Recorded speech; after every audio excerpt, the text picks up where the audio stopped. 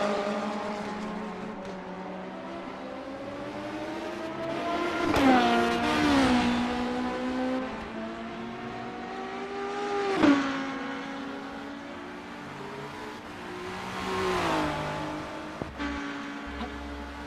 welcome to the 17th hour here at the EERC 24-hour Le Mans. And first of all, we would all like to apologise as we haven't been able to bring you all of it so far, as we have had some technical issues over the night. However, we are back here. You are going to be getting commentary for about another 40 minutes, I'd say. Probably going to normally starts at around 7:20, so I'll probably do 10 extra minutes. So here we go. This is going to be now exciting. Now we've got to work out what has happened over the last few hours. As you guys, even without anyone commenting on it, we haven't been able to obviously broadcast it and show it at all. So we're going to go through the order the last time we were live. So if we look at the front of the field in the Le Mans Hypercar, it is still the 714 car in the lead, and a brilliant job by Satsu earlier on, but now in the car is Zarij. I think that's how you say the name. I'm learning most of these names for the first time, so just got to get used to it here. And then the 83 car was in second, but currently runs in fourth position. And then the number 1, who was in third, with Savan Yao at the wheel last time, now is in second position. And then the 137 is currently in third. So we have had a few changes around.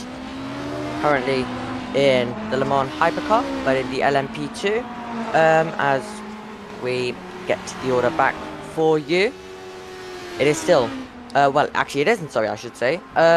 We have now the 66 I should say, leading the way. Was in second place a few hours ago, but now has moved up with we do have the 46 of it was Riva at the time, but now Gutierrez. I'm gonna go with that name because that's also a real driver's name, so an easy one, and I think that's how you say it.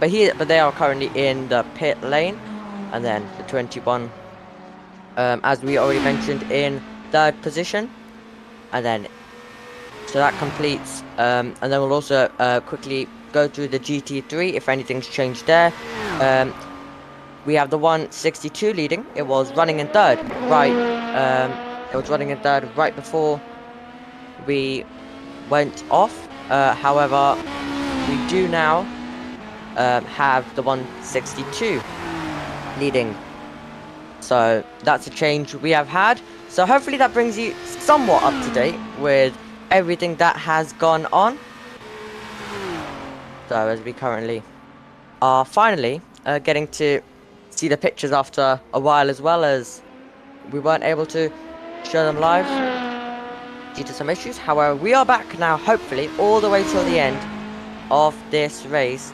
We are currently checking in with our Le Mans Hypercar race leader as Adam makes his way through. 3 laps lead he currently has at this stage of proceedings, and it's going to be really interesting what's going to happen all the way to the end. The GT3, 37.6 seconds currently separates them, but as we just are now, let's confirm your class leaders as we just did earlier, but we'll confirm it again for you. So we have Serge in the lead in the LMH, Le Mans Hypercar, and then in the LMP2 we have Hedges, and then the GT3, the Vernol, the 714, the 68, and the 162 currently holding first position in their classes. So I have come with quite a lot of stuff to talk about here, because obviously being a 24-hour race, you're not going to really get too much action at this current stage. You are most of the race gets very interesting, more towards the morning, which, yeah, it is getting to the morning, but more towards when we start getting some of the other commentators back in around 9 to 1, where we have it being commentated over fully, as we obviously went a tiny bit dark during the night. But obviously you didn't miss too much commentary wise. So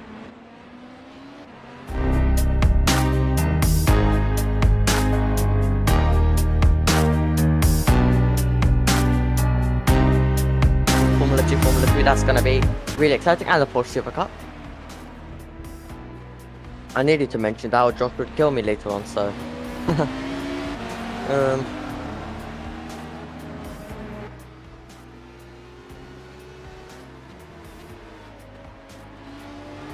So, as we currently look in now, and the temperature 13 degrees, track temperature 8.7. Weather hasn't really got involved in this one currently as well, but it's going to be interesting. Obviously after the sprint, it was obviously Max Verstappen who won. I think I don't even need to say that because they're very obvious, but it's going to be interesting because from what Josh told me, when me and Josh were absolutely going on about Formula 1 right at around it was 10 when Josh joined. We were just waffling on about Formula 1. That Perez said that he is going to get aggressive with Verstappen, and he is going to start squeezing him out, and he's going to do all of those stuff with Verstappen. But, I mean, we have Verstappen starting first, Perez starting 15th. The only way they're going to be getting together is if something happens to Verstappen, or we see Perez going longer on the hard compound of tyres, Verstappen's put on the mediums, but there's still a chance with how much the midfield pack usually loses. Like, for example, yesterday, Max Verstappen managed to pull out a 21 second gap, it was, to Sergio Perez. So, he was able to pull out a 21 second gap. So, he can absolutely do that again. And right after the 24 lap mark, you usually start seeing the pit stops. Obviously, the sprint race doesn't have any. The sprint race finishes right before where you would usually see some pit stops. So it's going to be interesting with the bit of the strategy. What is the weather going to do? I haven't really had any time to check, but I think we'll be getting some. We'll get to know soon, because obviously the Formula 3 race is taking place. So usually the F2 drivers like to tweet, and the F1 drivers are arriving right onto the racetrack. But it could get interesting. So I doubt that Perez and Verstappen will be together, because Perez was second yesterday. It was only Hulkenberg ahead of him, but Perez just continued losing so much time. So he just kept losing time. So really, not what Perez would have wanted. He would have wanted to be in the fight, but Verstappen's just got the measure of him at this stage. So there is really nothing Perez was able to do yesterday. Doubt you can do anything today, starting from 15th. So I doubt they'll run into each other today. Even if Perez goes longer on the hards, he'll need safety cars and all of that, which is a possibility. But to say that we have had, at least, that come to memory. Now Josh did say that 13 times. It might be 14 now, after what was it? What race was it? Spain. That they all finished. So Miami, and I believe Spain, 2 races, that's all I can say, this season, all drivers are finished. And to say that all time in Formula 1, under 15 times, because I don't actually know the exact number, it might be higher now, 13 when Josh did say, that all 20 drivers are finished, so safety cars do become unlikely, but we could have something like we had in Canada, where we saw George Russell crashing out, but without any mistakes. It seems unlikely. Reliability usually does seem to happen in practice. There has been a bit of reliability so far this weekend as well. For example, George Russell, an example in the sprint shootout. And then we have seen in the practice, obviously, Sainz having a bit of an issue as well in SQ1, but he was just about able to get back out there. So we have seen issues lately in practice. Also, last round in Canada, Hulkenberg's engine. And there is so much. There is that, and also most of it not for Red Bull. But Red Bull did have one in Jeddah, so it is possible. It's gonna happen at some point where Red Bull are gonna have an issue. Something goes wrong in the race where they won't win. There will be that one chaotic race at some point this season where everyone can enjoy it, because it doesn't matter how much overtakes you get behind. If Verstappen wins, then I think most people won't enjoy the race at all, because they obviously would like someone else except Red Bull to win, because it's really predictable. It's really predictable, even though a lot of people might want Ferrari or Aston Martin or some other team to win. For example, I'm a Ferrari fan, so I might be saying I want Ferrari to win, and I might predict them. But we all have it in the back of our brains that Red Bull are just gonna win, and it's how dominant they are. And we were having a big conversation yesterday with Josh earlier, and also Peter, about if Red Bull weren't there, then how interesting would this championship be? Because it's always different. It's always different on who is actually in second position. Sometimes you have Ferrari up there. Sometimes Ferrari are struggling. Well, most of the time due to their strategy. And then obviously you have the Mercedes. Some weekends they're up there, and then Aston Martin. Same thing with them. They're up there most weekends, but there is some weekends where they're off the pace. For example, Spain, they were off the pace. They look a bit more off the pace here, that they're not able to challenge for that podium currently. They could have a chance tomorrow if they can, I think, overtake the McLaren of Norris, who starts in 4th. So, yep, and also just the game has crashed, just so everyone knows. So apologies, that's why I'm going on so much about F1, but I probably would have needed to anyway, because there's really not much to talk about currently on what's going on the racetrack. Yeah, we have been having a few issues, and we're trying to keep it going.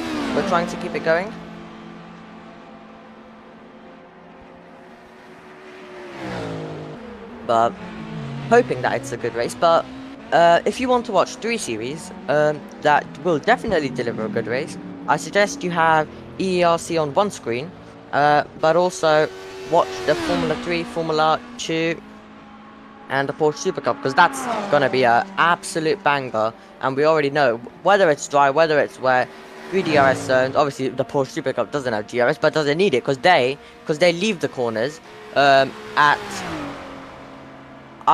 well, it's basically 1/10 they're behind. So really you don't need DRS in those cars. All you're gonna get is big dive bombs, and they're basically just glued together. So DRS is absolutely pointless in these cars. But yeah, obviously Formula 2, Formula 3, the single seaters needing that DRS. Formula 1 especially, a bit more harder due to the dirty air, more dirty air than you would get in the feeder series. But sometimes the overtaking can be too easy. Formula 1 have tried adjusting some of the DRS zones to make it a balance of, you can overtake. It's tricky though, by shortening DRS zone, so more overtakes into the braking zone, but we just haven't been getting that really. Even with all the DRS shortening and stuff they've been doing, it's either creating boring racing, or it's creating overtaking that is too easy. So it's not really working, because either the overtakes are getting done before the straight, or they're not happening at all. So yeah, So it isn't really working. That they are still trying. I haven't heard though that they've been reducing DRS zones lately. For the last few rounds, I haven't heard that. So I think they've finally given up on that idea because it hasn't worked at all. Um, it's either that it's too easy or it's too hard. So um, there is not really much that can be done really about that unless they manage to introduce something else, which they will think of, but probably whatever they introduce will make it even worse. So,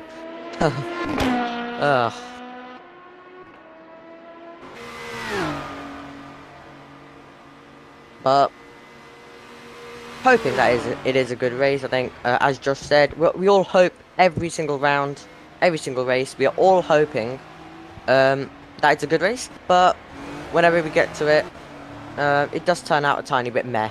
So, hoping we do get an entertaining one, but there is a big possibility that it will just be boring like we have seen a lot this season.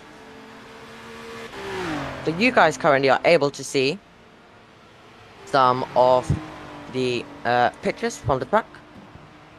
I can also see it on the stream, but do not currently actually have it on the Discord yet. So, but at least you guys can still see all of them making their way through. Not too much happening still right now. They're all in formation across the 3 classes.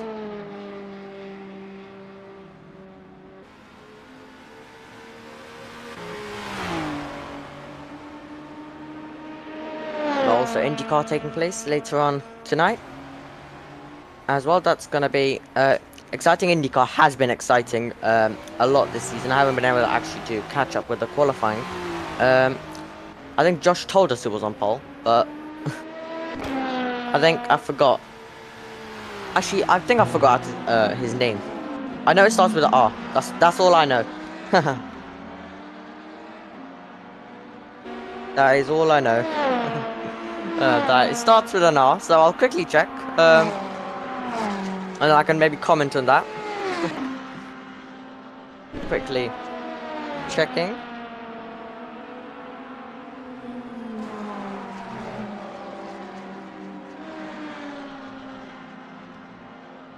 Full qualifying result, that's what I need, yeah.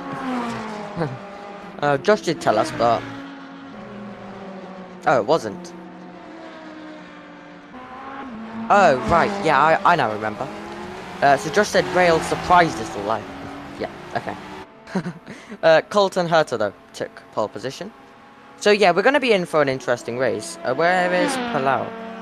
Fourth. Yeah.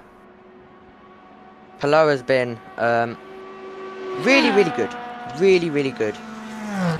This season so far. He has really put together the performances when needed. And personally for me, if you're going to predict someone to get it right, kind of like how you predict Max Verstappen for the win, if you want to get it right, then you're going to predict Max Verstappen in Formula 1. But I guess Palau has been the safest option to go for, because even if he might start for today, I still do think you can still obviously have obviously a bit of an exciting race and someone other than Palau winning, but he's the safest bet to go for. Even from fourth, I think he has a big chance to take first position. The 73 car is in the pit lane currently, as that's Colin Sanders for the track SVR team in the pits. Team number 11 dives it in, and now we check in with the 161, the Sunset Motorsport, and that's a spin off the road. Goes Nicodem, currently in 11th position, and you don't want to be in that position where you're reversing a tiny bit because this car's on the racing line, but they get away with that moment all fine. First mistake that we have seen here on the third live stream of the EERC 24-hour at Le Mans. And then here is Zoltan Tot. We obviously saw him. I was commentating actually the stint where he was last more in the night, and that's a spin for Aidan Coleman. Off the road he goes through the gravel, and he'll rejoin the road in the AZZ Tech racing car. So a few mistakes creeping in. That's a wide moment there by Johnny in second position currently in the LMP2.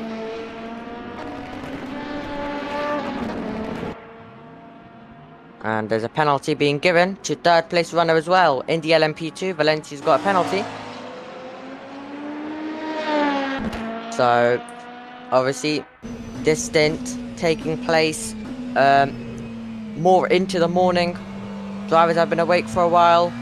Just like us commentators, if we do all-nighters and stay awake, we start saying random stuff that isn't true. We just lose our mind a tiny bit. We aren't able to focus as much. Same thing can happen for the drivers. More mistakes can creep in. So I think we are seeing that and especially most of the drivers who have been driving for a long time, mistakes start creeping in, and then you start seeing some more mistakes. Peter, there he is, with me in the comms box last night. Really enjoyed talking to him all about Formula 1 and all of that.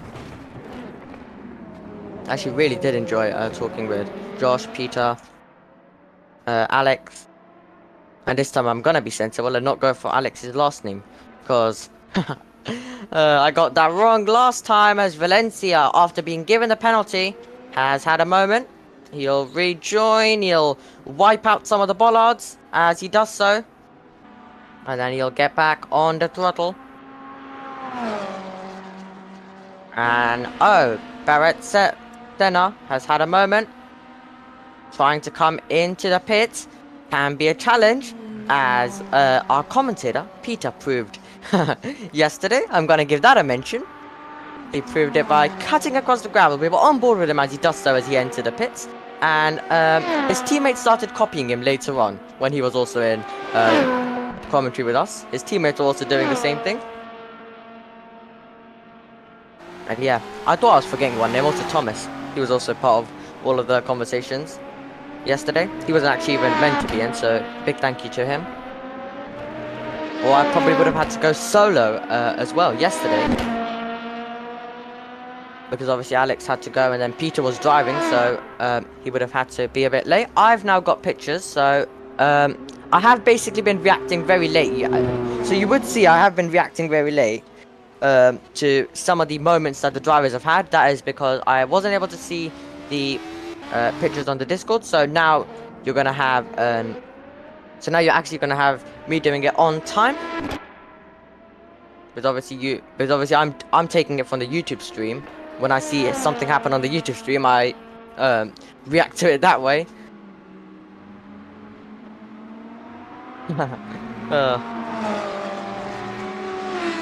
But there we go.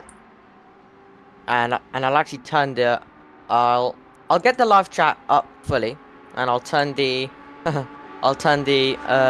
pictures for the YouTube off, so I stopped reacting from that. Because my eyes were just glued to the YouTube pictures. I also noticed that yesterday I had it up on both, but I just kept looking at the YouTube one, and I'm like, I need to focus on the Discord one. That's up to time, and that's up to date, exactly as it's happening live. As we check in with our GT3 leader in the Ferrari, the 162 leading the way, but it is close.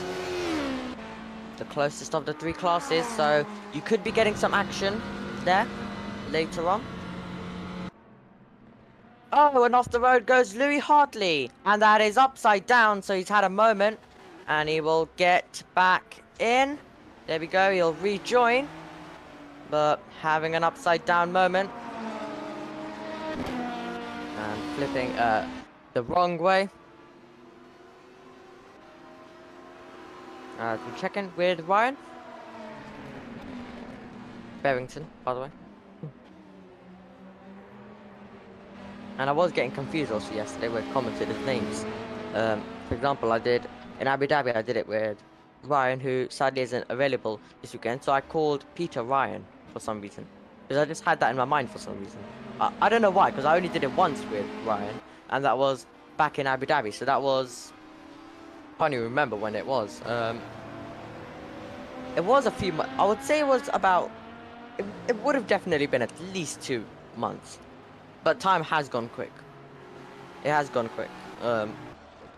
I'll double check right now as we speak. I'll go to the lovely calendar, and then I'll also actually, as I'm there, tell you what we have coming up. Calendar, there we go. I was being blind and couldn't find it. There we go. So, obviously, oh, so it was on April. Yeah, so a few months ago. Alright, got that one. The 8 hour of Abu Dhabi. Got that one about correct then. But what we do have coming up is the 6 hour, the Glen, on the 29th of this month, which, all of these, by the way, do clash with Formula 1, and that's why Josh is very annoyed with whoever made this calendar, and I'm pretty too as well, because most of this, I mean, every one of this, I think all of the remaining ones clashes with F1's race. so Josh was saying that whoever did the calendar is kind of like he purposely made it to keep Josh out of the box. So, so Josh will probably have to do more of the late stints for those ones, but maybe. But it does depend if there's no IndyCar and stuff. But IndyCar does settle down more towards the end of the year, because there's so many races IndyCar has. It's kind of like it's every week. But after that, 8 hour of Mugello on the 26th of August, and then the 6 hour of Suzuka on the 23rd of September. Few days after my birthday, and that clashes with the Japanese Grand Prix, which actually isn't too bad because all of the action should happen in the day. However, there is still touring cars and some other series if you watch all of that. Sorry, the F1 action should happen during obviously a very early morning. And then, to end the season, the 10-hour Daytona circuit that I have not commentated at. And yesterday in the box, when I was joined by Peter and all of these other amazing commentators, they were also mentioning how much they enjoyed Daytona. I was joined by quite a few drivers yesterday, so that was good. Well, I was doing most of the talking, and the drivers were there to just give me the information that I don't know, because I really don't have much of a clue on endurance racing. However, as we have a bit of a moment for Suter. I mean, it might have been a moment. I just looked up to it and I thought he ran a bit wide. He might have not, though. But we saw him having a few moments yesterday. Having a few mistakes. But they're getting in a groove. So we are about to now go into the 18th hour here. So this is gonna be this is now gonna be, I'll probably stay around for 10 extra minutes to give you some extra commentary, and then I will need to run off. What I will try to do is maybe I'll see if I can pop in at all if there's a break between F3 and F2 before Jess and I think it's Jess and Ed next. Might be Tom, Ed, one of the well, two of the three.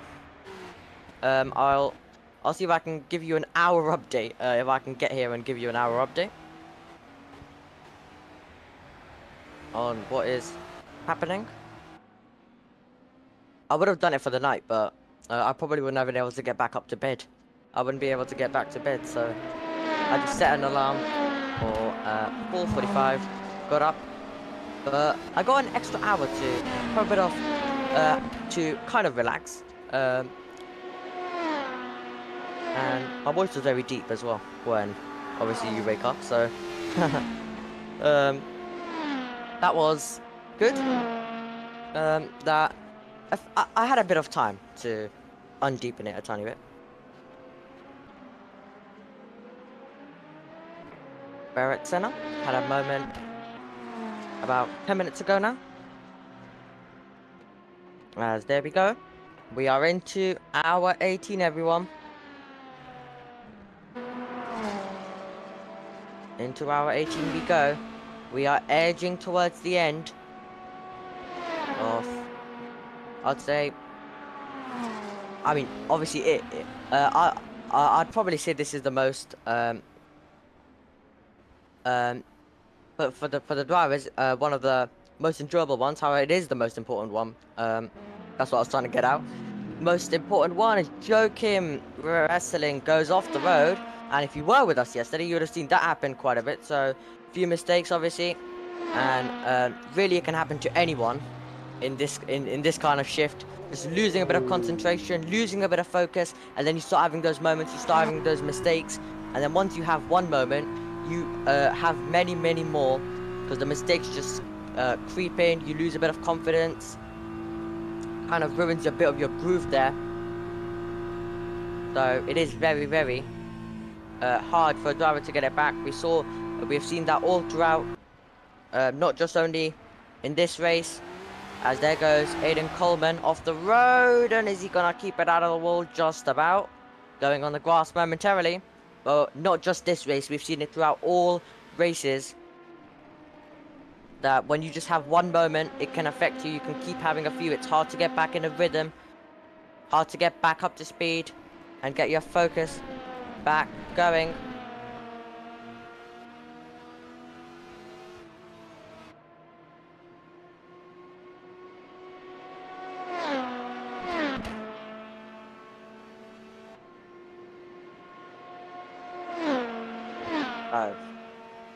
As we now watch all of them continue on as off the road, or actually not off the road. I didn't see that there was a pit lane there, because I don't know the circuit too well, but I've learned that. But as soon as I see them in the as soon as I see the lines, I know they're heading to the pits. So as we currently see James diving it in. And then Nicodem, there is Pablo in the pit lane for the Sport Junior team. With under now 7 hours on the clock to go. Until we reach the end of this race.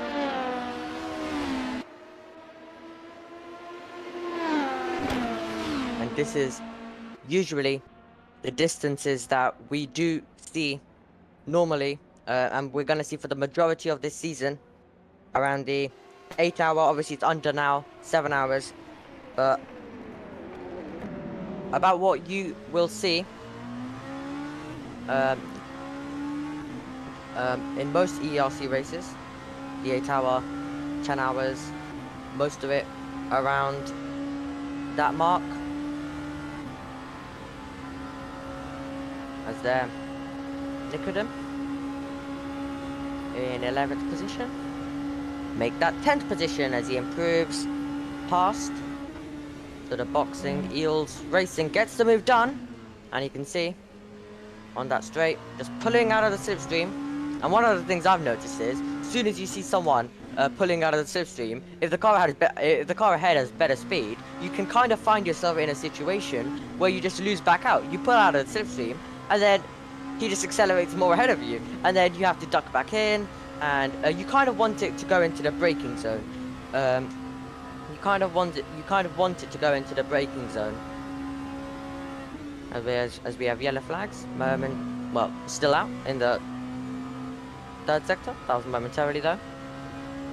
But the yellow flags aren't always accurate, because we have had a few glitches where we just keep displaying different yellows. We had that in Abu Dhabi.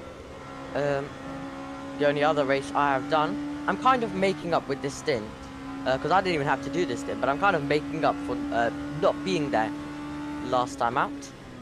Into the pits, after getting the move done, comes Nicodem and Peter. That is how you enter the pits, as Nicodem has shown us. Well, hopefully he doesn't listen to that now. Yeah, all of us, like, even me and Alex were just having a go at him for that, because we saw that on screen, on camera. And actually, I still need to go and clip what Alex said about McLaren. Now, I'm not a McLaren fan, but I know I'm a McLaren fan, so that'll be helpful. But I think he also made a comment about Ferrari, so I'm a Ferrari fan, so I have a stressful day ahead of me. That's all I'll say.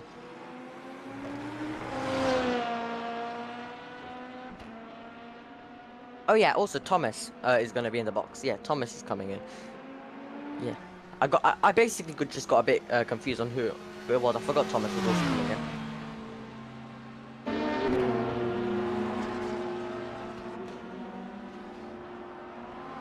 So about 4 minutes, and the next time I commentate on this, would be at the end of this month.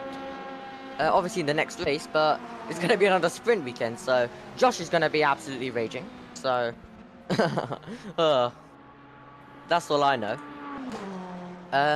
But I'll make sure that I do definitely get in some of the evening shifts.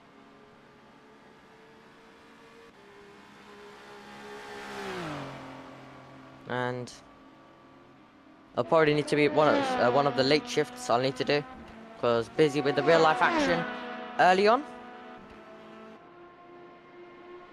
I mean, I could stay more than 3 minutes. Basically, as soon as I see Josh or someone go into the commentary box for F3, that is basically when it's an indication.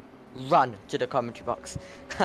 And also the good thing is it's all set up for you. So you, as we have a spin there for Suto. Suto's off the road as he tries to get back in a groove, having a few moments though.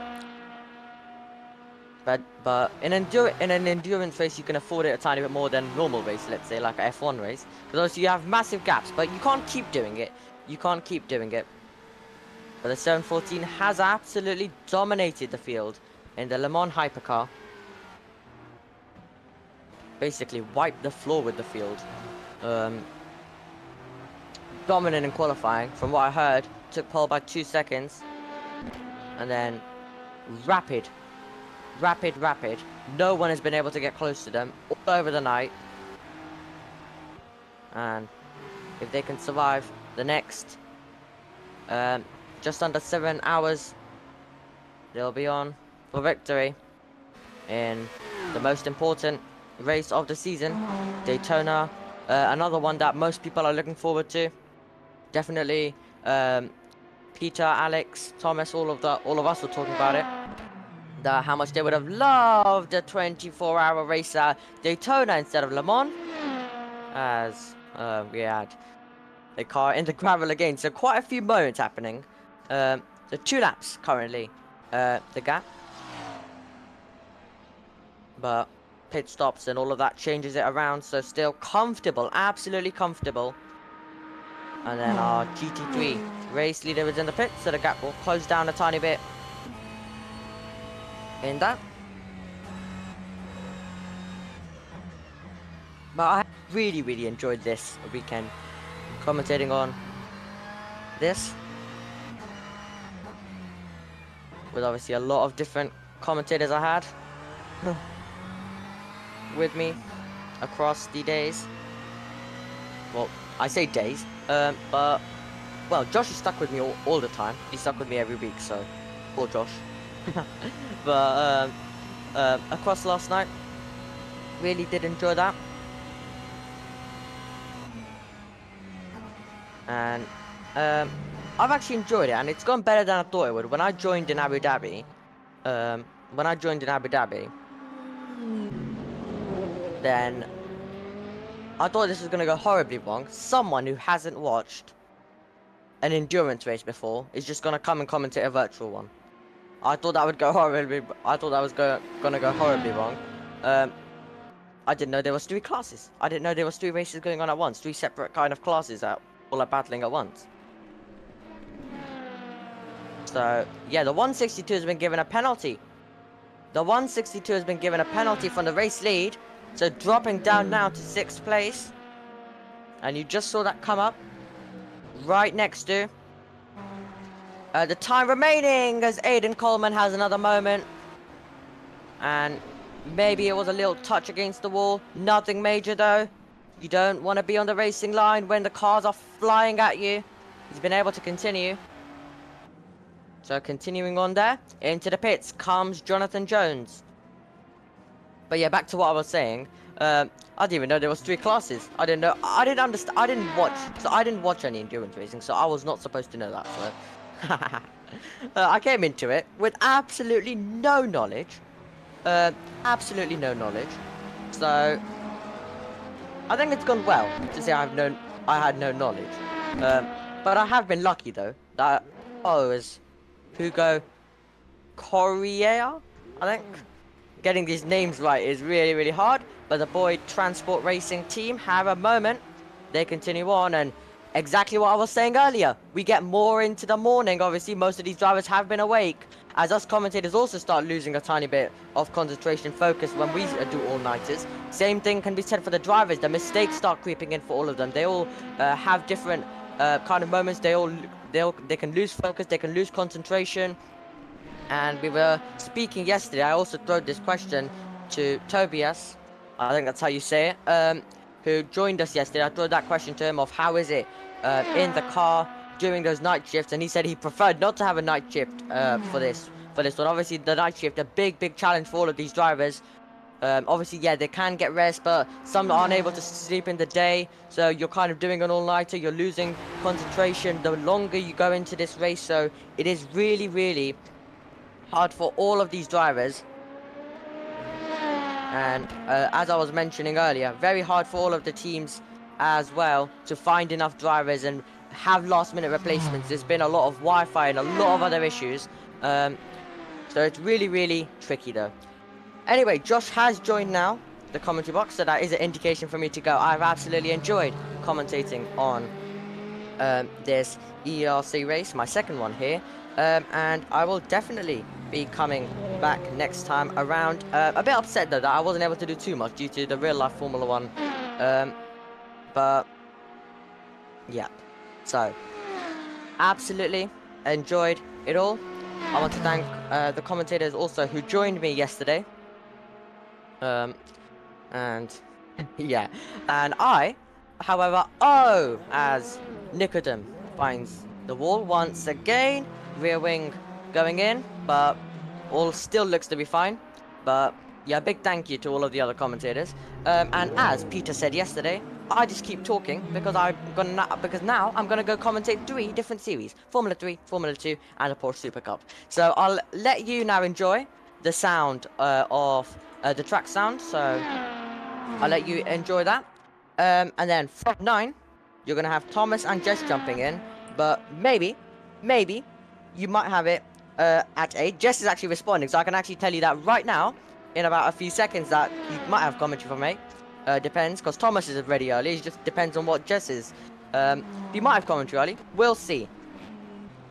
So Jess said, I will see if I can be ready for then. Fingers crossed.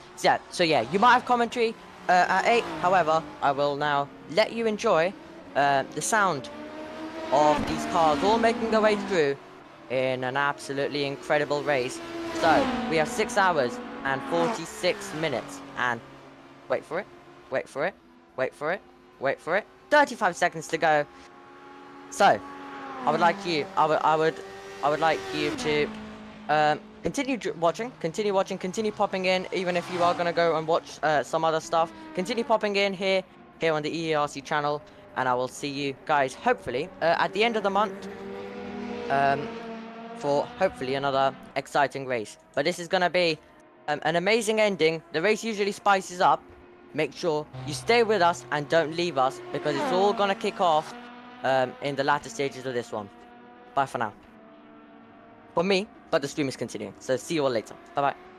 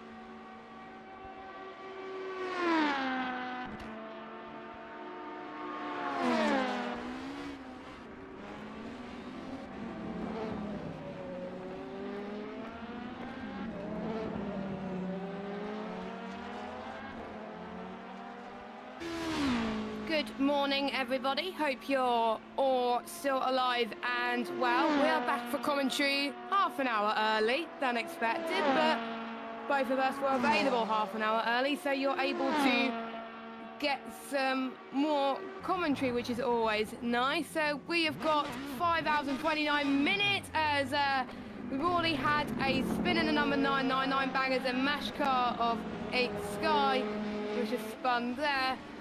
So until 10 o'clock UK time, 11 a.m. Central European time, you got myself, Jess Bull, and as Adam Surge is back racing. It was shown as a DNF a moment ago, but he's back, which is good. And joining me in the commentary box, we have got Thomas. Thomas, how are you doing? You're not the only one that's gotten up early this morning. How are you keeping up? First of all, hello there. It's nice to be back in the stream again. Having commentated a bit yesterday evening, which wasn't planned. Yet, was quite easy to sleep actually this night, so waking up also wasn't a problem. Only to wake up to see that our car is DNF'd. Oh no! But on the other side, it gave me 2 hours of sleep. That's always a good thing to get 2 hours of sleep, but the sad thing is that your car's DNF, and I think we've had quite a few cars have had troubles throughout the night and throughout the night stint, which is difficult as well. But a bit of an update since the commentary team was last here at 7 a.m. We've got our class leader, our championship leader, Racing Zone team number 1 in the hybrid cars. He's in the pits currently, Zolt Quebec, as we've got one of the GT3s going in the gravel track. And we've got Comics Flame team number 83 in 2nd position. And the last time I saw Team Rookie Monsters, the number 73, they were having all sorts of trouble. So for them to recover to P3 in class, I have to say it's quite extraordinary. I did tell them to not give up, and they haven't. And that's going to help them in the championship climb their way up. And we've got Final on Motorsport in P4, and Mugen, who was leading for quite a lot of the race when I was in the commentary box, but I think they must have had some issues to be 7 laps down, unfortunately. But they're still going, which is great to see. Those are your top 5 in LMP. In in LMP2, we've got number 66, Abaco's Forex, P1 there. And then we got number 46 in P2, EFA Racing Team of Samir Arshad. Final of On Motorsport 139s in 3rd. Then we got the Falcon 290 in 4th. And Lucas de Prize Online Sim Races number 19 in P5. GT3. We got Gianluigi Cortez in P1, or number 162 Ferrari of VP Lab Sim Racing Team. And then their sister car, the 163 in P2 of Matteo Schmidt. And then we got Colin Sanders, Track BR, Mercedes, number 11 in 3rd. James, the number 21 apparently, was in the pits but hasn't updated. Oh, it's the LMP2. That's why it confused me. Then we got Peter Schumann, the number 444 in P4, and then we got Cyberlinks Racing 241, the GT3, and in P5. So that's your order. Quite a lot has changed since we last saw you, but it just shows that even a small lapse of concentration or even a hardware failure disconnect can ruin your race, unfortunately. But nice to see some recoveries, in particular from Racing Zone and Team Rookie Monsters in the hypercars.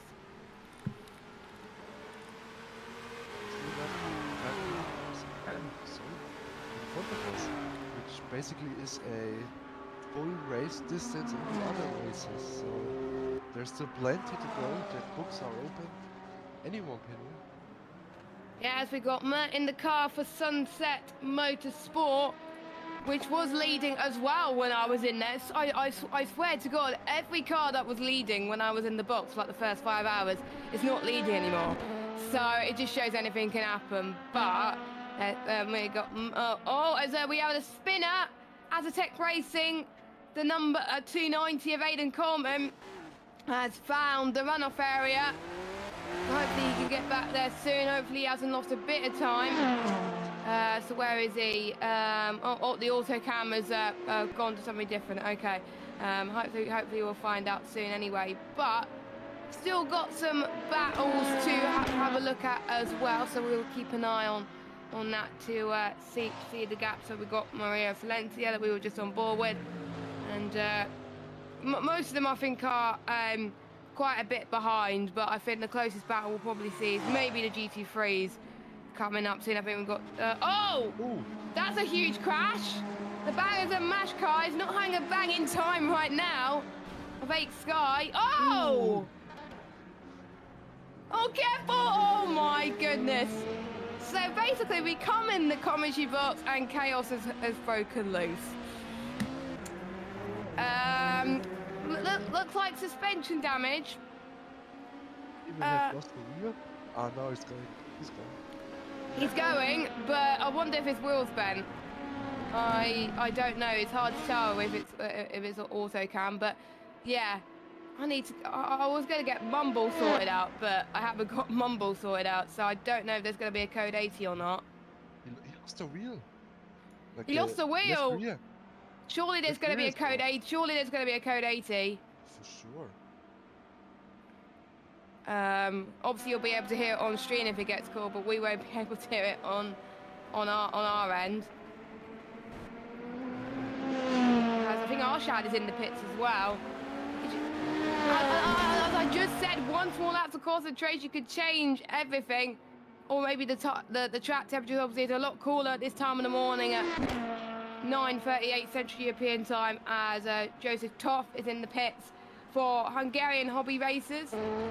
One lap down behind the next car, but again, still all could happen. And then we got plenty of other cars on the track.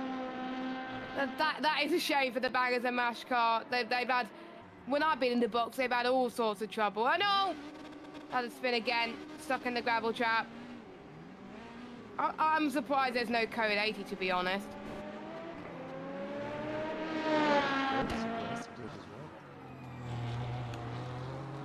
You never know, there could be one now and we don't even know.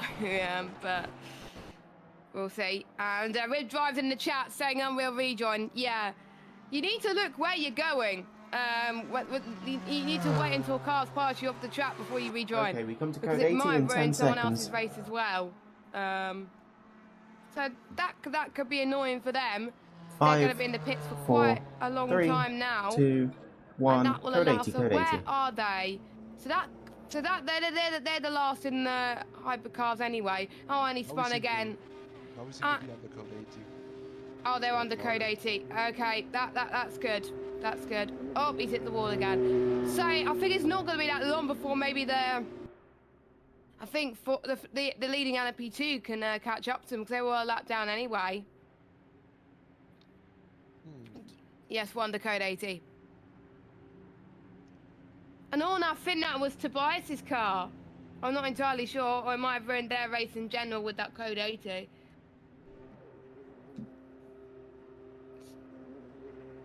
So I think a few people will take advantage and go to the pits, as we just saw. I think Adam Serge in the pit. Oh no! Wait, no. Where is he? I don't see his car. Where's he gone? He's out. Oh, he's back. He's back. Oh, Caddick over. Oh, I think they were just trying to do a driver change, most likely. It's the second or third time it's happened when I was watching him before we went on air. Are they allowed to do that? I don't know, but, well, that must have been a disconnect. Hey, those are very difficult kilometers to drive now. Because With that damaged car. There's 10 minutes of repairs coming towards you, on top of having to go slow to the pits.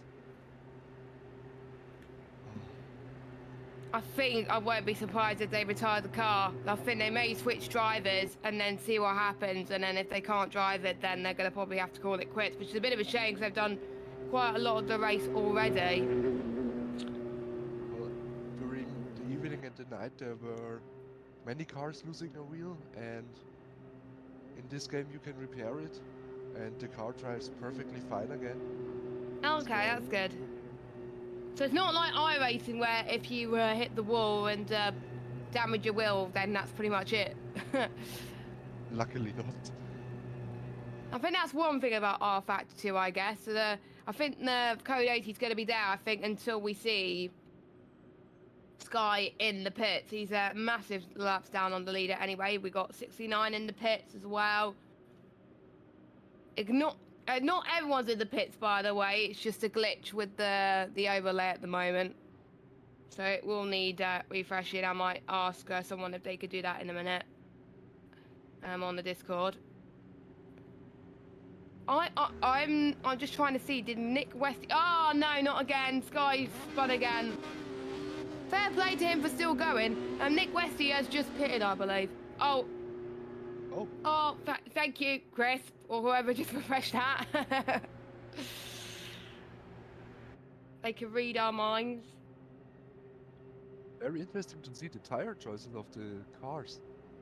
Yeah, so we got... Because I know with some endurances I commentated on, you don't want to do double stint on the soft, you just can't. So I think the top 3, they'll be doing one stint on the top 5 actually will do one stint on the soft, and then they'll probably do a long stint near the end. But I'm surprised they won't do a soft stint at the end. I think they can pull it off with double stint.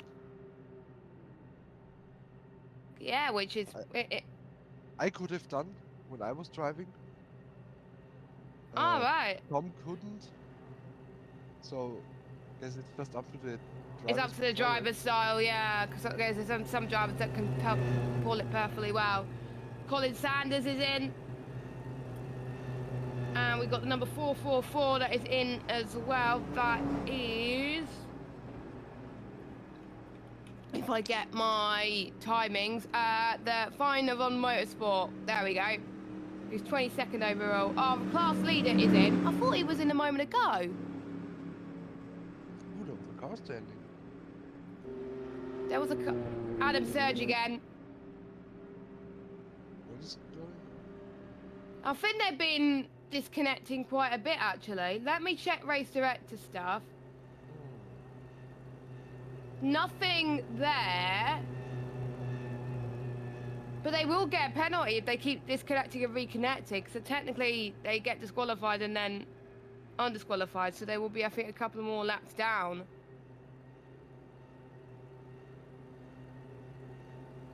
Or it might be... Hopefully it's not a glitch to the game, but I doubt it. Well, it's our to do at the end of the day, so... Yeah, it is account our for factor everything. too.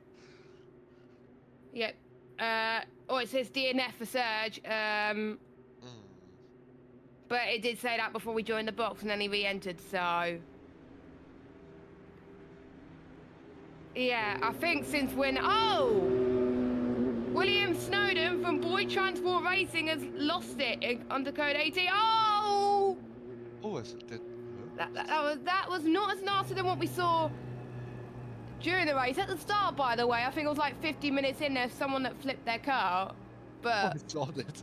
yeah, they were still going. They were still going afterwards, but it was a massive flip. I think what happened to Snowden there, it looks like he can't steer. So maybe he lost his wheel or something. Or technical issues at home, I don't know. Something like that, yeah. I'm trying to post, I'm live on Twitter, but Twitter is... I don't want to talk about Twitter at the moment. It's being... What happened with Twitter? I always hear about people complaining about Twitter. And I'm not well, they were temporarily restricting how many tweets we can view. For some reason. Which I don't, to be fair, I don't understand. I don't understand why they're doing it temporarily. So I'll probably reach my quota because I can't view anything on Twitter. So I might have to post on my Instagram that I'm live instead. But yes. So we're still under code 80, I believe.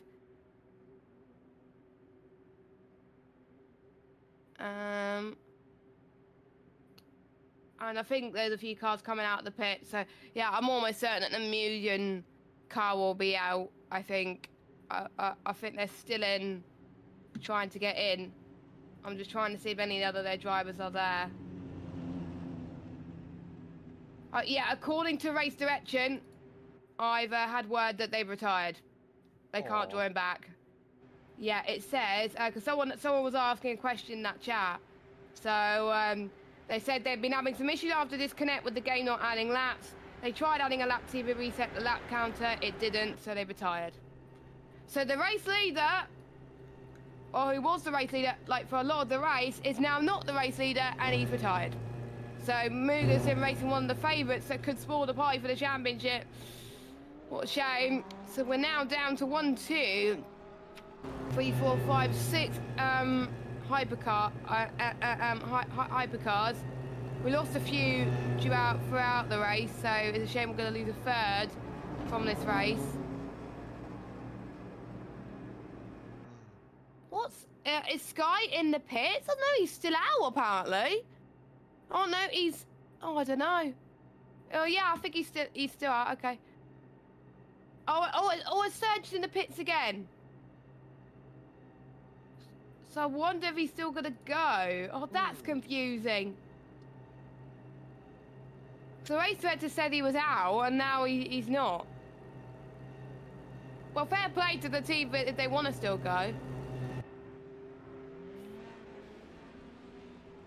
Oh, Okay, are they we going come to still back to go? green Oh, in no, 10 they're not. seconds.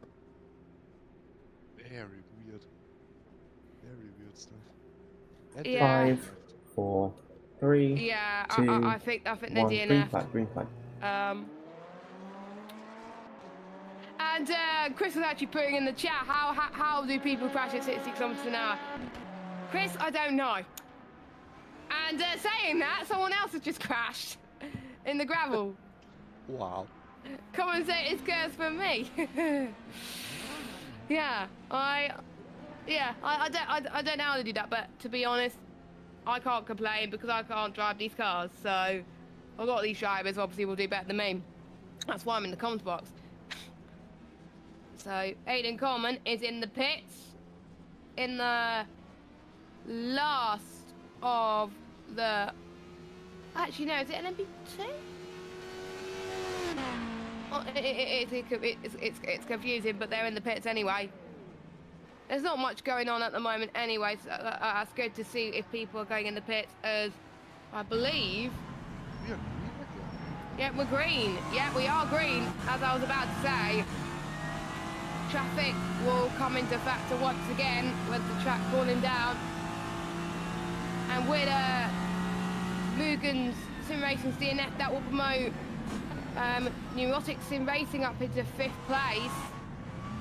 Anik Sky is in the pits now.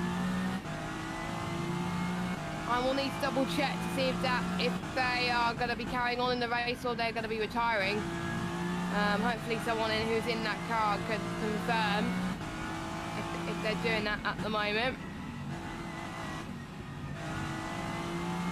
And I'm seeing the gap between number 137 and number 73. That's 23 seconds, so that could be a great fight later on in the race between Final Run Motorsport and Team Rookie Monsters. So I'm just seeing, well, it's hard to tell obviously because we're under code 80 before, but I think in the next lap we can tell if Bex gains time on Nick De Silva, which I've commentated on Nick De Silva before a couple of times, and he is quick. He is a quick driver. When he put that Glickenhaus P2, so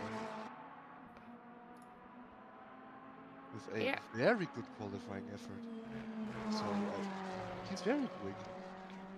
He is, but I think without those instances he had when I was commentating earlier on, I think he would have been P1 right now. I think he would have been P1.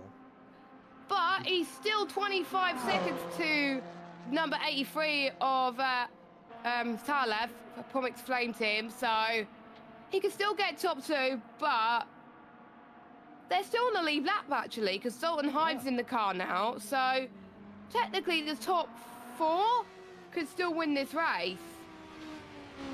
Easy win this. It's only 85 seconds for the second car. If the leader has some sort of repair or a screw or something, it's not. That's it. And don't forget, double points. It's double points as well. So today, so it's a 24-hour. Let me get the standings up again. There's a lot going on in our comms chat, I think, since I last checked. There we go. So, first place in the 24-hour gets 38 points, second place 27, third place 23, then it's 18 points, 15, 12, 9, 6, 3, 2, and 1. So those are that. And Nick De Silva's a VEC D1 champion as of this year. Wow. I need to actually watch more R Factor 2 stuff. I need to get into that. Because the last time I commentated before, like I did a few on FSR and Global Endurance Series, and obviously now this was 2019, but got the bug. Oh no! So Eat Sky's R Factor 2 is having issues at the moment. So unless they can get another driver in the car, that could be them done as well, which will be a shame, and they'll be down to, I believe, 6 hypercars, which is still, to be fair, this attendance is still quite good anyway. So yeah, that is not good. That's not good for them, but fair play to them for going for as long as they did. But unfortunately, the game has given up the ghost for them unless they can get back in the race soon.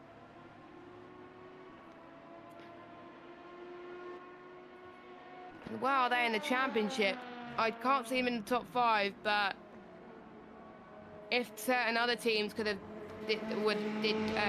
crash out, then they could have gained quite a bit of time on them. But no, they're not. So, oh, they got another driver. Oh, fantastic! So then they haven't DNF'd completely from the race. That is a bonus. So they're gonna get, I think, P6 with Mugen's DNF. So yeah, that's always a good thing. But I think they are lapped down on the leading LMP2 now. I can confirm.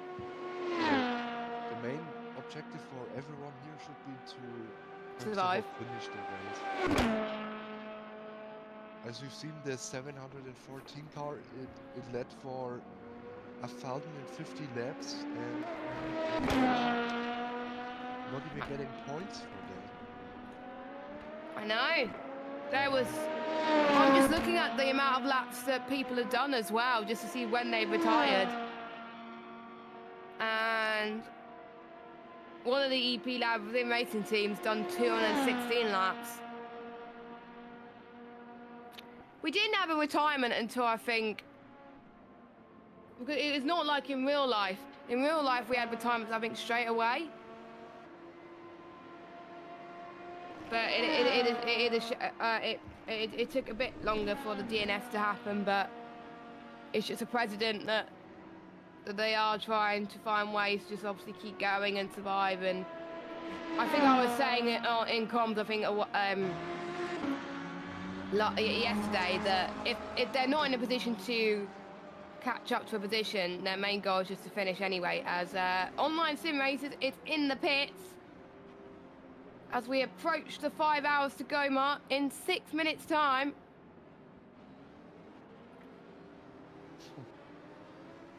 And there were some people that pitted under the first code 80 as well, so there'll be some people that won't pit for a while.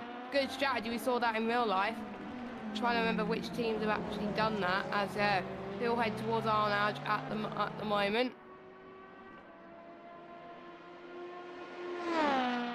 Not surprised that most people pick the Ferrari in the GT3 class, but I'm trying to think, are they lead? Yes, I think they are leading the GT3, the Ferraris. Got Ferrari, Mercedes, McLaren, BMW, Audi, Ferrari, McLaren, Ferrari. So a lot of Ferraris. They're good at top speed around it. They're probably energised about what happened in the hypercars in real life, as all someone's gone in the gravel trap once again. Nick De Silva has decreased the gap by, it was about 25 seconds to P2. Guess what it is now? And about 20. Second place is catching up to first place as well. So if I was the number 83 and the number 73, I would use each other well, help each other, try and close to P1 and then start fighting. Yeah. That's what I would do. That would be a smart thing to do. That's I'm just trying to see about pit stops as well. So Hive have just pitted quite recently, so they've done 2 laps on their tyres. So is the number 83, and Nick De Silva will have to pit, I think. Yeah, Nick will have to pit very soon, like in 4 laps time. So Nick is pretty much out of sync with everybody else. But I think I'm trying to remember if he was the one oh yeah, they had to pit quite a few times due to damage early on in the race. That probably explains why their pit stops are a little bit out of sync. As Forax, the LMP2 class leader, holding strong. Last lap time for them was, if I can find it, there we go, a 3-minute 35.546 there. They are flying, not as fast as what they set early on the race, but once it gets to the end of the race, it'll probably be at their pace again when they're on low fuel. And I have to say, personal best for Neurotic Sim Racing number 23 and the Ligier of Nick Westy as well. So Nick Westy, even though he's a lap down, he's finding some time. Oh, Wesleyan, don't hit the wall. He's not hit the wall. Okay, he's all good. 159 really seems to be some flaw in there. They have by far the fastest car with the fastest drivers, but can't find the front. It's about consistency. Problem. Yeah, I think it's about consistency at the moment.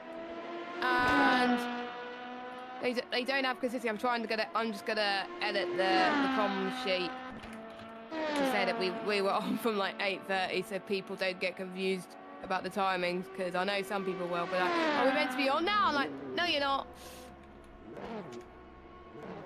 There we go, just updated it. All good. So people would know that we were on from that time. Let's got a few more commentators joining us in about an hour's time as well, so that's going to be fun as well. There we go. I've just changed it. Apparently, you will have a break of it. Yeah, I will have a break. I could. Oh! Team Rookie Monsters had a spin. It has to sting. That has to six. They were catching up so much, and don't forget they've got a pit as well. Oh no! Overdriving the car. I think he was pushing too much. It has to be when I'm in the box. It always has to be when I'm in the box. Well, maybe. Well, to be fair, it's not, because I commentated on them a few weeks ago and their team won, so it's not to do with me. It's just to do with the fact that he's overdriving the car. So I believe the Baggers and Match car is going again, and Neil Greening's in the car. So they managed to get another driver in, which is always good news. Even though they're going to be down, but at least they're going to still finish this race, because there's certain hypercars that haven't finished, so they're going to definitely do better than them. So we've got our class leaders on hides for Racing Zone Team 1, and we got Acos 4X for the LMP2 for Team Moya at number 66. And for the GTEs, we got Antonius Paparino Paulos for the number 162. I think I said that wrong, but I'm sorry. Had overtake the 161 overtake the number 19. Yeah, Just we did. got it. The number. I think it's 5th and 6th in class. There's a lot of drivers trying to get within the traffic. So 5th and 6th goes to 5th. That is Mertz for Sunset Motorsport and Online Sim Racers. Sunset car seems to come into the sunset with how much it already pulled again. Ooh, they're pretty much look. It looks like they're pretty much boxed in. Very close stuff.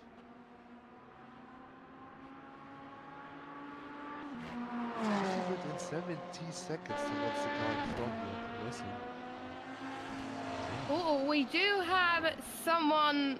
Oh, we have two drivers in the interview rating room. I believe Owen was there first. Oh! I did say the name right.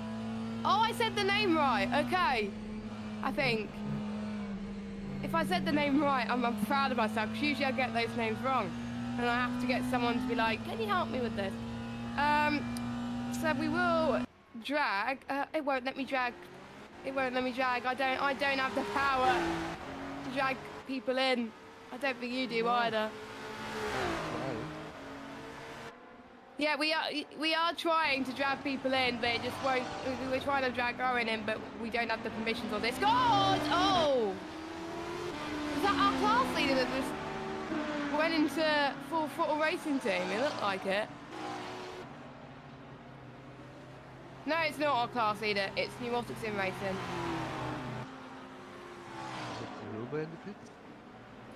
Yeah, Nick's in the pits, but he's got to lose quite a bit more time now than he should do. So his charge to get second place in class may not be on their radar at the moment. James Smaggersgale is in the pits for Azatec Racing. Penalty for greening. I will check that. So 10-second stop and go penalty for Bangers and Mash 999, causing a collision with Finer Von Motorsport. So when they next go into the pits, they'll have to serve a 10-second stop go. Sadly enough, they will have 3 laps to come Oh, into the they pit, have 3 laps and serve it then. stand there for 10 seconds and then go again. Oh no! So they So not can't like- serve the car Exactly. unless obviously they ran out of fuel, which is No, not even then.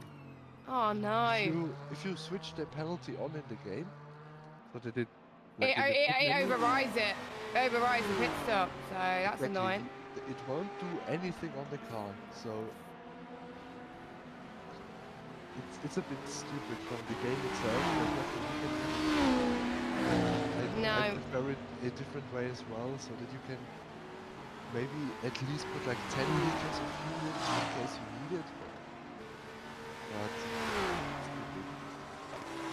But It is stupid, not gonna lie, but welcome to our factor. As we're starting to see more people making mistakes. Aidan Coleman has now spun and he's in the gravel trap. he's off. Ooh, very good. Luckily he waited, because otherwise that could have been disastrous. Good old Ryan. Yeah, from Pomix Fox team, still going. And the number 161 and number 19, the gap's now to 8.2 seconds. It was about 1 second earlier. So I wonder if Mert has probably gained all that time. Probably by driving faster.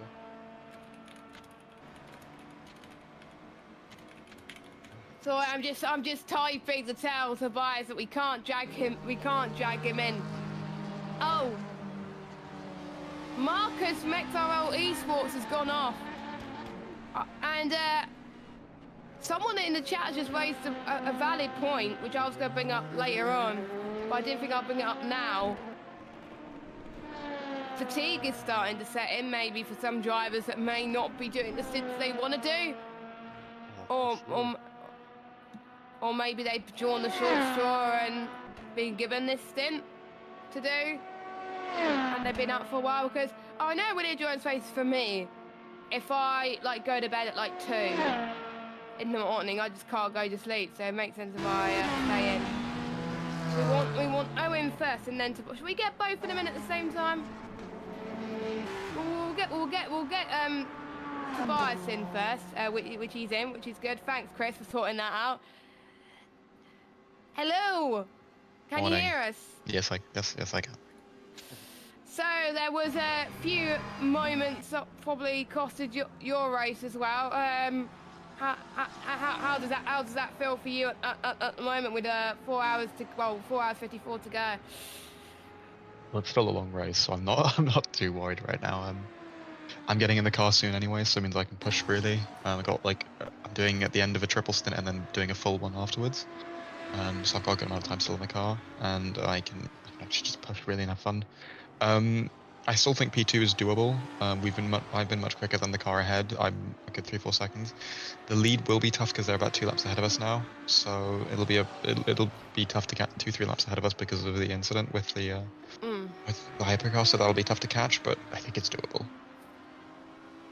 Yeah, because your race obviously is when I've commentated on you yesterday, your pace, I have to say, has been generally very good as well. Any difficult moments throughout any of your stints so far?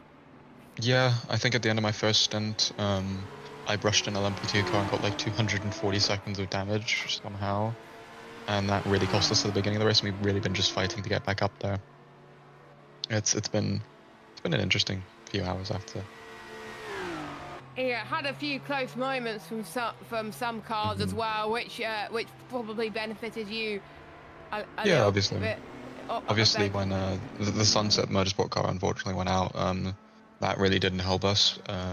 Well, no, it did help us a lot, but it isn't really fun because it's not really in the spirit of competition, because exactly.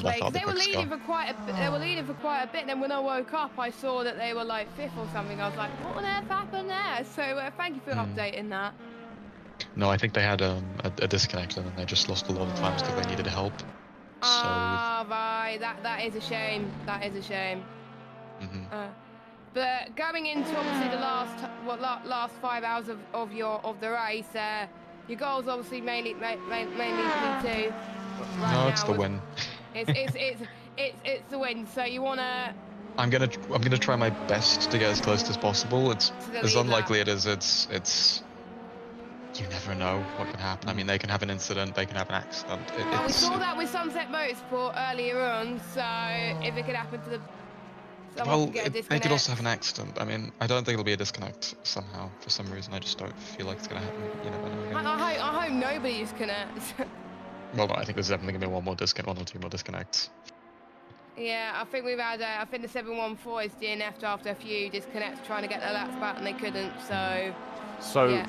In the hi, race Owen. director. Hey, how's it going?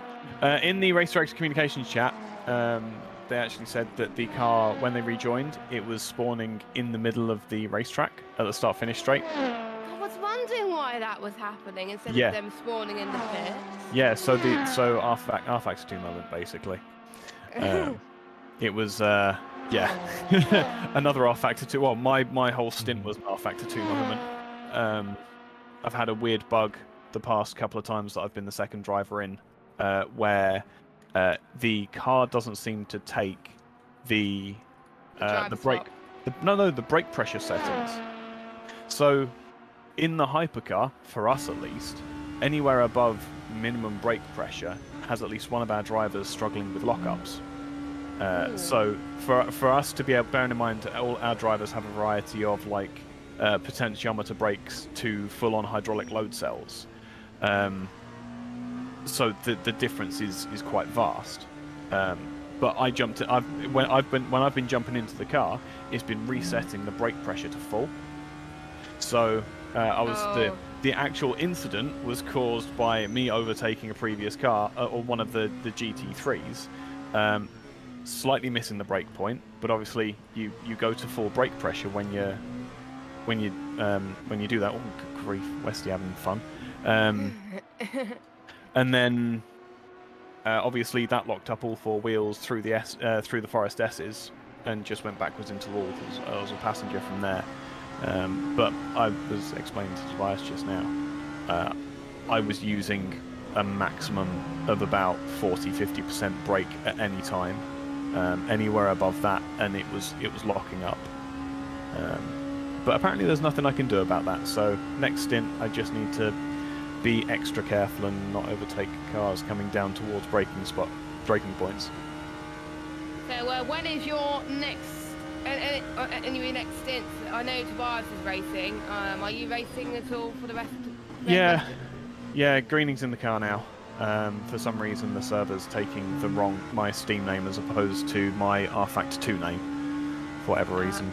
But I was wondering about that. Yes, yeah. I've been changing the names, starting to use my real name because I'm actually getting into sim racing rather than just the commentary side now. So, using my real name instead of my nickname that I've had for years. But yeah, I'm getting back in after a double stint, I think, from Neil, and essentially I just need to be super careful. There's not a lot more we can do unless the game fixes itself next time I join. But yeah, I've apologised to Tobias before. I'll say it on air as well. I'm really sorry for that incident. It was entirely out of my control at that point, but that doesn't mean that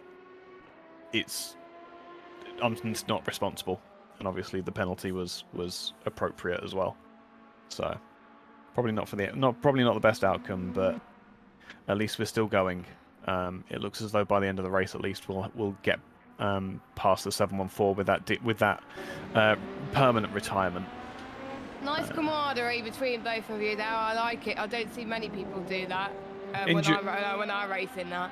Endurance racing is a different crowd. EERC is a different crowd again. These guys are among the best people to be around for racing generally. There's a lot. There can be a lot of salt, but there's also a lot of love, and especially with the shared issues that R-Factor 2 brings as well as a sim. You take everything a lot less seriously, and it is about getting people to the end of the race rather than out and out like warfare on the track. Yeah, I like that, to be honest, as well. Thomas, do you have any questions for any of the two drivers? Not really, no. They answered pretty much everything that I would have asked, and also seeing the sportsmanship that those two are able to show, it's just amazing. I wish it could be like that. I wish it could be like that in other sims, please. Yeah. that will be amazing, because 9 times out, there are a few times where people apologise to me if they crash into me saying, "Oh, I'm sorry," but there's some people. I usually just scream at someone and tell them I'm an idiot and should learn how to drive. Yeah, but luckily it doesn't happen often. 9 times out of 10 they do say sorry to me, but it doesn't happen that often. Well, it depends how. It depends how I see the incident, whether or not I think they're at fault or not. Because if they are, then I'm going to tell them, look, learn how to drive. Yeah, but then it's a heat at the moment, and we still get on as friends anyway, That's even it. if Oh no, it's not in iRacing. I don't know half the people there, so I just don't. Yeah, but most of my league races, I know them quite well, so we know to not take it too personally. So if we have an incident, we know we'll still be friends, even if we hold grudges for about a day or two after the incident. That's it. Yeah. The thing is, as I say, we have 2 enemies here already. We have R-Factor 2 and we have the track, and the timer as well. So we don't need to be making any more enemies. Oh yeah, the timer. When I got up this morning, I was like, the timer was gone, and I was like, what? Yep, terrifying. I'm going to get back to my teammate. Me too. But Oh, thank you for having us. Thank you. Thank you for joining us. Nice company. No, hopefully we'll. Hopefully I'll have a slightly successful second stint, and I can. And get I'll be away. P1 when I'm out of car. Don't worry, we'll organise something to make up for. Yeah, work together. Okay. I'm sure we can find the 66 car on track at some point. Please just don't. Just dive bomb us into the corners because we've just got much more pace than you do. Don't do that. That's been the most annoying thing. Otherwise, the apology will be. No, it's all good. It's all good. At least it's understandable now. It's been cleared up. Yeah. It's best to just talk these over. Anyway, I'm gonna go. Exactly. See you guys. See you guys in a bit. See Have ya. fun. Cheers. Right, that was fun to talk to some people, and that just a quick reminder, if any drivers would like to join us for any interviews throughout the remainder of the 24 hours, just let us know obviously what team you're in and join the Discord, and the rating women will drag you in. We do have permissions now to drag people in, which is always a nice thing, so if any drivers who maybe just come out of the car would like to speak to us, that is absolutely fine. I'm just seeing it's been hard to track the pit stops because we were talking to people, but it won't be that long before certain drivers will come into the pits again. One thing we went over because of the interviews, the leader of the GT3 class got a penalty and served it already. So Oh yes, it was. the gap has shrunken down a bit. The 162, wasn't it? Code 80 infringement. While an attempt to get the time back was made, it wasn't enough, hence the drive-through. So where? Oh! 75 Optimal Esports going really close. Going Tokyo drifting through. I've heard that in sim racing it isn't the best strategy to do rallycross with those kind of cars. No, you do not want to do that because you'll get marbles and you'll lose quite a bit of time on your tyres, and you may not have to stint. I do Sultan Highs, by the way, just set the fastest first sector of anybody in this race so far. Oh, that's 31.649. That's quite interesting. I'm liking this live timings. I'm liking the fact I've used it in a lot of other endurance races and just single-seater racing on R Factor 2. It's just amazing the amount of detail that they got at the moment. But anyway, so with that penalty that the 162 got, the gap's now 44.1 seconds. I think there's been some other penalties as well. There was, I did go through the stop and go. Oh, no, that was it. That was it. Okay. So we've caught up with the stewards' reports at the moment. And I saw Greening had a penalty as well, but I think that was a track limit issue. So it didn't pop up in the stewards' decision chat, so I think it must have been track limits they got a penalty for.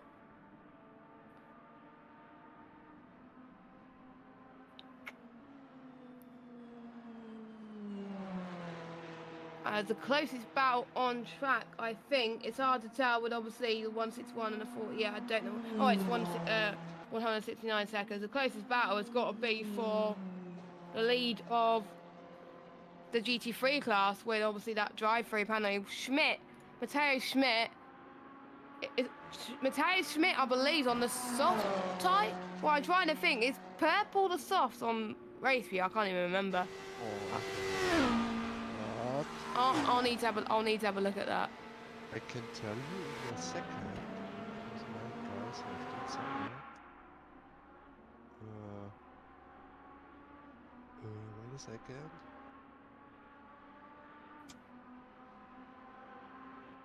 So I'm just trying to remember, that's all. Because I know, I think the greens and the mediums. And that's just a reminder of your class leaders as well, with 4 hours and 41 minutes still to go. If you are liking the stream so far, hit that like button, subscribe as well, and turn notifications on using the bell if you are new, so people get notified that we are streaming. Blue soft, green medium, purple hard. Okay, so they are. So Bradley Sellers is on the hards. I thought the purple was soft, but my bad. So the ones on softs at the moment is Bangers and Mash, Neil Greening, Optimal Esports, they're on the softs, so Santiago Gutierrez. Marcus Crawford was on the softs for quite a bit as well. And everyone else is on the mediums, which is to be expected because it means ideally at these type of conditions are the most optimal tyre out on the circuit. As the walls are moderately close past that corner there. You do not want to be hitting that with so the late stages of the race still to go. There were yellow flags that were popping everywhere, but now they're gone. So I think I'm just someone letting people through to be lapped, most likely as well. Suppose Colin Sanders in the chat for telling us that. I should have known that, but I forgot to check.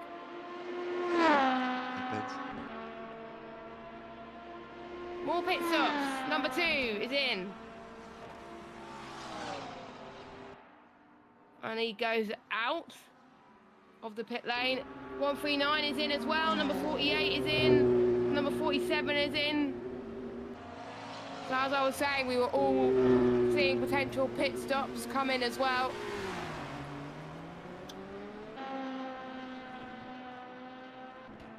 And an interesting fact about Le Mans, by the way, Porsche's won the race 16 times.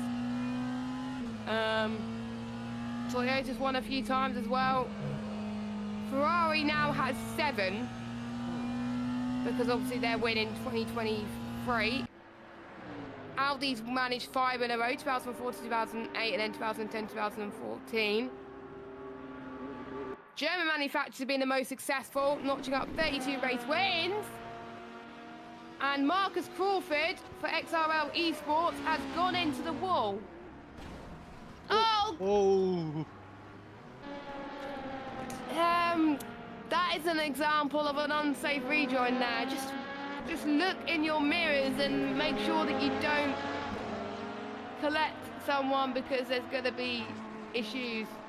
Well, the problem is you don't really see it much. Because I don't think that anyone here is driving with VR and is able to actually look to the left, so... Yes, stuff like that shouldn't happen, but it's very easy to do. Because you just can't look in a way that you can in real life. No. And you also don't have an engineer that tells you there's a car coming, there's not a car coming, stuff like that. No, because you're not allowed to have extra people in the server. They have to rely on live timings, they have to rely on the stream, which it's around about 10 seconds delay between what you're seeing and then obviously what the live timings are seeing. Actually, no, it's a bit longer than that. It's about 20, 30 seconds delay. Not that much. If you go to the live pictures, then it's only about 5 seconds delay. Oh, that's not too bad then. It's alright. Yellow flag? Yellow flag in sector 2. Ah, that's the LMP2 going slowly. LMP2 going slowly. That is... no clue. I think that's the one that just sped. Was probably the one that just spun as well, so maybe the contact was huge. No, I don't think it was the one that just spun. I think it might have been someone else. Oh no! Optimal Esports! Oh, I think that might be them.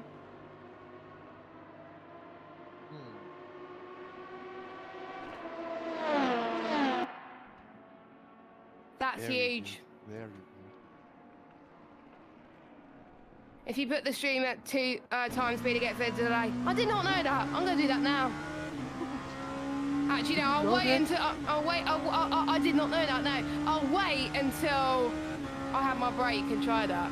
I won't try it now, obviously, because I can see Discord pictures. But once I have my break, I will do that. I'll try it. No, I knew you could do that for some streams, but not all. Which is... Now I know, and yeah, there's other people that don't know it as well. So if you don't know, if you want to be further ahead, go at 2 times speed, and you'll have like a only a 5 second delay. So Before Hartley, the 4th place LMH. Maybe it's LMP1 there. yeah, no, not LMP1. No, sadly not. The good old days of Porsche, Toyota, and the Audi tractor. Flying around this track.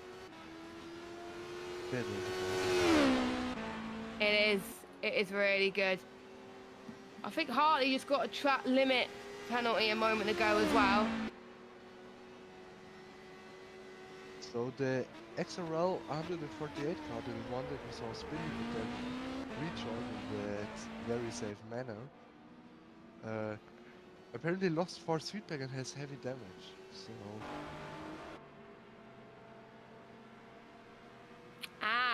that explains why they are going so slow on the straights. You do not want to be losing force feedback. You definitely not. Not with those cars. No. That's the great thing about R Factor 2 in R Factor 1 in Automobilista, which basically is R Factor 1. If you jumped into the car for such endurance racing, you either had no force feedback, some weird force feedback, and very rarely you had normal force feedback. And luckily in R Factor 2 that's not a problem. That is something I didn't know as well. Apparently, Barrington Smith drove for 2 whole stints without force feedback. Oh shit, that Language. Joking. That is incredible. Shout out to him, by the way, because I don't think I could have done it, even in an hour race. Oh, Marcus Crawford! Spun again.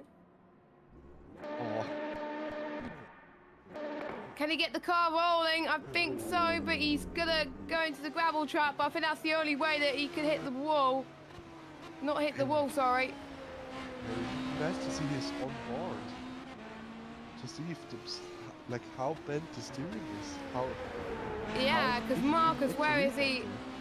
Where is he overall? He's 18th overall. He's 1, 2, 3, 4, 5, 6, 7, 8, 9, 10. 10th in class. As our overall leader, our hyper leader is in, and Bad Boy What? Sim Sports has gone into the gravel. The leader is in. The wrestling is out. How Yeah, the ironic. leader is in, and Wrestling was in the gravel, but he's back on track, so all is good. Meanwhile, in the LMP2 field. Oh. P3, You were LMP2 saying? off.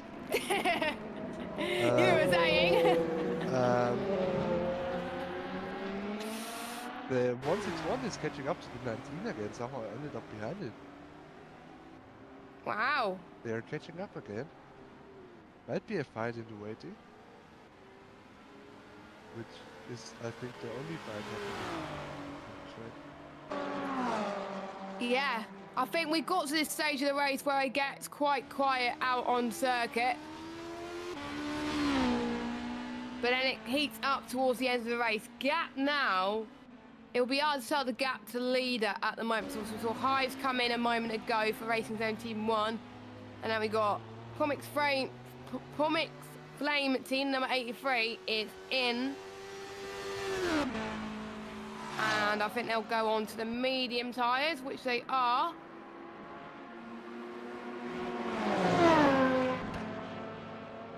And Gabriel Yumas was 15th in class, now he's 13th. So that team has been in the wars, I've seen in my first commentary stint, but they're still in the race and they've managed to get in, even though they're 31 laps behind the leader. They're still in, so I think their whole goal really is to survive. Let's see who else has still got a pit soon. So T-Rookie Monsters will come in soon. I think most people have done their stops quite recently, apart from Sports Junior team that still needs to come in.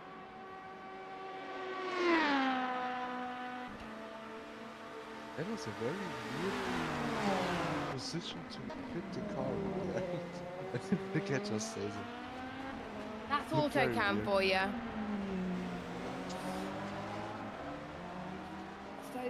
So Merrill gap now set. It was about 60 seconds. Now it's 78 seconds. So Heidi is definitely putting in the lap times. And Greening will now pretty much overtake the DNF car, the 714. So Greening will be up into 6th position anytime now. Let's celebrate it. Oh, no, it's not for some weird reason. The gap's increasing again. That's odd. The 714 is so fast it even pulls a gap when it's DNF. I know. It's insane. So, as there's no yellow flags. And she's in front. They've done it. Oh, they have done it. It's just R factor 2 being R factor 2. So there we go. Oh, Race Club Germany Ferrari in the gravel. But he comes in for service stop. And those guys, they are driving a 24-hour race today and yesterday. They are driving one next weekend around Spa. Oh, the 24 hour. Is that R factor 2 as well? Yes. Wow. With GT3, with Ferrari, pretty much the same people. It's mad. I wouldn't want to do that. No, I wouldn't. But Race Club Germany, guys. Absolute crazy lads over there. I know. If I wouldn't have been picked up by Ed and Tom and people, I'd probably be around there.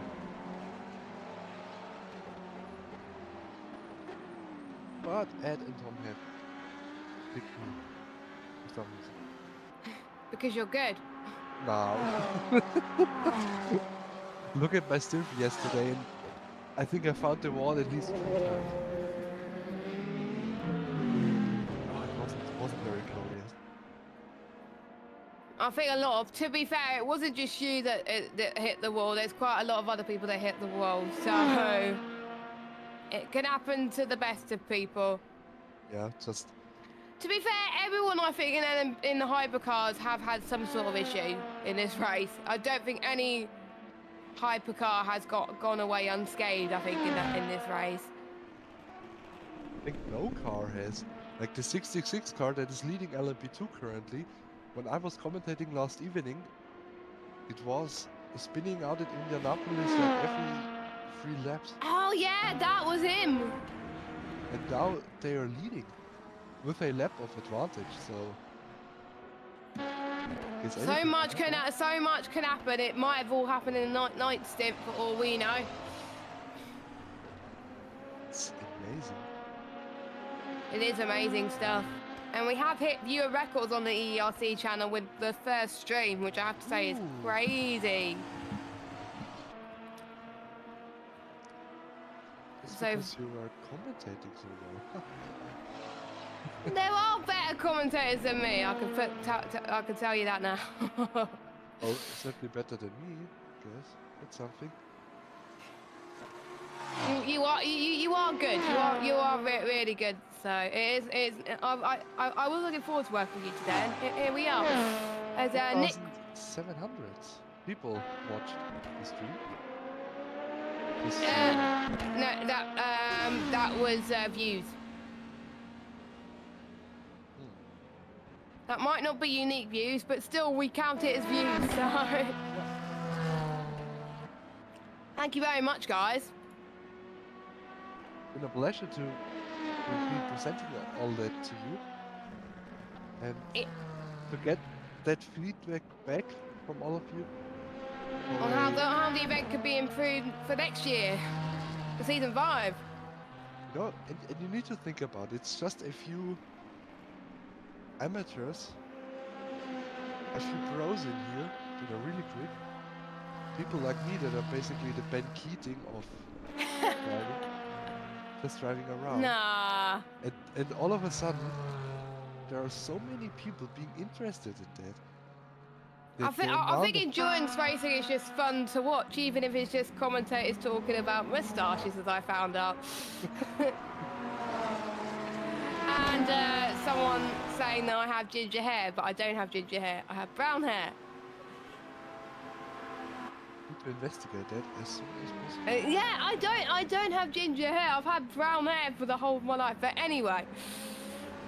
Well, it looks really so. Yeah, probably the camera looked like it was ginger at times, but it wasn't. So yes, I agree there. Our Factor 2 community is strong, endurance community is strong, by their powers combined, it is strong. Yeah. And in real life, by the way, 24 hours of Spa still going on at the moment, I believe.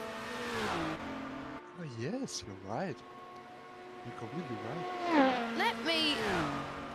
Let me see. I'm trying to see if I can find timings for that, because I don't think I can watch it. Oh no, you can watch it on YouTube. Oh, I don't think you can do that. Let me mute it. So I was about to read who was the leader, but they were in 46th place. So it's not raining. I'm shocked. It's not raining there. And they're rerunning the IRL 24 Hours Le Mans on the WEC channel. On the actual YouTube, they're rerunning it live. That's sick. So let's see who's leading that race. but it is. Oh, it's not updating. Audis. The Uh, two Audis seem to be the Phoenix Audi and the Oh yes, Resort yes. Audi, followed by. I just go from the numbers. It seems to be like a The number seven, the Monza 17. Porsche. The number 17 is leading with the number 40 and P2, Yeah. the two Audis. We've got the two Porsches, 92 and 96. We've got the 88, the Mercedes, and number 5 of the McLaren. And it's nice to say about the pit stops. Well, I won't go too much into it because I know still people want to watch it anyway. WEC channel is an hour behind us. Well, Makes to be sense. fair, they did have cautions, safety cars galore, and we've had, how many laps have we done so far? 311. As Racy Old has gone for a little bit of a spin, Axel Osterberg. I think that's how you say it, but yep, he's gone for a spin, but he's back on. So the result so the Racing Zone Team 1 has done 311 laps.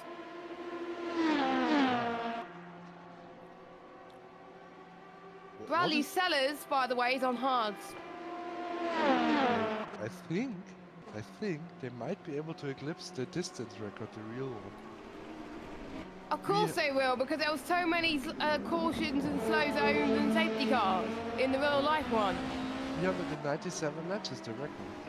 Yeah, we're This going to year, I beat that think easily. 300. Oh, the timer is an hour behind. Oh, right, okay. That explains it then. The lap record in Le Mans, 397. That's the reason why this game is published by Studio 397. Or why they named Oh, themselves because that. did that team do 397 laps at Le Mans? No. The people that published that game in 2013 or whenever it came out. It was published by Oh, Studio was that the 397. year? Was that the year that the record was set? Oh, I need to look that up. Hold And on, I got driver records here. You can tell we're riding time at the moment, but I like these type of history facts. Youngest winner overall, 22 years and 91 days, Alexander Wirtz in 96. Only so. Still more or less old. Yeah, that's still old under my standards. Youngest winner by class, Julian Andrea in 2018 in the GTM category. 18 years and 352 days. Oldest. Then Julian Under. Who else? Probably not. Oh, Marcus Crawford this one again.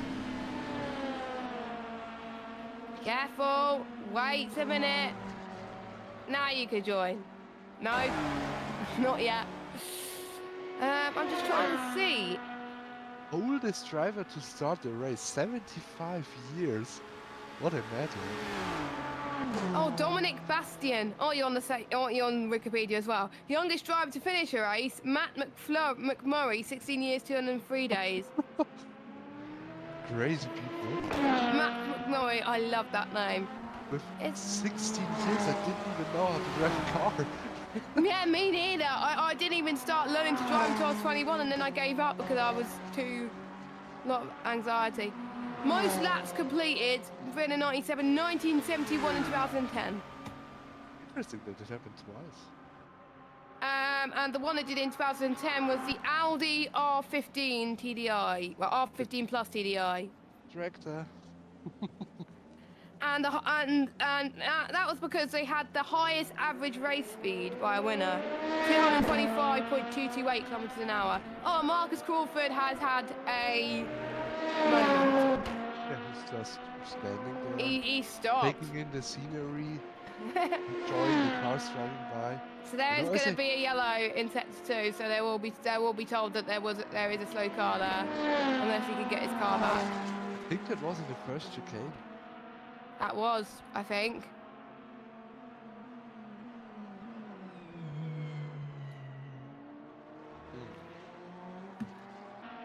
I like reading certain facts. It's just, and the highest attendance was not 2023, believe it or not. It was 400,000 in 1969, which was the year. Who won in 1969?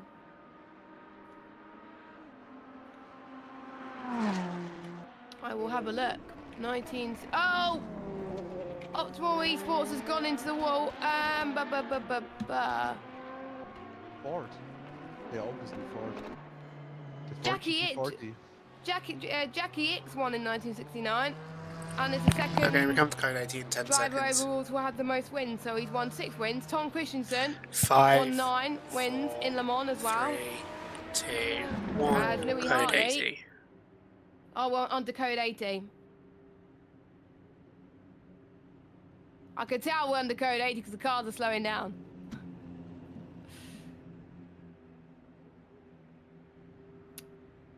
And I think that was due to, Marcus being stopped. Probably. I think. Probably.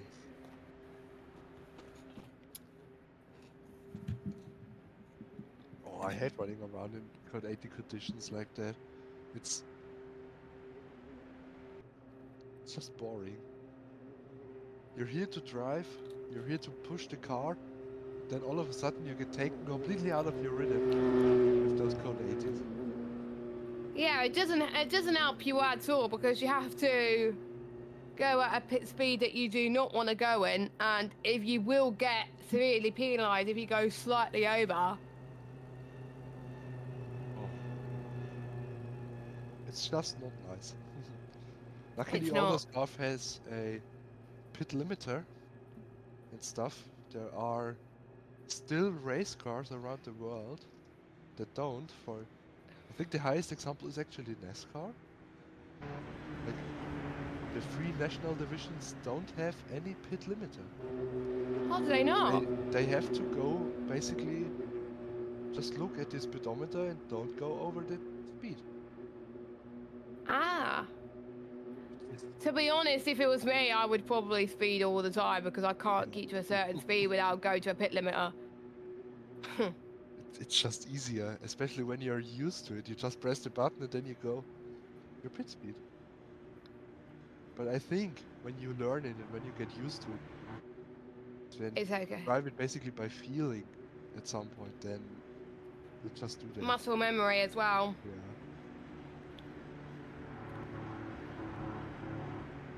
I can't So think I of- think we could see pit stops, which our class leader is in.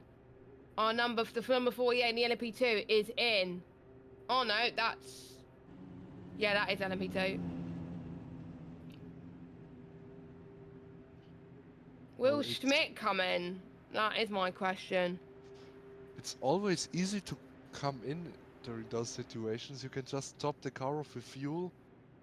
Doesn't And take it too can long. help you at the end because you may not have to do a splash and dash. Exactly. Which, in my opinion, if there's a code 80, you always Stop. come in and fuel the car up.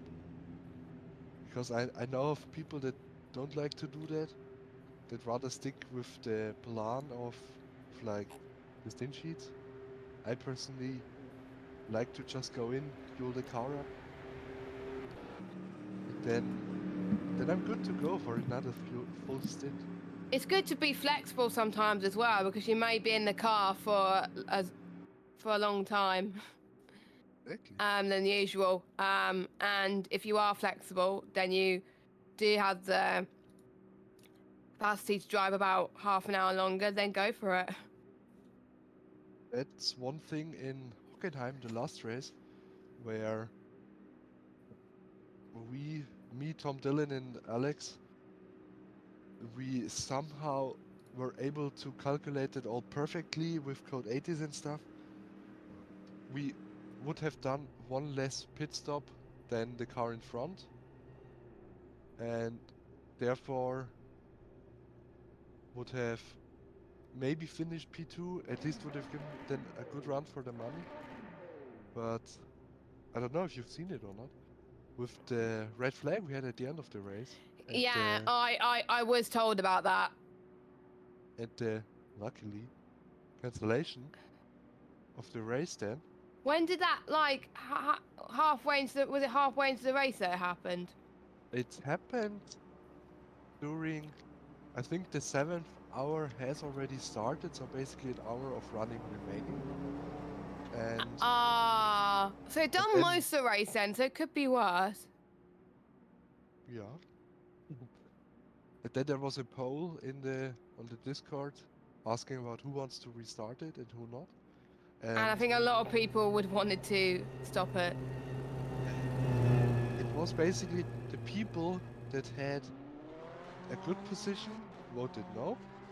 The people that had bad positions voted yes. Okay, back to green in 10 seconds. And then Not after some time, surprised. after some time, the admins told us that we can't switch the drivers.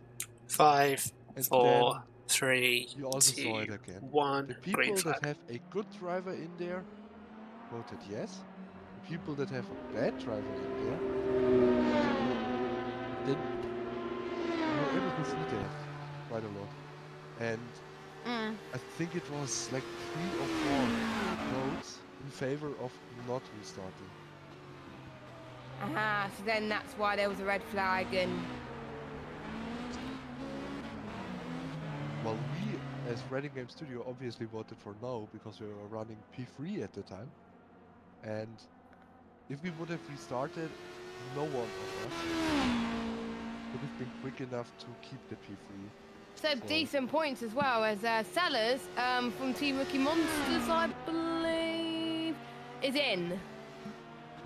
And he's going to go on to hards again, it looks like. Code 80 is over already. Yep, Very Code 80 is over. So we are green flag racing once again. The XRL Esports 148 did a 10-second stop-go penalty for their reach, Not surprised. Yeah. It looked very unsafe and it caused, I think, who was it? The 83 to almost have a moment. So that was Alex Salavev, who was probably still in the car at that point.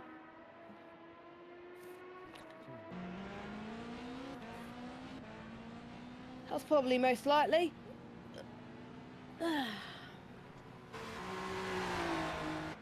As Hyde still leading by 193 seconds over Bradley Sellers, who's now in P2.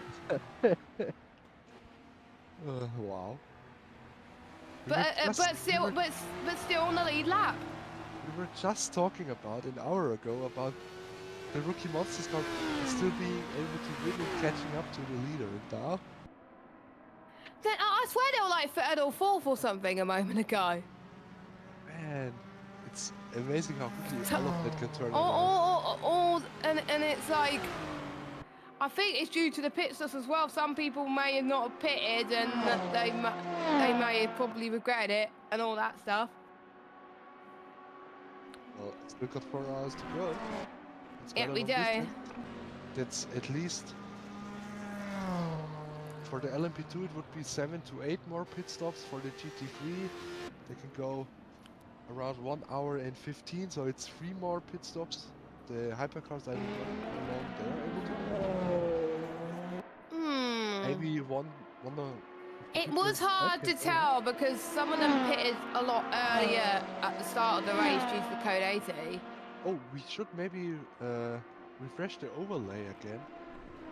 We're getting told in the chat.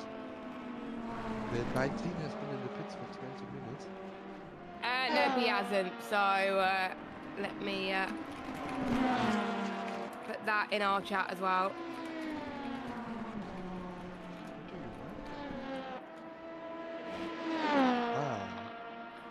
Okay, good to know. I've seen that done in that chat before, so I thought, you know. Yeah, it seems like the appropriate place to put that Yeah. Don't worry, he's not been in the pits for 20 minutes. He's 26. Oh, he's 26 seconds behind Sunset Motorsport. in. Those two cars are kinda... They're confusing me. Kinda. Yeah. As I went because- for an overtake, then it was 40 seconds back again. Now it's 26 23 There we seconds go. in We can front see of it. We can see now. Yeah, Man, really confusing. it is. Yellow flag set to 1. Oh, it's gone.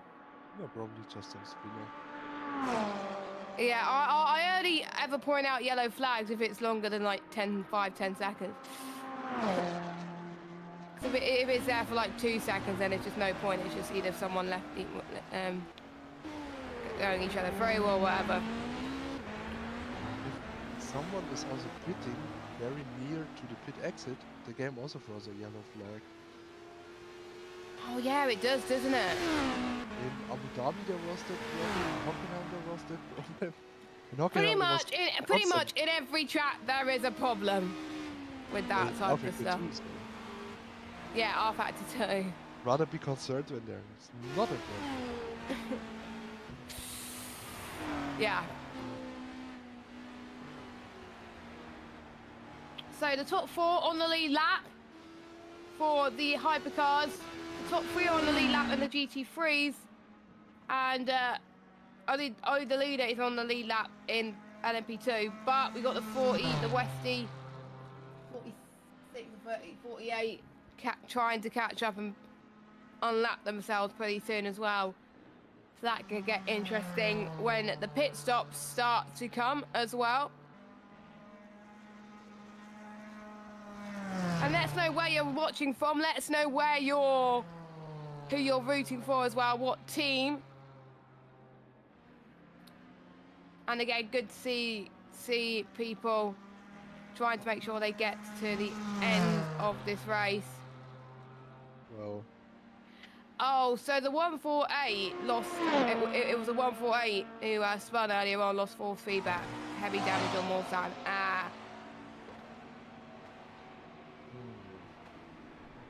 I was just catching up in chat. well, about favorite teams, I kind of have to be biased. Obviously your team, but you're out. So, but there's not many teams that I have any connection with. Like most of the teams I have never heard of before coming into this league. Basically, who I know was Tom Dillon, actually, and that I ended up with him is a weird coincidence, but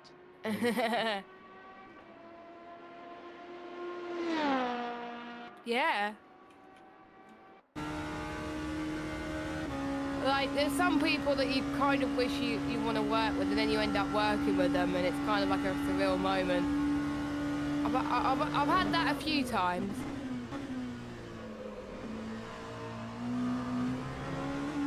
it's amazing that you go through that corner like that. Seems like he has much more grip than anyone else in the same car. Yeah. It's very noticeable during qualifying as well. They were able to take corners flat that no one else could. The Sunset Motorsport flat. Yeah. They are able to do. They are a quick team. They are a quick team. And somehow they are also a bit quicker on the straights with the same engine and stuff. It's Because don't forget, they were leading for quite a bit as well before they've had their issues, so they still have a chance of turning around. And I know they're 6 laps down, but still plenty of things can happen. And in the gap's now 34 seconds between those two cars, so the gap's increased massively, which I have to say is pretty good.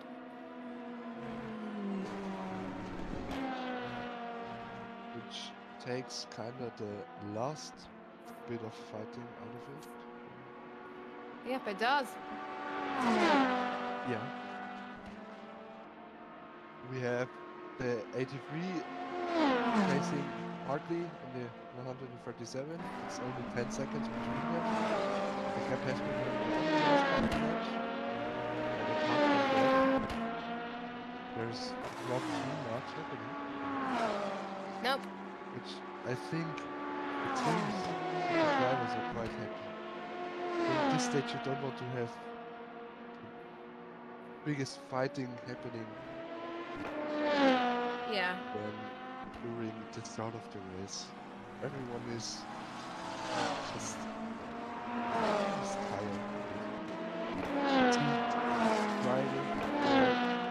18 hours already. We do have someone that wants to speak to us in the interview. I'm trying to find out what team they are in so I can. It is. What team are they in? They're in the number 444 car, which is currently sitting in Oh, fourth. Yeah. McLaren. Yeah. Let's have before we change over. Stints for commentary. Let's speak to him a minute, and I will try and see if I can drag him. There we go. Hopefully that works. Mario, can you hear us? Yes, I can. Hey, there we go. So thank you for taking the time to talk to us today. Obviously, you got Benjamin in the car now. You're fourth in class. How do you think your race is going so far? It seems to be going pretty well your side. It's Tobias, right? Pardon? Tobias on the car? Oh no! I thought you were number 444. No, I am on 139. Oh, The final right. one. God. Oh right. Yeah, your role's different. Like, Oh, yeah, because I think I have the old GT3 role. Oh, that's what. Sorry. That's what. No, it's absolutely fine. I'm sorry. No, yeah. So what? So it's a 139 of. Oh yeah, Tobias in the car. How's it going so far? Sorry about that. No, don't worry. It's more or less fine. During the night, I had some crashes. I didn't have a lot of confidence, but at the end of the day, we're still P3. Now that I got out of the car, it felt really good, and I hope Lunshine keeps up the pace. I think it's really good. Yeah, The he recently preference. got in the car, and I think he's setting 3:34.7, and he's just set a personal best just now. So He's crazy good. Yes, he's really good. he's good at everything, to be honest. I wish I could be good at everything, but I'm not. I think his target. I think I remember him saying was to still win. Do you have the same confidence? Do you think? I mean, it's a setup that I not really suited for, I'd say, but at the end of the day, I practice and I get used to it. The problem is during the night, I had a big crash because my tires were really cold, and I think I lost a bit of confidence there, but I regained it with time, and I kept at the pace. So yeah. Have you had any moments during the race that you thought like, oh, this was good?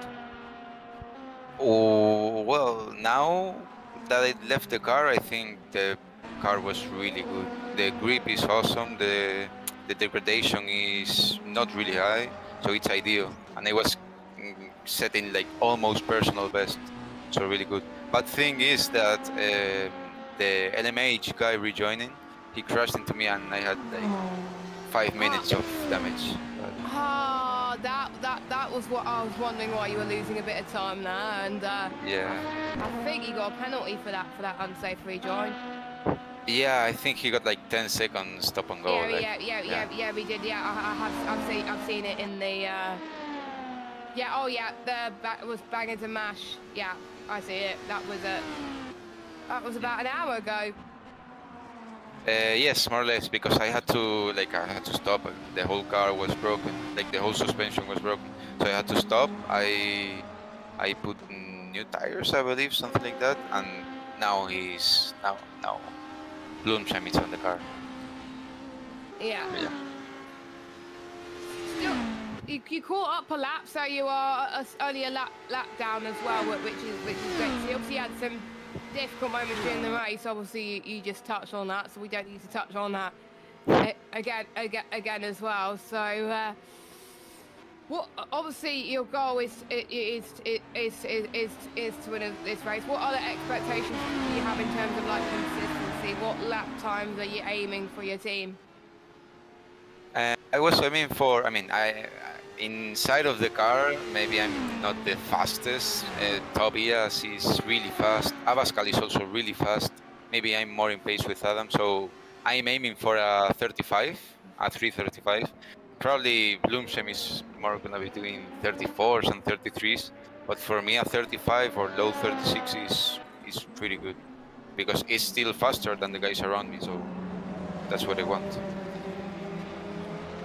as I was saying about your other car, the 444, he's got into a spin, which was Oh. not good. Oh, I mean, they're not doing that bad. It's fourth. I mean, Yeah, at the end of the day, fourth. They're pretty much decent gap to the 308 anyway, so that spin won't cost them too much. Luckily, there was no damage in the car, so Yeah. no harm done. No harm done. yeah, I spun a couple of times like that on Indianapolis, like 2 times. I know how it feels. It's not really good.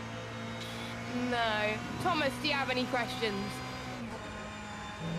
Again, he's answered everything that I would have asked.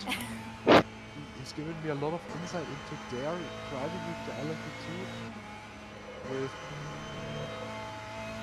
comparing with my experience that I had this race, the 72 Redding LMP2. In terms of setup, we also couldn't figure it out. Find anything that suits us. Yeah, I mean, they figured it out. The thing is, I'm more of an understeer guy, and they are more of an oversteer guy. So we had to find like the sweet spot where we are all confident with it. Because if we went very understeery, then I'm good. But they are gonna be very slow because it's gonna feel like a boat. But if it's very oversteery, like a Max Verstappen setup, then I'm not gonna be able to control it. So we made some slight adjustments, and at the end, it made everyone happy. That makes a lot of sense then. So, are you doing any more stints in the car, or is that it for you? No, that's it. That's it. I'm very tired. So Yes. I think that your next stage then is probably you're going to have a bit of a nap then before the end of the race, and then you're going to cheer your team on in the final hour, maybe? Yeah, maybe because I drove from like 11 a.m. to 2 a.m. more or less, I believe. And then at 2 a.m. Wow. I went to sleep, but I had to wake up at 7:20 a.m. to drive again. Wow. And now I got off the car, so yeah, very tired. We will let you go and get some sleep, then, a well-deserved sleep. Endurance racing is always disrupt anyone's sleep schedules, including commentators. Thanks for chatting to us as well. I think we're getting used to chatting to a lot of your team throughout the event, and hopefully we will see you fight your team fighting for the win, or even fighting for P2. We'll have to wait and see. Yeah. So yeah, thank you, Mario, and enjoy your sleep. Thank you very much for having me here. And No good luck. worries. Thank See you ya. very much. So that was Mario in the commentary box as well, being interviewed by us as well. Great to see how their race is going. Hopefully we'll hear from more drivers throughout the course of this as well to find out how theirs is going. Obviously, 161's DNF. Oh! Well, that's a turn of events.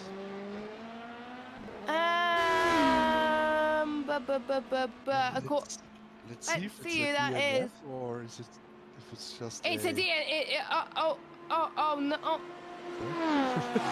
Oh no! Wait, they're back in the cut. I'm confused. Well, the graphics still has this DNF. Yeah, but I swear they were DNFing for a long time. So I guess they got back in the car and now they DNF'd again. Weird. Strange things have happened. Now we're in Le Mans in RF2. So Yeah, strange things have happened at the end of the day. But now we're 3 hours and 54 minutes in. A little bit of an update for you in terms of who's leading what. So Racing Zone Team 1 leading the hypercars by 108 seconds over Bradley Sellers Team Rookie Monsters number 73 in P2. From Explain Team, Alexei Salabev in P3, number 83. Number 137, Louis Hartley. Finavon Motorsport in P4. Great race for them so far. Neurotic Sim Racing, the number 23, Jeffrey Backer, which I called Baker earlier on, I don't know why. They're in 5th, and then we've got the NP2 class of Akos Forax, who's leading that class, number 66. And then we have Nick Westy in P2, number 46 of IFA Racing Team, and Tobias Blumschein, the number 139, Finabon Motorsport in P3. Damien is from Online Sim Racing, number 19 in P4. Sunset Motorsport, number 84 in P5. GT3, we have Antonius Paparino Paulos. I'm glad I got that right. Number 162 is leading. Matteo Schmidt, the 163 in P2. The number 11 of Tracked VR in P3. Benjamin Reinhardt, number 444. They're catching up quite nicely in fourth place. And then we got the BMW, nice to see them there. Murdo McLeod in P5. Nice to see familiar names I commentated on in the third stint. And speaking of commentators, we've got someone that's joined the box for pretty much the rest of this race for a little bit. Ed Hunter is back in the box. Hello, Ed. How's your morning been so far? All right. Well, apart from the fact that both my cars retired. Yeah. But these things happen. It was quite early in the morning that happened. Well, it was like 3 a.m. and 5 a.m. I think, respectively, for both of them. And it's a shame you could look at my timesheets. It's Rudin Game 72. Hunter Birch 486, Hunter Birch 485, all together. So they, I think, within a lap of each other, literally, they all went. So, or pretty. I think they win in a few hours anyway. But 171 laps they've done for the 485 and 186 for the 486. yeah, it was just too badly damaged to carry on, unfortunately, in the case of the 485. And there was a lot of misfortune, a lot of people running into us apparently. But these things happen, and I won't hold it against anyone. And still pretty proud of the job. It's a pretty immense job to just run 2 cars. There's a very, very small independent team commentator run. I can see why there aren't many commentator run teams now, because it's incredibly depressing when you wake up in the morning and both your guys are gone. But same for Thomas. yeah, I think he probably said the same thing. Yeah. Yeah, But anyway, he I'm said glad. that when I'm he glad joined. there's still a lot of drivers still going though, with 3 hours 51 minutes left on the clock. And Team Rookie Monsters, believe it or not, despite their troubles, they're in P2 at the moment and still fighting for the win. Yeah, still just about on the lead lap. Well, I say just about 189 seconds down. That's very much on the lead lap. I think a lap at Le Mans is what is this, like I say 3 minute. It's a 3 minutes 15, which is I don't know what that is in seconds overall, but. Yeah, their best lap times are 3 minute 21 in the hypercars. So 180 seconds, about 3 minutes. So yeah, they're just on the lead lap.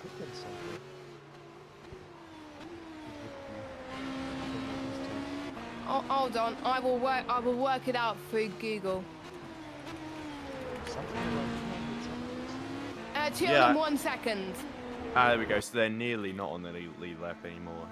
But they're doing pretty well to stay on it. And I'm amazed it's so close in hypercar. We've got Hartley about 59 seconds behind Savaliev in the 83. And then that's the, not the Phoenix Fire, Promix Flame, that's it. I don't know why Phoenix Fire came into my mind. But Promix Flame is 83, and that's still in third on the podium. And then we got Bradley Sellers. Now, in fact, that's about where they qualified, wasn't it? Second and third at the very, very beginning of the race, all those hours ago. And then we got Sellers, Savaliev about 48 seconds behind Sellers, and then Sellers in the Rookie Monster car about, like you say, just under 190 seconds down on Sultan Hides. And it was a real shame to see Mugen go out a few hours ago, because they had pretty much been controlling things for the first 20 hours or so, and it's a real shame to see him. I assume they got disconnected, I guess, or something. I don't know what happened. Well, I think it was they were having troubles getting in the server and the lap tracker, and kept putting them a lap down. They tried going back in, and it kept spawning them out of the pit lane, and it kept spawning them in on the start-finish straight, which caught a lot of people off guard. So Chris added a lap to see if it would reset the lap counter. It didn't, so unfortunately they've retired. That's a big shame then, as we see Neil Greening just getting past the into the points car that is still going down in, I believe Joshua Hamilton's driving at the moment, and they're down in 8th, I think, in the GD3 order. Not sure how far behind Alan Holden they are. No. But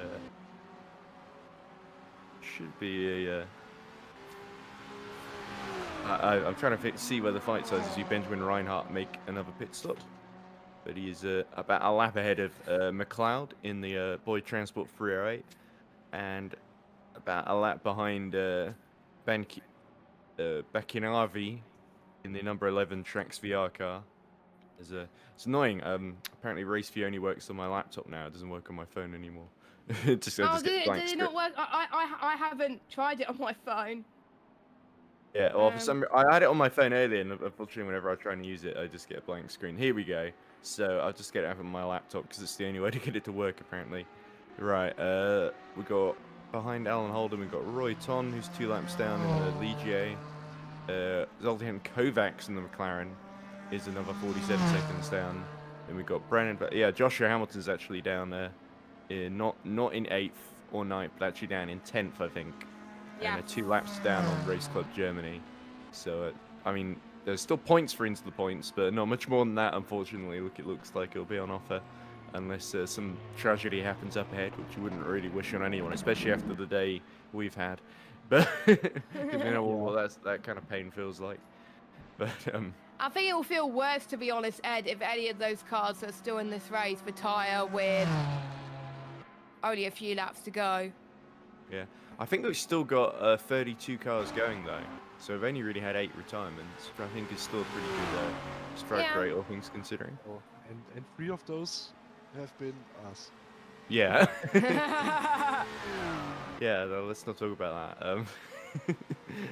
Yeah, let's not. Yeah, there's plenty of other things to focus on. Oh, as the leader pits in Le Mans Hypercar, so that's going to allow Bradley Sillers to close in a little bit.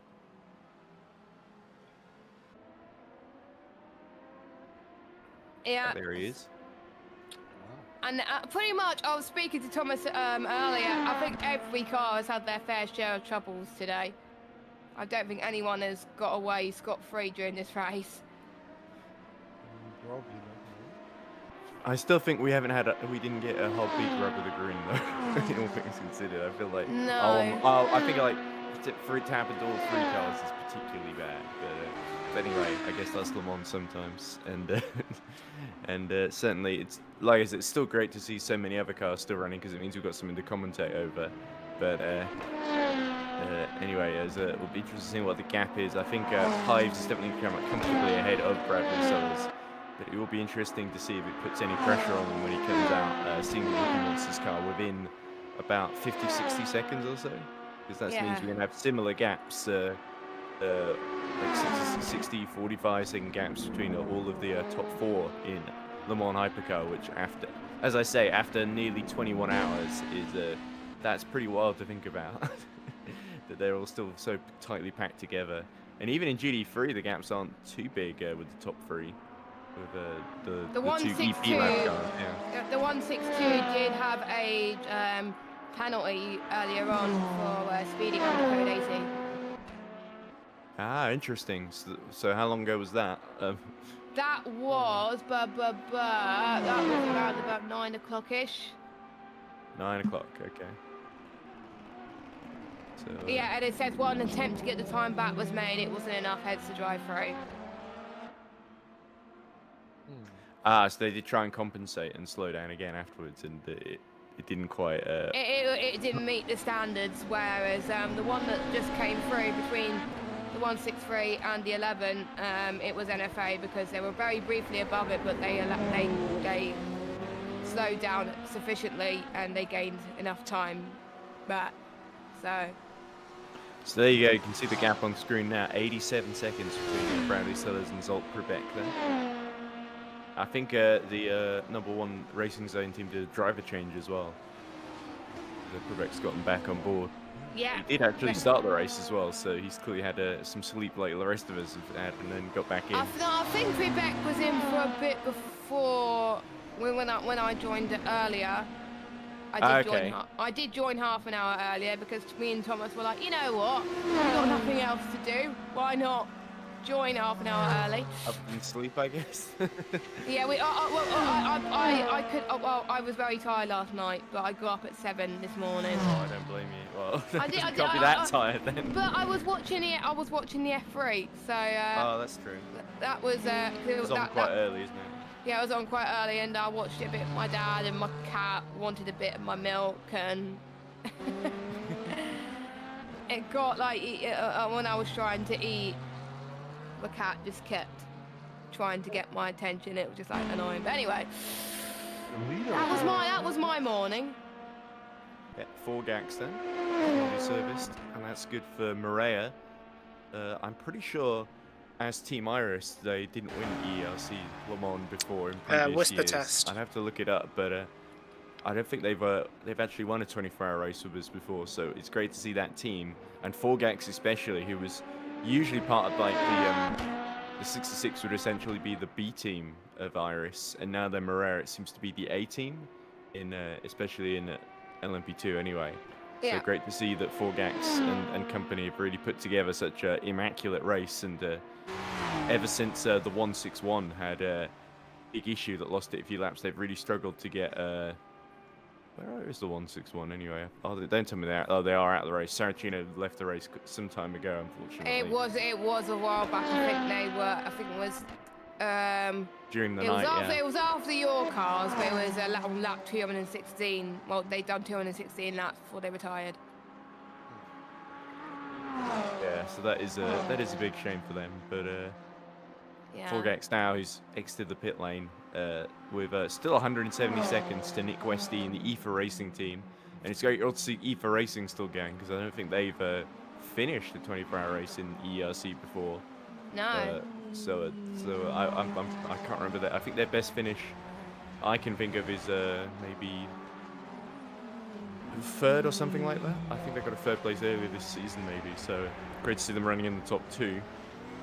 Although Neil, and in fact they're even ahead of Neil Greening, both of them in the logistical nightmare hypercar, about 41 seconds. Then it's 2 laps, of course, to Tobias Blumschein in the Finnebon 139, and that's what's completing the LMP2 podium at the moment, I believe. Yeah, 4Gax not just looking for an LMP2 win, but 6th overall at the moment. I think Optimal Esports had their fair share of spins, I think, earlier on today, but still, for them, 8th place in class is still not too shabby, because obviously there has been some more unlucky people during this race, not gonna lie. Yeah, certainly. It's at this rate you're just doing well to stay in it, quite honestly, because especially when everyone's at least done a couple of stints by this point, and everyone's pretty tired and fatigued, and your morale, especially if you're low down the pack like Optimal are in LMP2, that it's going to be pretty low at this point, where they're a whole lap behind the next car, and there isn't really a chance of getting in the top 7 and onto the stream board, as it were. As we see Blumschein enter the pit lane now as well. And this is Alan Holden for the Pepper Boy Sim Sports car that was on pole position early in the race and now is down in 7th position, about 158 behind, is that the 241 with Callaghan in the wheel at the moment? Yeah, I think it is the 241. Yeah, it's a Kleb Callaghan for Cyberlinks, of course, in the Audi R8, of course. So I am amazed they've got Audi R8 into the into the top 6, but I guess the attrition is such that it's enabled them to do that, because I'm pretty sure the Audi R8 is not really the car of choice for Le Mans in GT3. But then again, neither was the Aston Martin, as we see rush into the pit lane for LMP2s. The Audi actually ran on the podium position last evening before it had a tire come off somewhere somehow, and then lost all the positions to be now where it is. So the Audi car had some really good pace. Yeah. I think it's just really good in a straight line, maybe, the Audi. Well, our S's are good as well, and still we would be leading. So. Wow, that's ifs and buts and maybes. Yeah. I feel like it doesn't really matter now at this point, Thomas, because it's kind of like we also had so many problems even before we started getting disconnected and crashed into, with like one driver that didn't even show up and another driver that reacted to us being disconnected by saying, well, you know, I'm not going to bother waking up at 2 a.m. just to try and finish in 5th place, which I thought was a bit of a bad team player. Not the best of team players, but I think he's I think it's if he just said, I don't want to wake up at 2, I'm too tired, I would have said, okay, fair enough. But I would, but we're doing too badly now. We were leading when I got out of the car, is that he doesn't understand how disconnections work clearly. It's slightly frustrating. God. Which is, again, why I didn't really want to talk about it too much. But anyway, the LMP2 field Phew, looks like that's it's- out of your mind. Boom, boom, boom, boom, boom, boom. Gone. Yeah, okay. I've forgotten more things from this race than I remember, so... That is true. Yeah, were we even in the race at any point? What?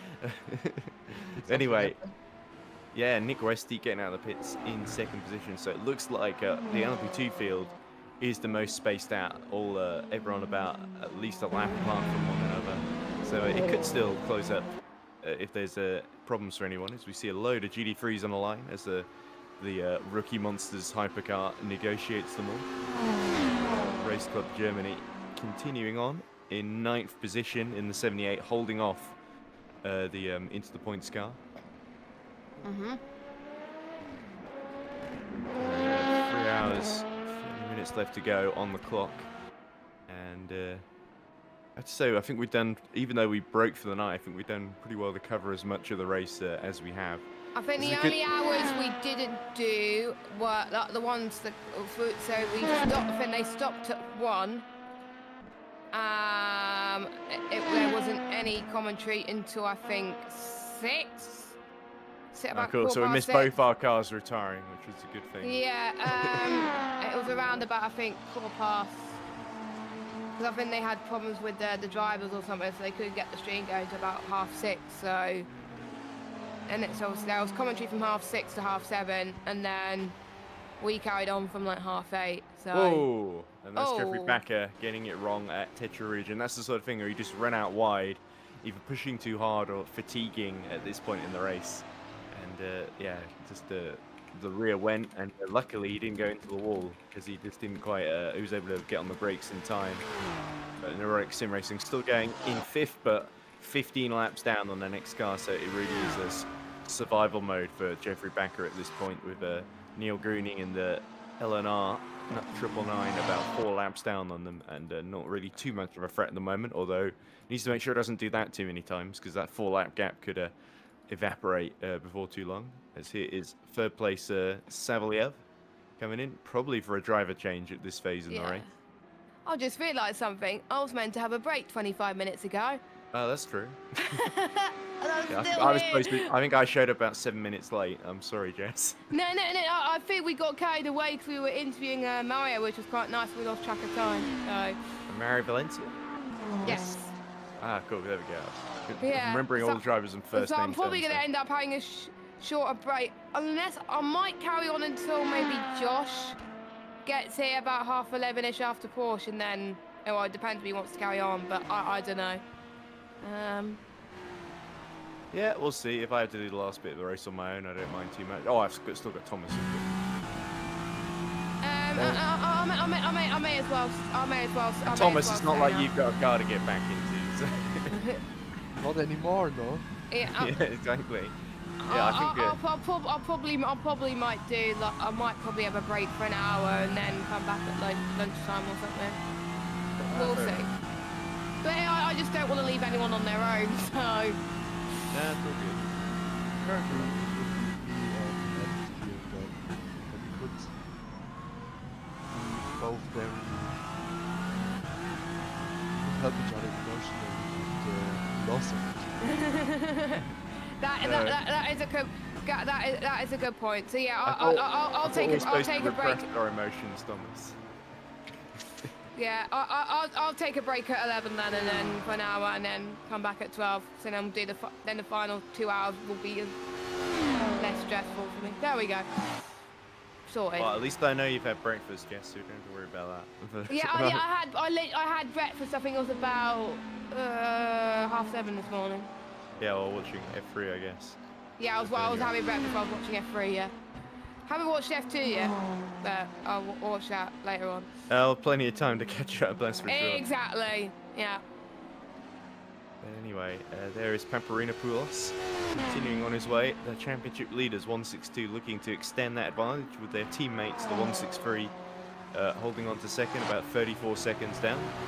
And definitely, you've got to say, EP Lab have got a great result coming their way if they can just keep going. They've definitely managed this race better than anybody else. There is the Track's VR car. I remember both the 162 and the number 11 were, I think, facing the wrong way, missing wheels on the formation lap. So they had a big Wow. mountain to climb, and they've generally stayed out of trouble, slowly worked their way up the order when others have hit trouble. And as we see the Mercedes just squeal its way into the first Mulsanne chicane, and then get back on the power. But the Track's VR, I know, are going to be very, very happy if they can finish on the podium here. They've got 2 laps to Peter Schoenemann in the Finnevon 444 behind. So Bent's back in RV, Bacchinavari. There we go. Bent's. Yeah, so Bent's doing Yeah, well. just call him Bent. Yeah, that probably makes more sense. In a Mercedes.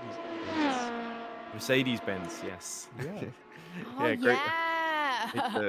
It's good to see Thomas is still in good spirits. What else am I supposed to do, right? Driving? I know, right? Yeah.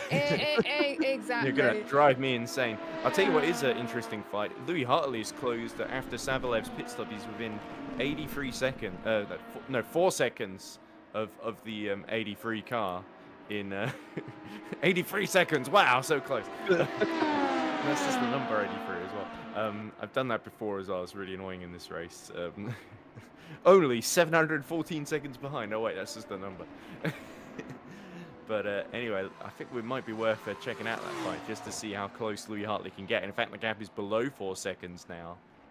So I wonder if he fancies trying to get up into 3rd place, because that could be a very important podium for Finn 1137 to keep their championship hopes alive against the Racing Zone number 1. It's not been a great last 2 races for them in terms of results, so definitely even just finishing at Le Mans is going to really be a big boon for them. Funny you say that. yeah, not everyone gets to do that, I guess. But let's have a look. Where are these guys? Here he We is. may have an interview coming up soon. Golden chains. Yeah, James would like to be interviewed, so I just said pop in the waiting room and. Okay. Alright, I'll keep an eye on that. As Louis Hartley chasing down the Alexei Savalev Chrome X-Flame 83 car. Let's see what fancy camera angles we've got here at our disposal. We've got the interior cam. We've got this cam, which is very underused. You'll notice none of the you're back GT3s in control. You're back in control. Yeah, none of I'm the guessing. LMP2s or GT3s have these cameras set up. It's only the hypercars. Oh yeah, I've noticed that because I was told that when I was working for another endurance event. Yeah, so here we You go. know, We've you got a only view get of the Louis roof- himself as he laps a GT3 car through the window. With an LMP2 and the GT3, you only get the roof cam. I think you've got the roof cam, you can get the cockpit cam, which is the driver, so you've got the nose. And then the right, trackside cams. I think Right, there's a way to get custom trackside cameras, but I haven't okay. quite figured out how to do that. James don't wanna- is rating in the interview room. I should drag him up if you want. Okay, sure thing. I'll keep the eyes on Louis Hartley, but here, Smaggers go. Okay, so now we're joined by the driver from Aztec Racing, number 290. Was it 390? It was 390, isn't it, James? Yes. Yeah, 390 this one, yeah. 390 this one, yeah. Got Yeah, there so- eventually. Yeah. So 390, unfortunately, is still going, actually, which is not unfortunate at all. Gabriel Yilmaz, 7 laps down. Actually, more than it's probably about 12 laps down on the next car in the GT3 class. And the last of those is still running at the moment. So it's been certainly an eventful event for Aztec Racing, but at this point, it's sort of survival mode, isn't it? To try and get just a few points with that car, isn't it, James? Yeah, exactly. Just bring it home. He's just binned it as well. he's just Oh, put it in a wall. I don't know if that comes up on the stream, but he's just rejoined. Okay, well, we're watching Louis Hartley at the moment. He's actually slowly dropping behind the next closest car, only because it's the closest Good. battle on track. That's what we like to hear. We like to see Louis suffer. No, okay. Yeah, it's not been our race. We had technical difficulties on lap 1, or on the formation lap. So yeah, it's really not been our race. I mean, but we're still going. The hypercar DNF'd about an hour ago now. because everybody else ended up not being able to arrive at the same time. So we had no drivers, and Aiden had been driving for about 5.5 hours, and he decided he'd had enough, which I can't be too annoyed at him for it. But yeah, we're going to bring this Ferrari home to the finish. We're not last anymore because of DNFs, but yeah, bit of fun.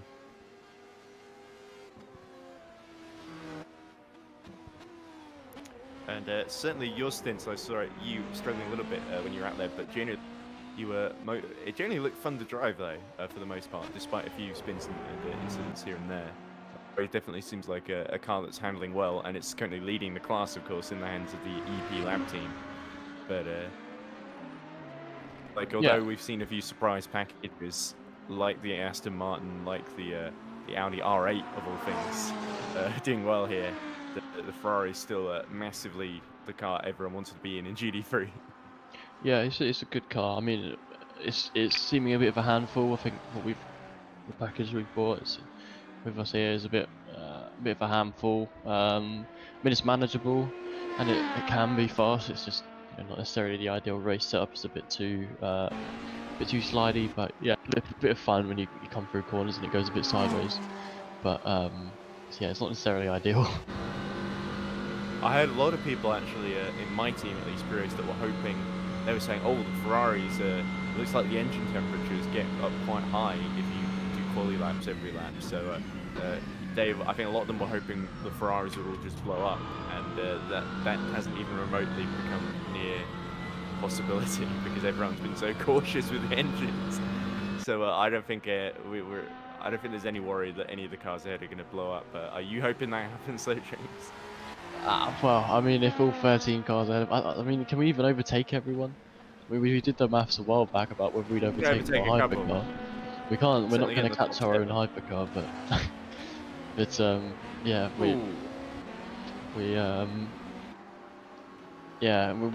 haven't had any issues. I mean, I don't think we're going fast enough for the engine to be back, to be honest.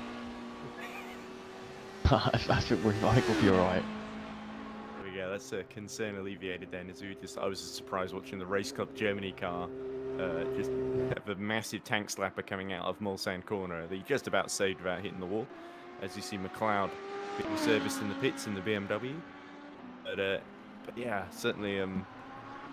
Are you looking forward to next race as well, James? I think it's Watkins Glen, if I remember correctly. Yeah, well, yeah, hopefully we'll be better than this. I mean, the event's gone well, I think, as a whole for EERC, but yeah, not personally, but yeah, is Watkins Glen, yeah, in a month's time, but yeah, that should go on less than that, actually. It's this month, isn't it? It's 29th. Oh, I might not be in the... But yeah, it'll be a good round, hopefully. I think I've done a lot of Watkins Glen recently on iRacing, so hopefully it'll be similar. Yeah, I think the only small comfort for my team is that I think we're still going to be ahead of you guys in the points if you finish outside the top 10, because you only get 1 point, I believe. Whoa, as Louis Hartley completely drops it at the Porsche curves. And yes, as Jess says, you do have to be very careful, Louis, as he rejoins the track just ahead of one of the GT3s. Gets well out of the way. And yeah, now he's 15 seconds rather than 3 seconds behind Alexei Savaliev. So I don't see Louis Hartley quite getting the upper hand at this point. But as James says, it's always fun to watch Louis in pain and suffering. And I guess that is the only small crumb of comfort we have to take at this point. Yeah, his pain slightly less than mine. But, you know, we can laugh at other people spinning because I've spun too many times already. But it's not that he's in pain, it's that he's not happier. As Savaliev is right behind Bradley Sellers, actually, as we talk about this. I need someone to say the puns at this time in the morning. Yeah, I didn't even realise I made a pun there. But anyway, let's have a look. There we go. Savaliev has somehow closed it. I think Sellers pit, didn't he? I'm trying to figure how long ago he did that. Bradley Sellers, yeah, he's literally just pit for another set of the purple tyres, which are the soft, are they? Or are they the mediums? They're the hards. Hards, okay. I always forget in between races, so thanks. Into the points is DNF'd. Oh no. It's a big shame for Joshua Hamilton, who was running in the top 10. And I think is it that? Yeah, they're running 10th. Yeah, exactly. Yeah, that is Josh top 10. Hamlin. I don't know whether they can rejoin. It just says they. Jonathan Jones has left the race without being vehicle stored in garage. So we'll see if he rejoins or not. I'm gonna go check on Joshua Hamilton. with Jonathan Jones, sorry, because Hamilton Yeah, was Jonathan in Jones earlier. just There he taken is over, in the yeah. garage. Oh no. And one of the LMP2s has just left the server. P8, it's the Sunset Motorsport has just left the Oh, server. Sunset Motorsport. That's huge. Oh dear. All right, let's have a It's look. all kicking off. There's the 83 gone. Oh no. It's all the. I wish I had It's more all energy. unfolding. No, there's What? the 83. It's the 84. You mean? Sorry, I always get those two mixed up. And it's still 1.62 Salviev and Sellers. There is Sellers in the foreground. Yeah. Where is Alexi? Oh no, it'd be who was driving the 84 then? Had their incident just now. He was driving number 84. Yeah. That's Sunset. Sunset. No. This is Was it Ozturk? Yeah, Ozturk. Yeah, it was Ozturk. Yeah, it was Ozturk. Ozturk, who's now about 3 laps down on the next car in front of him. So yeah, it's really fallen apart since because they were leading the race earlier. It's easy to forget. Yeah. They were leading for a lot of the race and we thought they were going to do it, but strange things can happen. Yeah. Well, a lot of people have had that sensation today. It's not a pleasant feeling. Oh dear. Gabriel is in a wall. Ah, That's that is Gabriel Yimas who's still going. Yeah, he's got it going again. Let's see if he comes into the bits. Right, I think on that note, it was lovely chatting to everyone, and I'll see you later. Yeah, no worries. Thank you for joining us. Cheers, guys. Cheers. Best of luck for the rest of the race. And Slow car, Porsche curves. we, I think we seem to have lost Ed for a bit because we're just stuck with. Like finishing the race then. Oh, he's gone. I think he had some bit of connection problems or something. Yeah, Back? I think he's back. Hello, can you hear us? Yeah, I can hear you guys fine. It's just my computer won't let me talk to you anymore. Oh, it's right, yeah. Bloody dying on me. It's so annoying. Why can't everything just bloody work for a Yeah, change? you need, That'd be you fine. need a new PC. Oh no, my dad won't let me buy a new new MacBook because he's like, oh, I want to save money on the VAT, so you've got to buy it through the company. Clear And in it's the like, last okay, let's sector. do that. No, well, I want to wait a few months until we got more money. I don't want to go too much into finances and nonsense. I almost just feel like buying it myself and have done with it. But Yeah. whatever. I'll probably just stick it out and put up with the problems for like another 2 or 3 months, or however bloody long it takes until I'm allowed to actually change things. He's always like, no, don't. Even though the Macs, they're literally designed to like fail within like 6 years or whatever. It's like that, to be fair, it's like that with any Apple product. Exactly, they've got those sort of built-in obsolescence or whatever it's called, a pre-planned obsolescence. as we look Whereas at- my PC, it's like I've had it since July 2020. So I've had it for like I've had it for 3 years now, and it's still behaving like really well. I had to factory reset it at times because it was a bit slow, but it's still running quite nicely for a 3-year-old PC. Yeah, I suppose I could always try and switch back to using a PC, but sort of switch using a MacBook. I got laptop I had a bursary when I was MacBook at when I uni. started uni, and then I just Yeah. realised that I think I need lots of stuff. I would need Windows more than a Mac. Yeah, well, I do a lot of video editing. So it's like Oh, that the explains it. only annoying thing is that I can't do on the Mac. I can't really take part in it or go into R Factors. That's why we have to do this complicated screen sharing thing in the first place. To be honest. Yeah, that's one bad thing, I guess. Anyway, we are actually looking at a battle on track at the moment between Bradley Sillers and Louis Hartley. Not Louis Hartley, it's Alexei Savalov. So Yes. Yeah, sorry, it's just force a habit there. So right, let me see if I can. Salavev pitted 4 laps ago, whereas Bradley pitted 2 laps ago. So it is pole position. Yeah, it's pretty With close. Bradley Sellers on the hards and Salavev on the medium tyres. So, and I think that's probably why maybe Salavev is catching because they're on softer rubber, but I think it'll be more durable for the Sellers later on in the stint. Yeah, just keep an eye on those lap times then. As we see from the rear wing, it does look very, very menacing behind.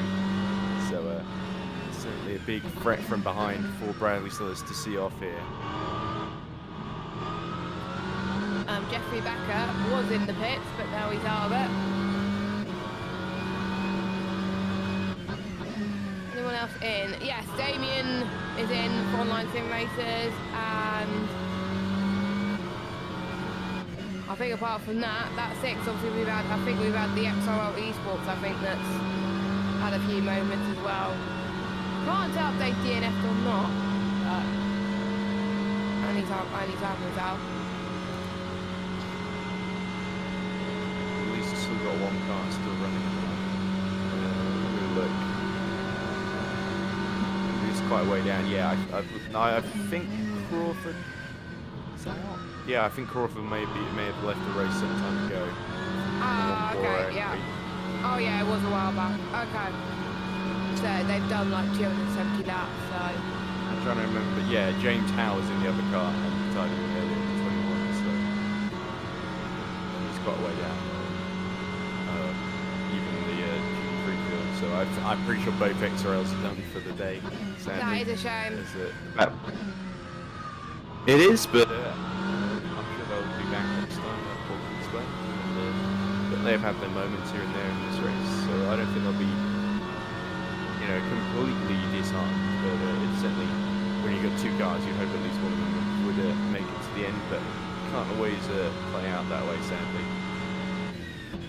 But anyway, we continue. Yeah. Yeah, in fact, I still haven't actually changed my calendar from June to July yet. I meant to do it yesterday. Oh yeah, it's July. No. I forgot It's about 2nd that of July. because it's 30 days in June. Oh, we need to change our calendars. We have 2 calendars, one in the hallway and one in the kitchen. Don't know why we have 2, but still we have 2. Birthday tomorrow. Oh, it's your birthday. Oh. And Sepp Vettel's birthday. Oh, nice. Good old Seb Vettel. I know, but what he's doing. What he's Probably looking after his family. I think Yeah, that'd be a probably pretty safe spending bet. some family bonding.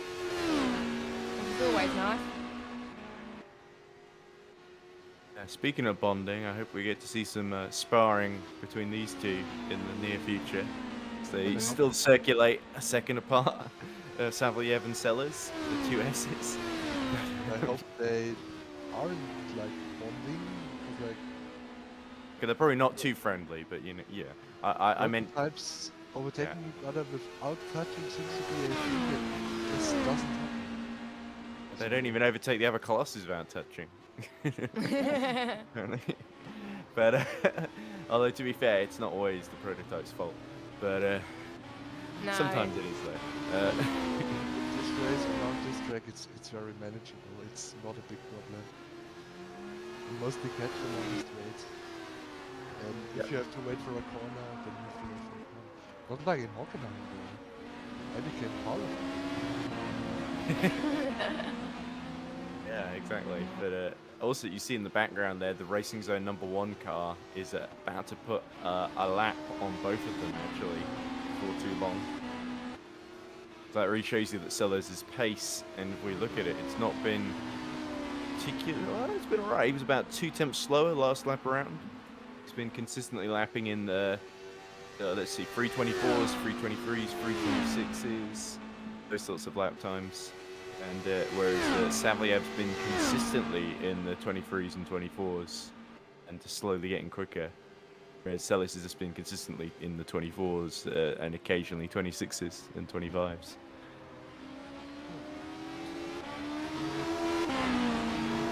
pretty even between the pair. And we'll see, by the way, if we can get an update on. As we see, Paparina Poulos, I think, is in the pits from the GD3 lead. So that's going to hand the lead back to the sister car, the 163, in the GD3 class. Which is certainly nice to see the 163 lead again for the first time in a while. But I'm sure they're going to have to come. Schmidt. Number 163, yeah, he's on the hards as well. Yeah, it might be able to run a little bit longer than the sister car. It does depend on the fuel, though.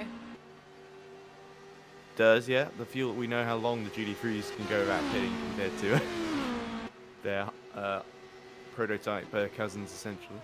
31.6 for Zolt Prebeck in the Racing Zone G1. That was just set a purple sector 1. Wow. Cool. Let's go for the wheel cam, shall we? Good old wheel cam. Well, we better hope he doesn't overtake the other car on the left side. Oh, we can just switch to that side. And yeah, please don't overtake when I have a break, please, because typical things always happen when I. I think Alexi's not working to your timetable, Jess. Yeah, I know. I'm joking. Love the glow on the wheel when you see the hypercar brake as well, especially when it's regaining energy. That's really fun to watch. Let's see if any more angles, by the way. Oh, there's a rear angle. I didn't even realise this. And here we have it. Ed experimenting with camera angles, part 2. So insightful.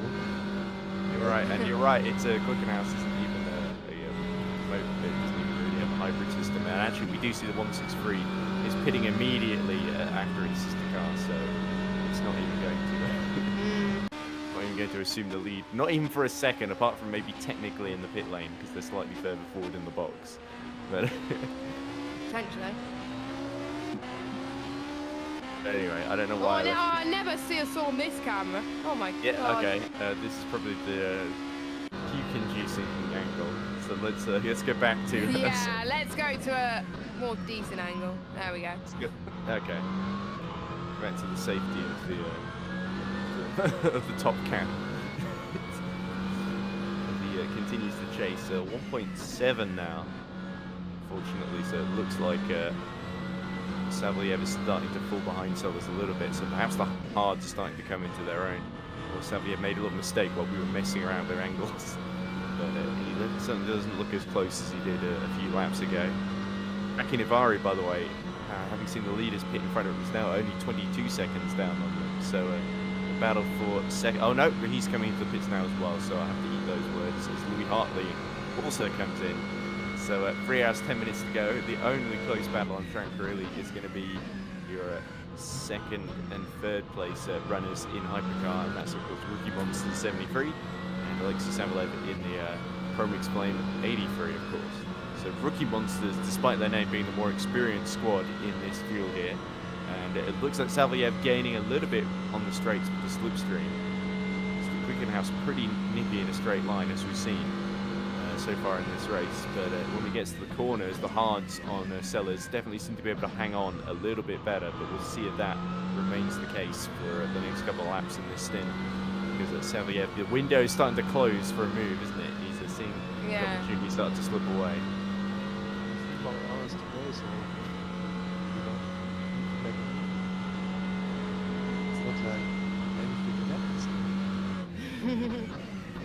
Wow, and a lot of pessimistic outlook on this. But I think anything could happen, but it doesn't always seem the most likely outcome. So let's switch to an external cam for a change and get a look at the.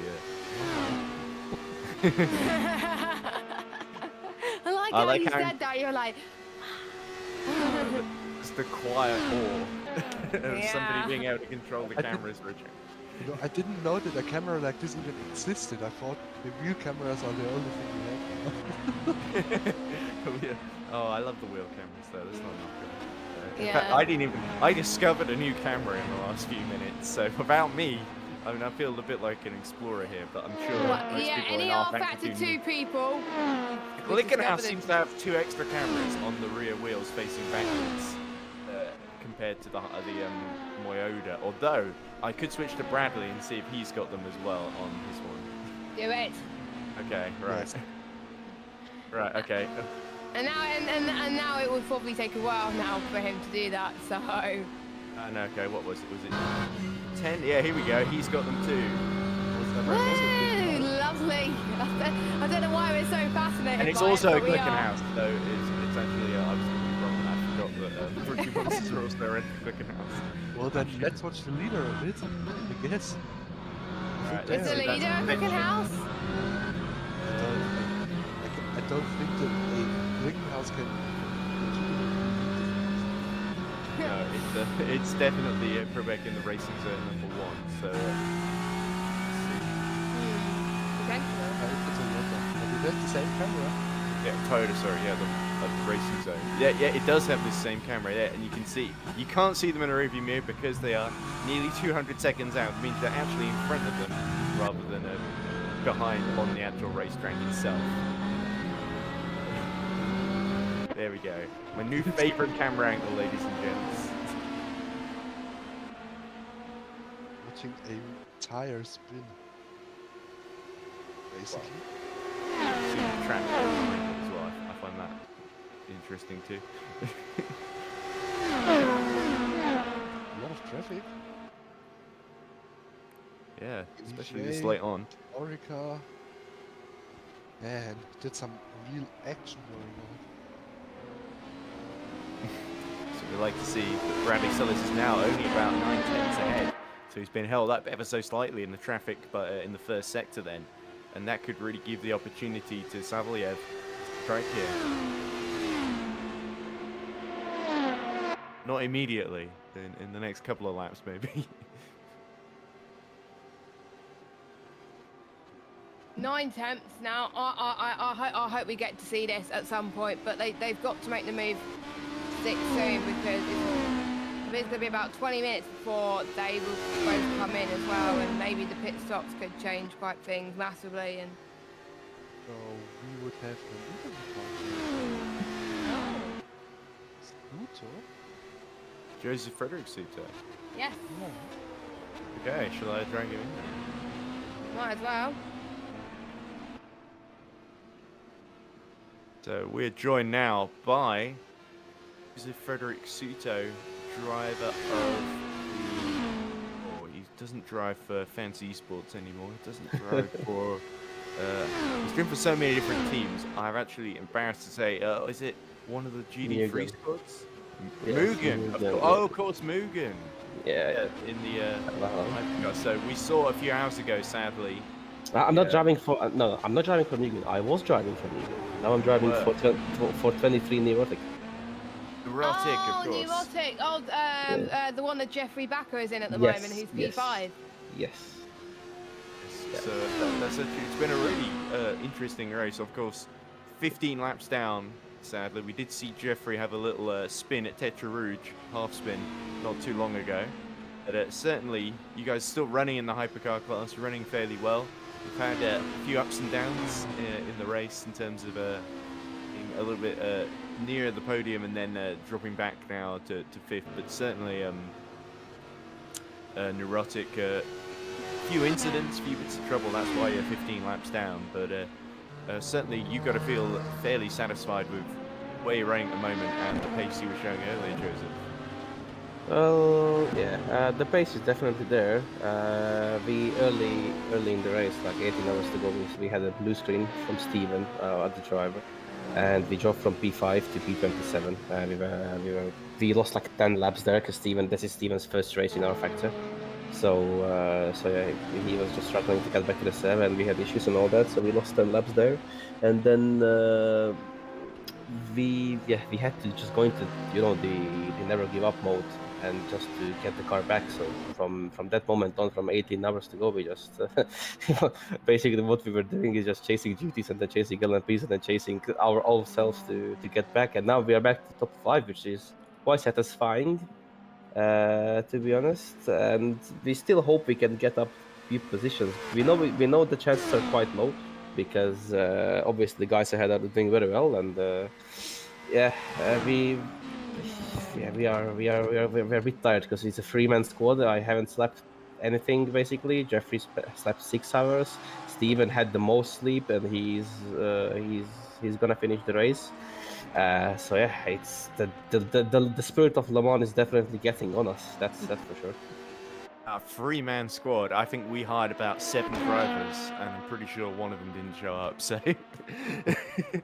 for this race, so yeah, I think take a bow, guys. Being able to get through on so little sleep, that really must test your patience. And it's nice of you to come speak to us rather than just stay in bed and just sleep through all the way through the finish, and then say, "Oh, did we finish? Oh yeah, okay, we go back to sleep." Yeah, sleep will be definitely needed because tomorrow I'm heading to work and I work with kids, so fuck's sake, I need sleep. Oh, no. Yeah, let's hope you don't swear in front of the kids, Joseph. Nah, I don't. I'm sorry, no, I don't. In front Nah, of to be kids, fair, I'm I've sworn on the very good. broadcast as well. I think Jess has heard me do it. But In some endurance races, like years back, I've sworn accidentally, but never. I've done it on Twitch before, like on my own stream, but never commentary because, yeah. Yeah, excuse me. You know, this is like those interviews when the driver gets out of the car and he's still putting adrenaline, so it doesn't control myself. You know, I'm sorry. Yeah, true. running on stimulants and coffee and no sleep. No, I cannot drink coffee, otherwise I would die. So. Yeah. Oh, and there's Jakob Grubka in the Aztec Racing 390. We're talking to James Megasgalede, completely cutting the second Mulsanne chicane, but just about got away with that one of threading through the tyre barrier. That's one way to do on it. in a very, very lucky 13th place. So as we cut back to Nick Westy, running second in LMP2 for EVA Racing Team. Have you been actually, you wouldn't really have a chance to see anyone else's race other than yours. So, how have you felt about some of the driving standards in this race, Joseph? Has it been a little bit all over the place, or do you think genuinely it's been clean? Well, most of the time I would say it was clean. Most of the drivers quite understand what they do, and they just don't do random stuff. There are like maybe 2 or 3 cars that are, I would say, they make unexpected moves, even though I fully understand that the theoretical basis say that the LMH or the LMP is responsible for making a move, but I have enough experience in GT cars, so I can say that the GT is equally responsible to the LMP or the LMH, because you both have to agree on what you do, and many GTs cannot handle traffic, so they make like very unexpected moves, like they open the door but they then close it and they open it again afterwards, so you don't really know what to do, and you're there waiting like, what's happening, because you lose time, I lose time, you know. Some cars do make mistakes like that, but overall it's not so bad. I mean, I get heated in the seat sometimes at people making those things, but until I'm not losing too much time, it doesn't really bother me, to be honest. But overall it's been quite good, you know. Yeah. And once you finish and get that well-earned 5th place, are you looking forward to Watkins Glen, a much shorter race next round of the season? Well, first we have to finish this one to start thinking about the other race, right? So yeah, first we have to get to the end of this. Then I need like 26 hours of sleep, and then I'll think about Watkins Glen. But yeah, Watkins is an interesting track, that's for sure. So yeah, hopefully I will be able to race there, because I haven't. Here comes the move. Second position. The That's Glinken. Touch your left, gets him. Sorry. Got Lovely him. move from That's Alexis part of the Savio. Glinken houses. Let's go. Yeah, and that started because you saw Bradley Sills was held up a little bit in the first sector, just going into Tetra Rouge, lapping Peter Schooneman in the Finn Avond. And now Bradley might be able to counter-attack into Mulsanne corner, but he's a little bit too far back. He's going to have to set himself up for the exit here. So it's a good thing that Alexis Savio was able to get through on the mediums right before the mediums died, and then the hards come into their own. Yeah, the mediums died, yeah. I don't think they've died instantly, but they're going to start to drop off fairly soon. Here we go. Up the inside goes the Rookie Monsters of Bradley Sellers to try and retake. He's going to have to try and go around the outside into Indianapolis. Side by side they go, and Saviev just holds it, keeps his foot in. And that was actually quite sensible from Bradley to back out there. If I would be in Bradley's car, I would probably just back up and let him kind of go, but stick with him, you know, because it's still 3 hours to go. It doesn't look too much, but you still have 3 hours to go, so there is you know, no reason to push too much. You can still beat them on the strategy basis, you know. So Yeah. and as you see, Bradley still has the speed to be behind him. So if he can keep himself with Savalyev ahead, then he definitely has a potential to get the second place back. Because it's just all about the patience you have sometimes with those races. Like, you can be behind the car for the whole race, but you have one good moment, one good chance, you get it, and that's it. Goodbye. Never see you again. So yeah. And Bradley is a good driver, so I'm sure he's gonna fight Oh, he's back. gained a bit of time through that final corner there as well, Bradley, as well. So it's not over yet for Team Rookie Monsters. Oh, not by a long shot, Jess, but he's going to have to pick his moment here. Anyway, Joseph, thank you very much for coming to talk to us. I think you've earned a very well-earned rest now. Thank you, thank you. Any final thoughts where we want to go, or just wish good luck to your team, I guess? Well, good luck to the other cars. It's 3 hours to go, so let's not retire now. If you made it until this point, then make sure you hit checkered flag. Yeah. Yeah, fingers crossed. Logistical nightmare about 4 laps down on you, so you can't really relax just yet.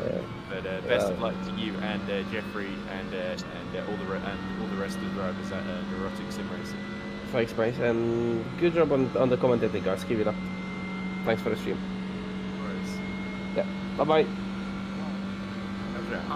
And I'm going to be heading off for an hour's break that I was meant to have an hour ago. That's okay. I suppose I could have been here an hour early, but thank you for all your efforts, Jess, and look forward to seeing you again for the finish and letting you know what happens in between, because this fight I think is going to run on for at least 2 more minutes, and then it'll probably end, and then we'll have enough meat. I'll be keeping an eye on it. I'll see you in about an hour's time. Yeah, here we Cheers, go. Tom, as well.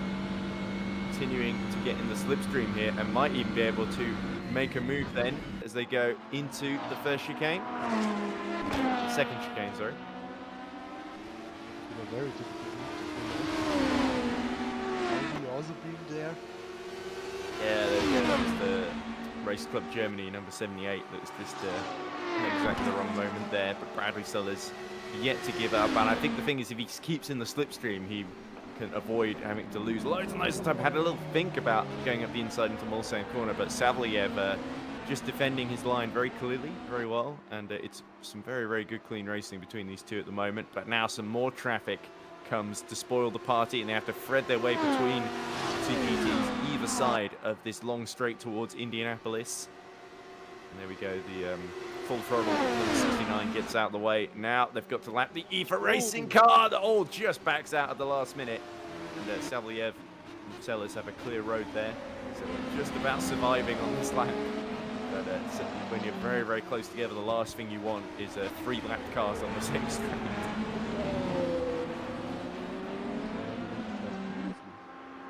Can I give it to them? You know what to right? Certainly do, and they're putting on a show for us at this late phase of the race. That's engrossing, absorbing, and incredibly entertaining to watch. It's right in the middle of the windshield of Bradley Sullers' Rookie Monsters car that had held second for quite a while in this race, but they've been slowly reeled in by the Promix Flame 83. Narrowly out-qualified them as well, in the hands of, I think, Alexei Savalyev as well.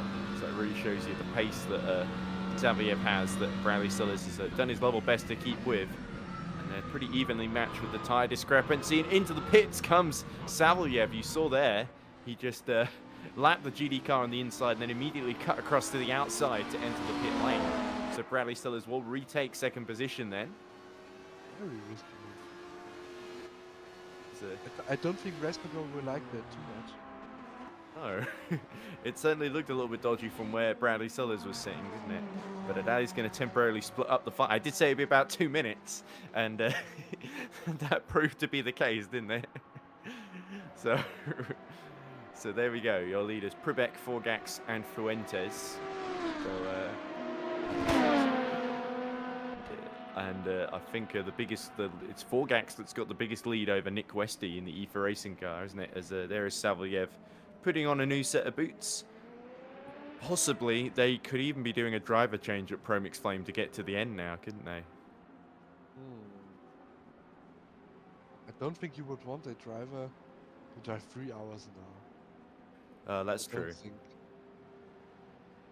It depends. A lot of the time you will find might have to do a change after 1.5 hours because the driver's just so exhausted from having done like 3 or 4 hours continuously or something with very few breaks.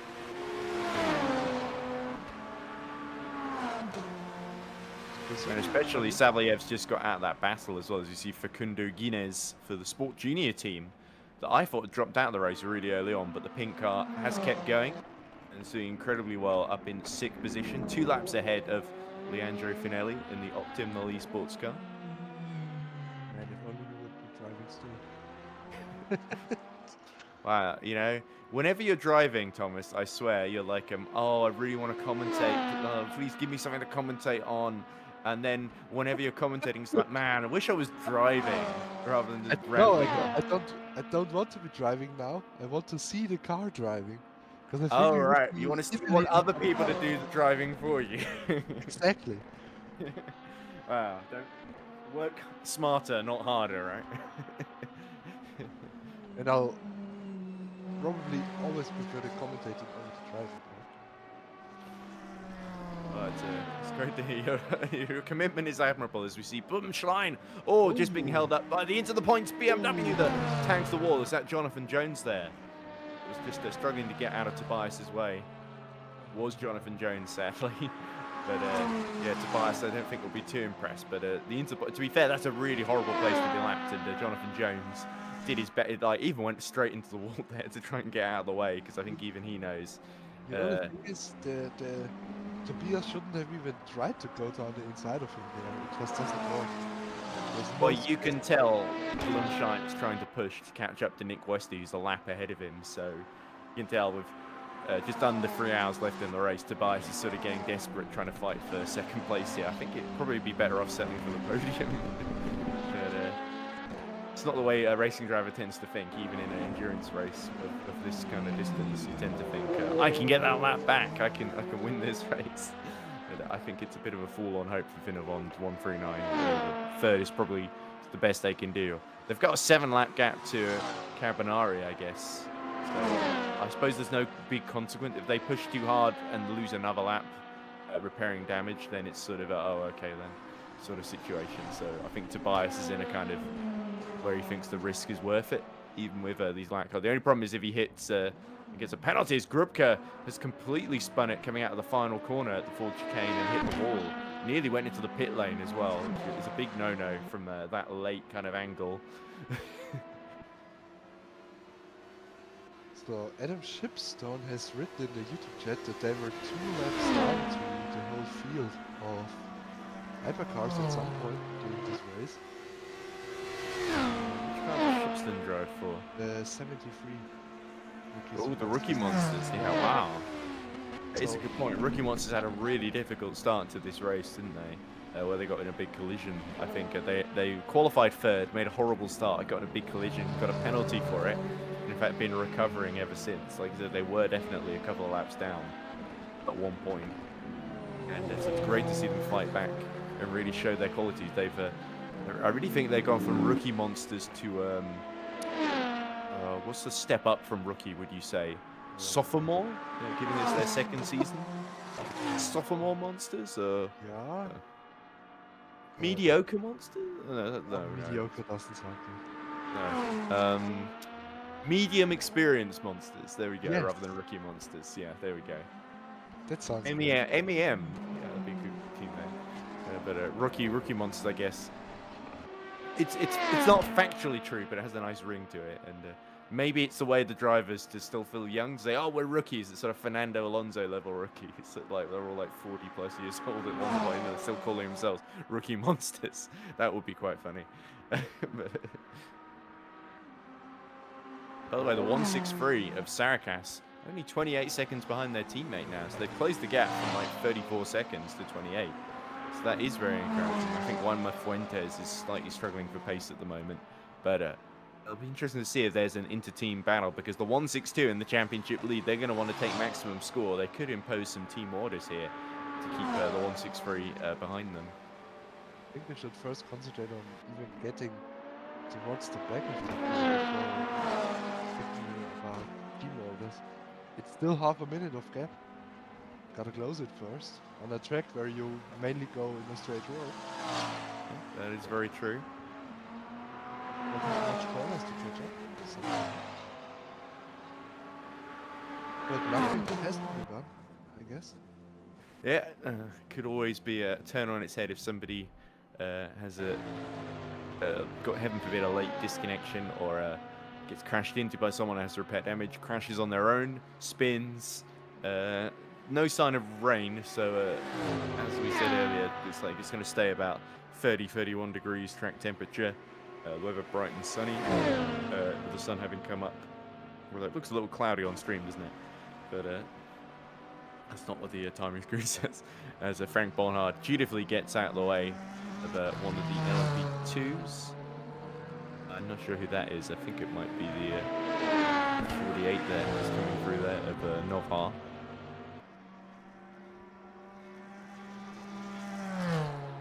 But sadly, I think the closest battle on track is Luke Bex, who's gotten on board the 137, taken over from his teammate Louis Hartley, and they're about 15.8 seconds down on Alexei Savelyev, who of course has pit recently and will start to pull away. Savelyev has Sellers actually coming to the pits as well, so we can see where Bradley comes out. Is he going to come out in front or behind Savelyev? Bradley still is last the previous laps. 324. Savelyev is setting 330s though, so I think Bradley still is probably going to come out ahead then. We could even go to a camera on Savelyev, see what he is seeing. As the gap goes below 50 seconds now.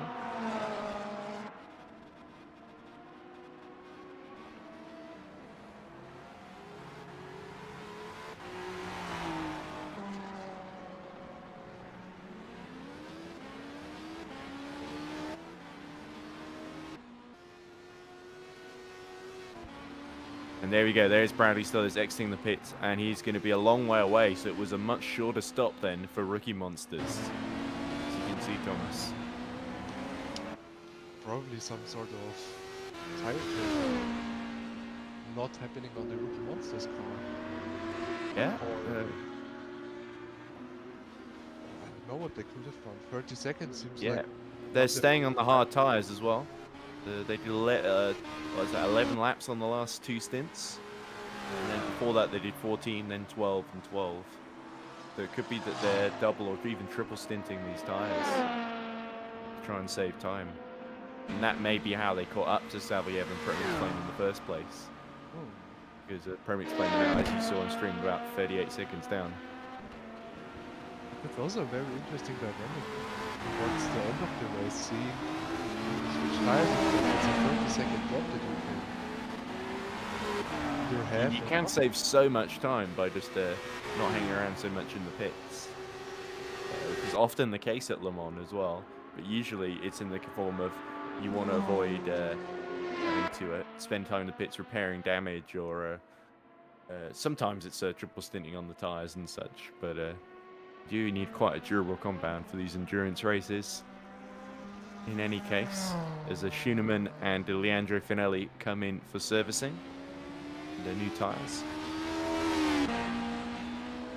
It looks like the 444 Finovon that was in the point of the championship punt last season not had the easiest start to the year, but could well get another top 4 position. They did finish 4th in the season opener in Istanbul as well, for getting their title hunt back on track.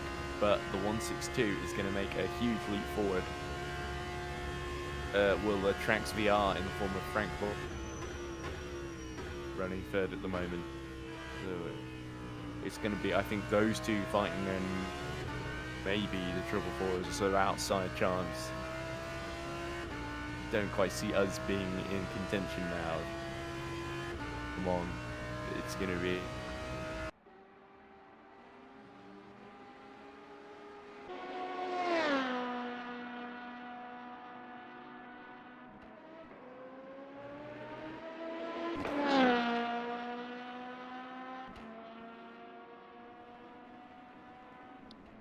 Is your mic okay, Ed? Anyway, you can have a look at the YouTube chat, Thomas, or even have. Something seems to be wrong with like your mic or something. Is it you? Hold on.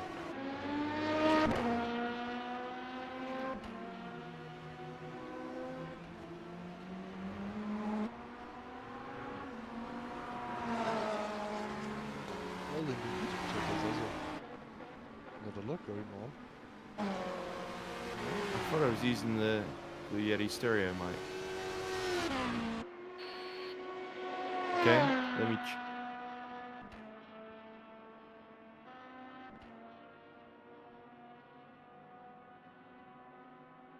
Okay, I've turned the input sensitivity down if it was cutting out because of that. But Cutting out quite a bit. it's probably just because the CPU's overloading from trying to screen share the streaming PC and watch it. Because the problem is it starts lagging there, so I have to watch the stream through Discord because that's the one where it's not lagging, and I'm trying to commentate as well with the mic and using a lot of processing power. I can try and just delete everything that's going on in the background as well, if that see if that helps. But yeah, but no, I'm sorry about that.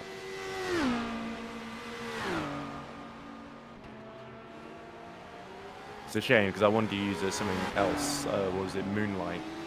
But I got told by Chris about a few minutes before the race started that it doesn't work, so you have to use Parsec again, which is the really crappy one that always lags out. And this Carbonari gets a penalty from 4th in LMP2.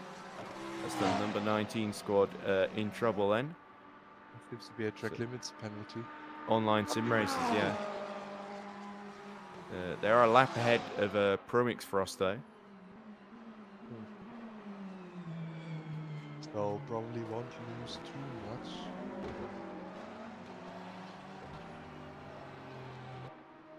Will P4 after the penalty. Got 3 laps time to serve it. Drive it to pits. Stay there for 10 seconds. Then drive off again. Yeah, no big drama then. You can sort of afford at this phase when you've built up such a gap behind to get away with that sort of thing. Leandro Finelli has definitely spent a long time in the pits, at least according to the on-screen graphic. Yeah, and in reality as well, on the timing screen.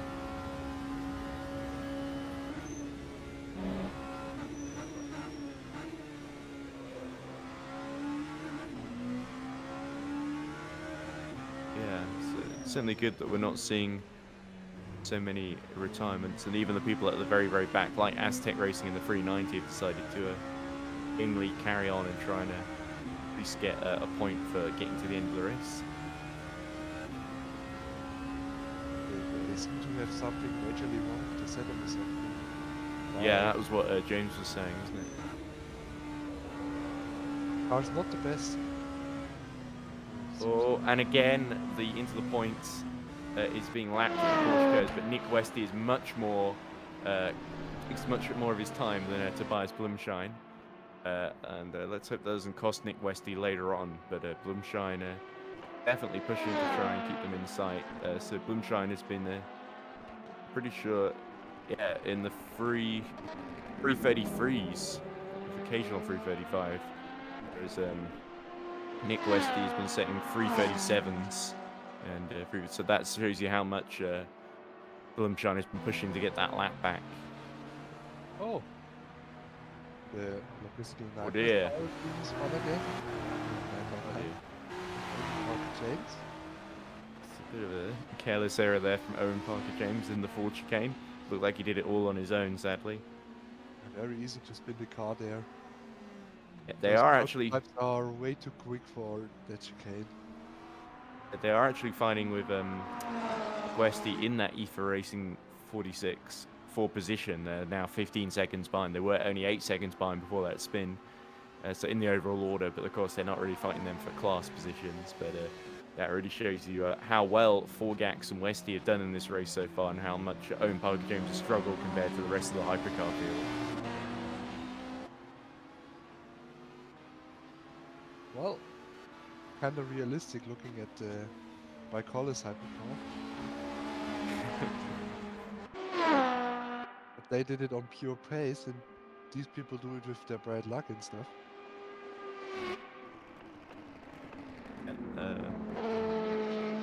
There's a lot of time in endurance races where if it's not going too well, the refrain tends to be from the oh, we'll just keep going as the Owen Parker James cut the chicane a bit there. Oh, we'll just keep going and hope everyone ahead of us drops out. And the problem is that with what ends up happening is that everyone else keeps going and you drop out. Yeah, exactly. There are 50 people watching now, which is pretty impressive for 11:23 in the morning. I'm sorry we had the microphone. Well, it wasn't the microphone issue. It was literally just the CPU messing up the microphone essentially by trying to do way too much on this crappy dying laptop. So Adam Shipston says, Stufa 15 says, we lost 4 laps on a disconnect, so technically we've managed to catch 2 laps up on Rookie Monsters. As that's what the Promix playing team, I think, is saying. Savaliev cuts the chicane, Sycamore and chicane, which is not good because that's going to help Luke Bex catch up to him. So it's now Promix Flame, rather than fighting for second, they've started to worry about losing third as well. Very interesting dynamic. They're also having a great racing between the pair, as the Stufa 15 says. I'm not sure, is that Mustafa? I'm not sure who Stufa 15 is supposed to be in the chat. They might be one of the drivers from a Pro Mix Flame, but I don't know who. Adam Shipston says, nice, we were nursing damage we can't fix at the moment, so losing a lot in a straight line. That's probably why they were stuck behind for so long while as Forgax pits from the LMP2 lead. Lorenzo Di Menegildo. Lorenzo says, GD3 will come alive in the last 25 minutes. Ducat749 says in the chat, go Plume Garage. E Carbonari is Plume Garage on Twitch, a French broadcaster. Okay. So is he streaming the race? Is that what is being implied by that statement? I don't know, but Ducat, yeah. I'm not sure who Plume Garage is supposed to be. Lizard Folk says, my first ever 24-hour, wasn't supposed to be there, but had to emergency sub for Promix Frost. Jumped in with no practice at all, but know the track well from iRacing. Go number 48. They're still going down in 5th as Jeffrey Backer now approaches the pit entry. Lizard Folk also said, I had frame rate issues all stint, and that caused a few offs. So done well to stick with that despite those issues, I think. Ours the Great to hear from everyone. I'm not sure I agree with Lorenzo Di Menegildo. I'm not sure GD3 will come alive in the last 25 minutes because it'll just be the 2 teammates, and the 163 will just sort of say, okay, I'll let you through and I won't fight you because you're leading the championship and it makes no sense to limit your score. I suppose the 163 could take the attitude, well, the 162 is going to win the championship anyway, so at the moment does seem likely. Because there aren't really any challenges behind, apart from maybe Trax VR. I wouldn't actually be so sure that they are going to be clear-cut separating those cars. Wouldn't be surprised if we have the 2 drivers fighting for it. Yeah, well, they could at least pretend to put on a show and swap positions down the straight a few times. Yes. I don't think any of us here will be opposed to that. But anyway, by the way, if someone wants an interview, please give me a shout. I'm not always checking as Mark Horvath goes off a little bit at Maison Blanche and just avoids the wall. I was just about to refresh the overlay. See if a couple of people in LMP2 that it was not showing the gaps for. There we go. That should be a bit more helpful.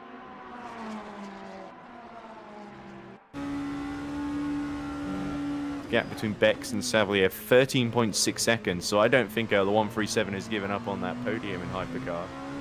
I think that's the big fight at the moment.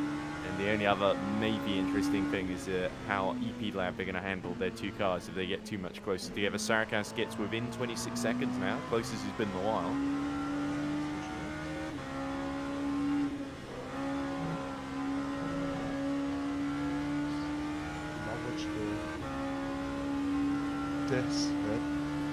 Yeah, Boxing Eels, who are fighting for the podium earlier. It's not really gone their way this race, sadly. But credit to them, they're still punching away, those Boxing Eels. I don't know why anyone would be boxing eels unless you're underwater. But maybe there always seems to be a couple of teams that go for a weird sort of underwater theme. Like we did have, we had a team called, I think, Scuderia Adriatica a few years ago that I mistakenly called Scuderia Oceania in one of my first ever commentaries of EERC, which is quite embarrassing. It was the wrong ocean. I'm trying to think of other teams as well that have had interesting sort of aquatic themed names. Those are the only two that come to mind, sadly, Boxing Eels. And it does seem like something Sven and his friends probably came up with. Then for next year, I'll have to make the, I don't know, pufferfish racing team. Pufferfish racing, the blowfish racing team, like just turn into a big spiky ball whenever someone gets close. Yes. Oh, that would be quite some livery on the Orica or some car. Oh yeah. Sort of Mad Max style livery with loads of spikes. Lizard Folk says, great job on the broadcast. Us viewers greatly appreciate. Well, thank you, Lizard Folk. I'm not sure who Lizard Folk actually is, other than one of the drivers from the 48. So that'd be the Promix Frost team. I could have a look up, see the entry list, and try and guess from the names there who might have the username Lizard Folk. Right, okay. We've got Callum Lloyd, Henk Jan Steneker, Nazar, Seydaka Metov, and Ritzy Nova, who's in the car at the moment. So we got three, it could be Lizard Folk. Is it Callum Lloyd, Henk Jan Steneker, or Nazar Seydakem Metov? What do you reckon? Probably none of those, because they are talking about having to emergency sub. Oh, is the emergency sub? Yes, it's probably so someone. It could be one of them, but it might also be someone completely different. Yeah, I'm pretty sure the Hunter Birch Simulation entry list doesn't include, for the 485, doesn't include Sophie Jones, who very quickly did a stint. So, Lizard Folk, it's definitely someone who does iRacing. We know that much. So that's the main hint he gave us. That's what the iRacing data bank to see. Okay, somebody who's got a lizard-based name. Okay, we've gone from aquatic, we've gone from the ocean to cold-blooded land animals. Well, what is this? It's not 3 a.m. and there's sort of clocks, so it's 11:30 a.m. It's much later than 3 a.m. No, it's an hour later for me. Oh, that's true. Yeah. So What about you?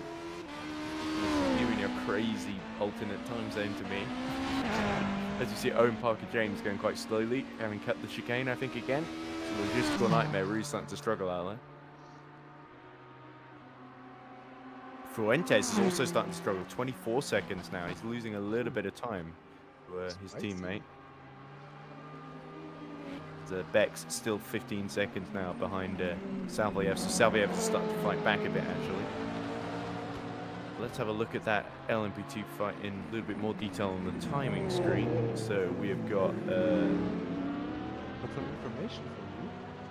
Go on. Lizard Folk is... I don't want to try this name because It's Juen Zhen Wang. Okay. That is surprising. But great to see him in action, though. So... 4 hour drive time. Yeah, I remember commentating that name. Oh, he must have made an impression on you, Thomas. Probably. Right. So Juanma Fuentes has been lapping roughly the 401s, 402s, with the occasional 404 and 408, when letting a chart through. Stavros Sarakas has been lapping in the 401s, even setting a 4-0 actually. Ooh. So yeah, nearly more consistent and also nearly half a second per lap faster on average, I would say. So yeah, the gap's slowly coming down. So we could see a battle between those two. Maybe I was wrong after all, and the two teammates are free to race. Well, they are still 25 seconds apart from each other, so still quite a lot of time to Yeah. fight. Ren Zhen Wang says in the chat, yes! So I assume that's a fancy way of saying yes, that I pronounced his name correctly, and that you recognized him correctly, Thomas. So, by the way, one of them sneaky not on the entry list Le Mans drivers, like Ed Hugas. That's what they're on the LMP2 drivers, isn't it, Ed Hugas? But Duen Zheng, if you want to come in the chat and talk to us in person on stream, you're very welcome to. As Luke Bex goes into the pit lane, so he's going to try and undercut Savaliev in front of him. Thomas, I'm going to go for a quick bathroom break, and I'll be back in 2 minutes, if that's okay, Thomas. So I'll leave you on very, very briefly. Apologise, but it's a somewhat necessary measure, but I won't go into details why. Not allowed. No, I'm not allowed on stream. I already had a massive rant about decapitating people on stream after one of my drivers' internet went due to maintenance work on his street. Oh, I didn't watch that. Yeah, it was a rage unleashed. It wasn't my proudest moment. But, but to be fair, I've been commentating for way too long at that point. So, if you commentate for long enough, bad things happen to your drivers. It would seem. You know what? Maybe you should go to the bathroom. Because the time we're talking now, you could have been to the bathroom already. That's true. Well, I'm not certain about that, but I certainly could have got some of the work out of the way. Put it that way. Anyway, but I'll be back soon, and I'll leave you in the capable hands of Thomas Rash. Can only go wrong. Well, now that the main talker of the stream is gone, for 2 minutes, so just have to commentate on what we have on screen. Having the Track VR car running in P3. One of the major stories of this race so far, they've had a collision on the formation lap for this race. They lost a wheel, had to repair the car, lost quite a lot of time, and they are now here running in the podium position in GT3. And if something goes wrong, they are there for the race win. The two teammates end up crashing each other out.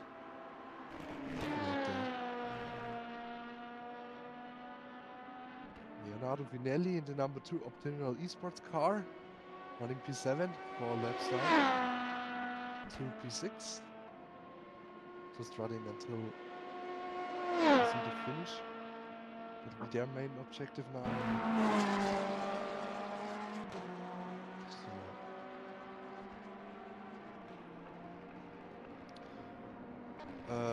The EERC does not do safety cars. We only have the code 80 stuff in case something happens. But Hello everyone. game safety car or something. Hi Thomas. Ezra now Okay, being code joined 80 in by- 10 seconds. Welcome back. Well, I'm not supposed to be here, but as I saw your message, I just finished the post Super Cup. As I saw your message, and I saw Ed on mute, and Jess isn't here right now, so I'm like, I'll just pop in for a bit, because obviously I couldn't do the whole 2 hours, because obviously the stream wasn't working, so I had to wait, and couldn't do all of it, so I just thought I'll jump in for a bit of fun here. For a bit. Jess will be back in like 20 minutes. Ed is just quickly on the toilet, so Yeah, I'll just stay here till Jess gets here, because I think Josh was supposed to join now, but he is sorting out stuff for Formula 1, so I thought, I'm being useless and I'm just sitting here, so I'll join and do something. greatly appreciate it. Well, as we're now on track seeing a code 80, from what I've seen, the 19 car of Carbonari seems to have lost a wheel or something with the splitter dragging around, creating a ton of sparks. Yep. So quite interesting to see what the people will do, especially the people that are in a fight. So what has happened since? Right. So you started from 9, didn't you? Or 8:30? 8:30 with Jess. Yeah. Ah. Well, what's happened then since? To be honest, not really that much. The 714 car is out. The 714. Yeah, it's out, but I don't know if it was out already when we came. Oh, so right. No, it shouldn't have. One sec. I need to go back on here quickly. Oh, yeah, move car going slowly, having lost a wheel, front right wheel, dragging the splitter on the ground of the Ferrari, doing a major grab walk. Bloom shining P3. Still trying to chase down the second place of Marshall. Oh, so well, that's a big moment then. Because that would have been after my stint. That would have been after my stint before you guys. So it would have been in the period where I left, and then obviously you guys weren't there for a bit of it. So yeah, that was our race leader with a 3-lap advantage. So they dominated. They've dominated. They took pole by over 2 seconds. They absolutely dominated. They've led every single lap of this. But yeah, they would have retired then. Probably maybe a bit before you came. So that's actually a big moment. And they had a disconnect, then tried to come on again. Ah. There you see the LM2 car going. That is so unfortunate. They did nothing wrong. They put so much effort in this event, but you get to the business end of it, and they find themselves with a retirement after leading about the majority of it. Typical. I go for a bathroom break, and then suddenly something very dramatic happens. So. Yeah, the number 19 of Carbonari Online Sim Races, Orica lost the front right wheel, and the number 390 Ferrari lost a front right wheel. Oh, well, that's definitely 2 reasons for a code 80 then. Yeah. Very good ones as well, in the form of missing wheels. Well, would be quite interested in what happened, that both cars are able to lose it at the same time, basically. Yeah, I don't think they were particularly close together on track before that happened. Sorry, I left it on the auto director because I literally cannot be at the stream PC the whole time as well, so. Well, Can't exactly take it into the bathroom with me.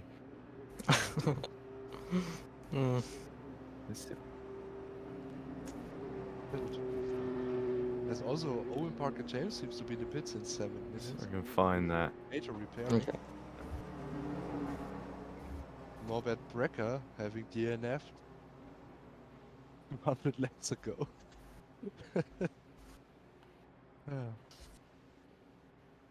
So the auto director seems to do stupid stuff at times. Sorry, that's me trying to trying desperately to find, because the 390 is so far down the order and it's so slow. For that day. Apparently. No, that was me. That was me trying to scroll down through, because I got such a time, and it's so slow to. Okay, I'm trying to find. Guys, apparently there was a collision between the number 19 and the 390 coming onto the Mulsanne straight. Oh. So, I have a picture here where both cars are up in the air towards the barrier with both cars losing a wheel, which looks kind of funny. So something has to have happened between them.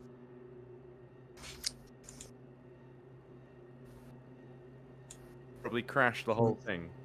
Right. I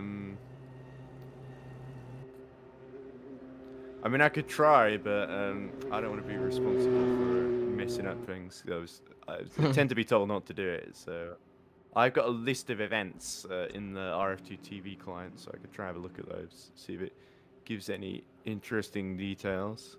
Because I'm not sure they would have gone off track, so I'm not sure it tracks collisions between drivers, but we'll see.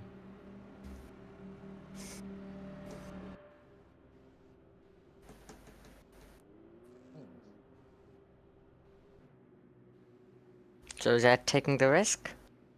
What's the reward? Well, how's it gonna work? Oh.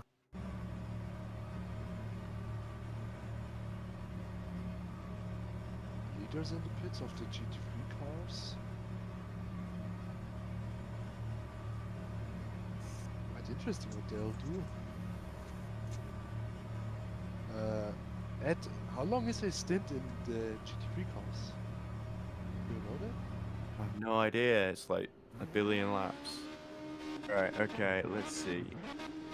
Imagine owning 2 of them. Oh, that was somebody's dream at one point or other.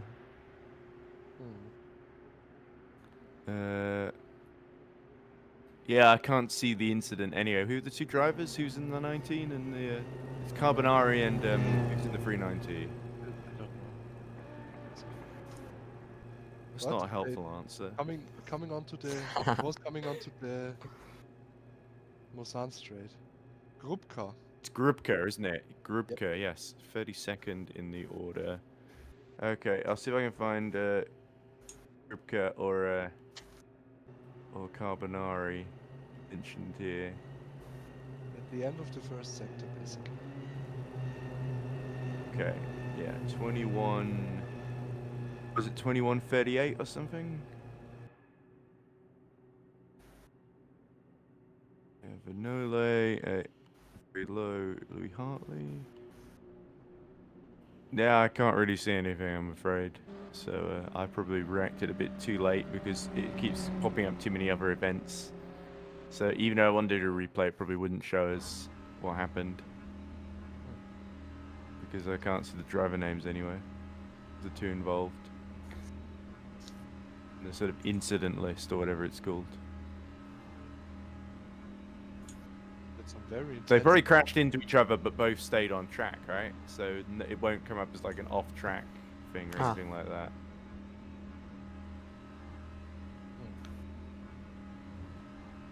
You might see reload of them slowing down, but you know.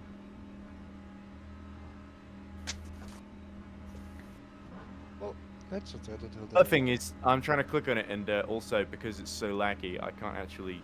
Well, I can't see the incident list before more incidents happen because everyone's going so slowly under code 80, and it keeps classifying that. So it's like a losing battle here.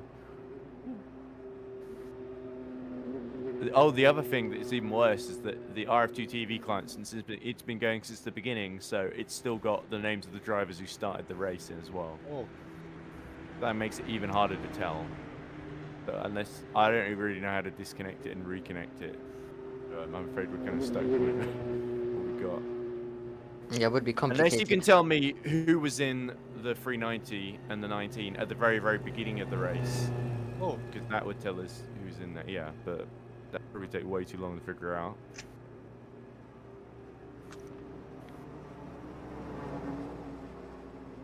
Anyway, it looks like pretty much everyone is pit under this, so Yeah, yeah, best time to pit.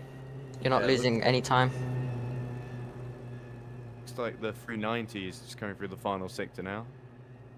So we'll shove it early, sliding through the Porsche cars as we look at Alan Holden going there at the moment.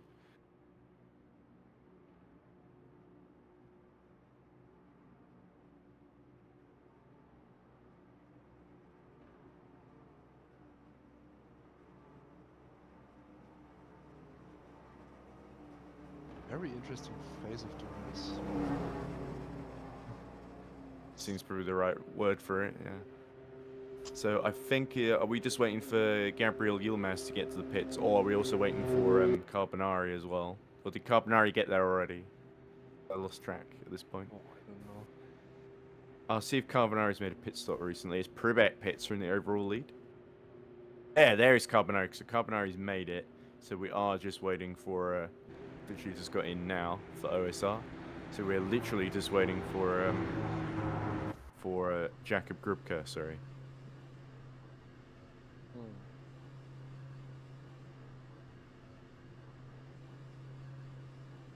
That'll be quite some time to repair. Losing a wheel.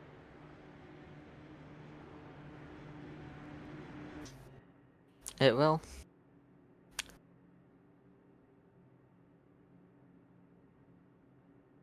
Back to green in But 10 hopefully seconds.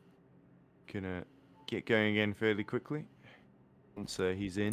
'Cause he 5, can't be far from the pit 4, entry now. 3, Yeah, 2, must be close. 1, green flag. I probably should have got Mumble back on because that would tell us when the code 80 is about to end, wouldn't it? I don't know why I left. Oh, but I Believe think you. they are going green now again. Okay, right, I'll better Think get now rid he of is the code. supposed to be going a bit slower than 60, a bit faster. I think I turned off Mumble when I went to sleep and I just forgot to turn it back on again. I think also I didn't like having the beep when you speak when it detects that you're muted because they said specifically that to be muted on Mumble. I suppose I could just go into a different room from the stream PC. And myself. There we go. But I'm just talking to no one. Right, okay then. Is that your iPhone? That's it's an annoying charging cable because the problem is it won't charge unless it's at a very specific angle to the charging port. So it's very Yeah, temperamental. I have chargers like that. So annoying. Yeah, so I've sort of so I'm lifting up to look at it, but I want it to keep charging. So yeah, anyway, so it's not an interesting subject. It's very tedious. Yes. Anyway, to be honest, I can probably just unplug it for the rest of the race. It doesn't really matter. I think Carbonari started the race. I didn't see Carbonari's name anywhere. What's Carbonari's the replay list? So I couldn't have even tried if I wanted to. Because also when I was away literally on the toilet when that crash happened, which was really annoying. So like I can't I've not got like a time for when it happened or anything I'm looking for. So that makes it even trickier. I'm going to be trying to refresh the overlay because it's constantly messing up whenever someone pits because it'll just keep saying pit 715 or whatever next to its name. I find really irritating. Everyone is constantly saying refresh the overlay. It's literally all Jess says in commentary. It's like just every other line refresh the overlay, and it really it's not Jess's fault, but it's sort of like because I can understand why she's saying it because it's what people in chat are moaning about as Carbonari is going to lose that 4th position then to the 48. So this is great news for is it the Frost, Prolix Frost or whatever they're called, Prolix Frost, sorry, racing because they're going to get inherited a 4th position unless the online sim races number 19 can have a great stint when they emerge, but they've got a lot of damage having to replace that wheel. So here we go, the 48's coming through now. Have a look.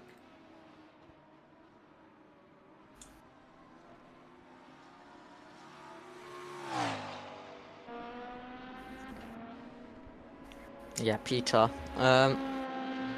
Has he been doing any cheeky cuts of the corners at all?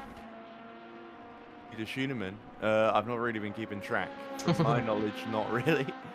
He was doing a lot of it yesterday. We asked him though. We asked him, yeah, when he joined the commentary box. Doesn't surprise me. But there is Ritsky Nova, our new 4th place runner for Promix Frost, not Prolix Frost as I called them earlier. It's hard to remember all these weird new team names. I don't really know what the deal is with Promix Frost and Promix Flame. It's the one to go for a sort of ice and fire kind of theme. I haven't put any effort to learn any of these names. Like whatever just comes up, I read it. Usually a team name has got some sort of logic as we look at Sabahagadis in the Scudera Morera number 66. That is serenely carrying on its way a lap ahead of everyone else in LMP2. You're brilliant with names. I struggle so much. Well, to be fair, I've been doing this since 2020 now, so I've gotten to know quite a few of the names of some. Oh yeah. Yeah. Well, I've been in EERC since 2020. Wow. That was how I got back into commentary. It was actually just doing lockdown. Somebody had, I don't know how, but I think it was actually through EERC Formula E that I sort of heard of vaguely, and I think I was sort of vaguely interested in it, and somebody else I wanted to take part, and I said, well, I can't because I use a MacBook, so physically wouldn't be able to. And but I said, but I have done commentary in the past. And I showed them the Road to Vegas Formula E commentary I'd done in 2016, which was during when I was I had to redo a year at university because I got one of the modules wrong, where I'd sort of got the delivery dates mixed up because we were doing two at the same time. Yeah. And one was due a week before the other one. I got them mixed up, so basically I had to rush one of them in about a week, and I did a pretty horrible job. So they made me redo the whole year just to do that one module that I failed. And to be fair, I did it, and that was in second year as well, so still a whole other year to go after that. So yeah, but during that in the autumn, I ended up, because I had nothing else to do, I sort of ended up doing Formula E Road to Vegas commentary that I was really happy about, and because I was struggling to get a job basically, and I also edited together the highlights for it as well. And even though nobody saw them, and Formula E edited their own highlights later, where they got Jack Nichols to voice over me, which they probably wouldn't do these days for obvious reasons. Although, to be fair, I don't think Formula E particularly keen on me, because there was a whole thing that happened later with the talent call competition where they discovered that I did a petition against Formula E racing in Saudi Arabia, because on objecting on moral grounds, essentially, because I don't like people being slaughtered by Saudi Arabia and Yemen, and you know, tribesmen being evicted from their sort of country they've lived in for 700 years, so the Saudis can build a giant greenhouse city called Neom in the middle of the desert. I thought that, and also murdered, not just evicted, but murdered publicly as well.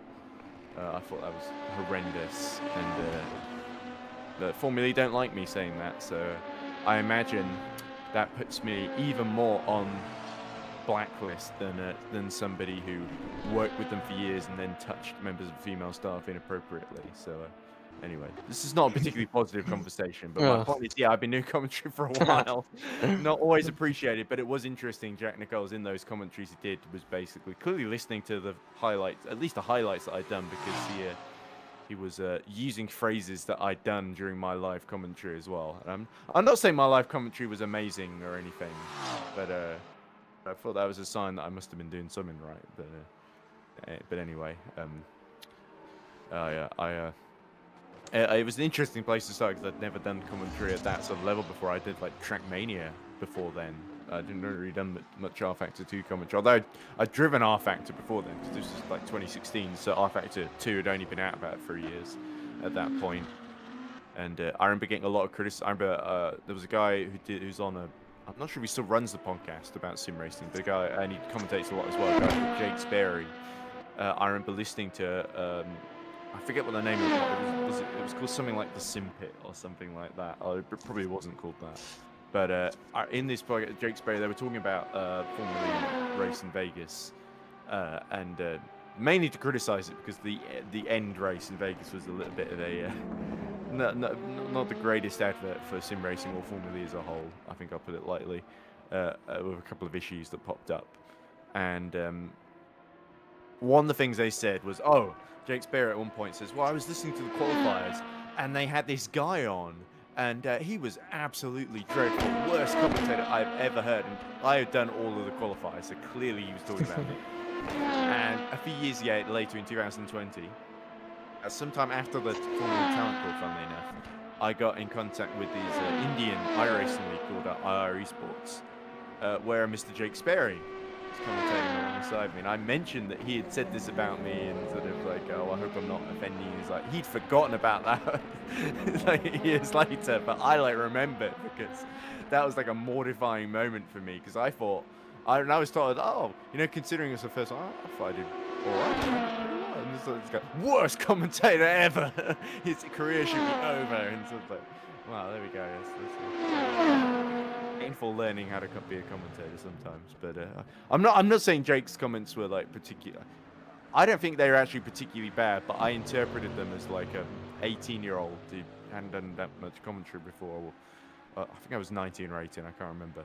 But I remember being mortified hearing that criticism, because obviously he was criticizing for the whole Road to Vegas tournament as a whole, because admittedly Cloudsport, the Spanish company, they were hired because they gave like a €1 million prize, and then this modding company that had to sort of haphazardly put together the event after, and the whole Vegas track was sort of made in like a month or something like that, literally, because they just weren't given enough time to do it properly, and ended up being a bit of a mess in the end, sadly.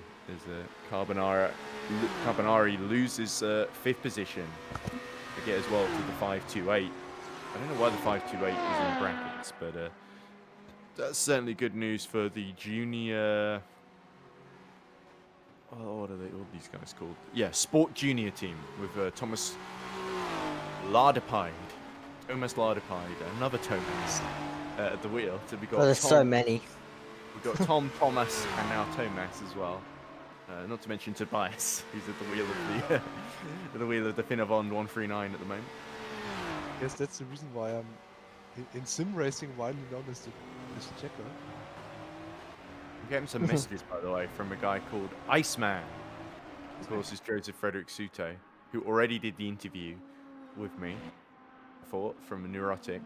He says, this is at 10:43. He started saying, he says, I'm the managing driver for 23 Neurotic LMH. He says, we went from P27 to top 5 now after blue screen from our teammates. So yeah, definitely a very good drive from Neurotic LMH. Oh, it might be Joseph sent me some old messages and Discord is finally like, I finally noticed them.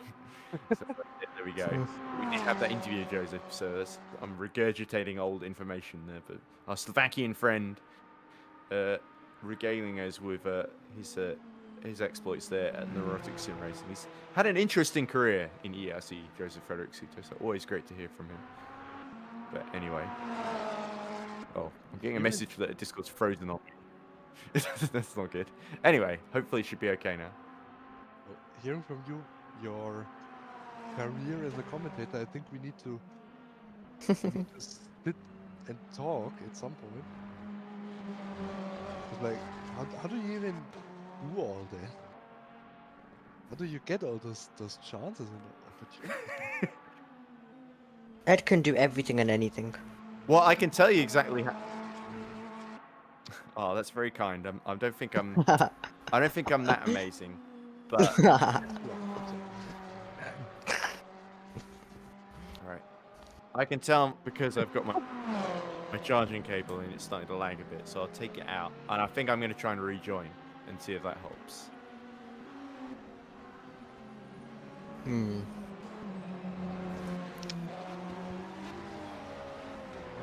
Did it help?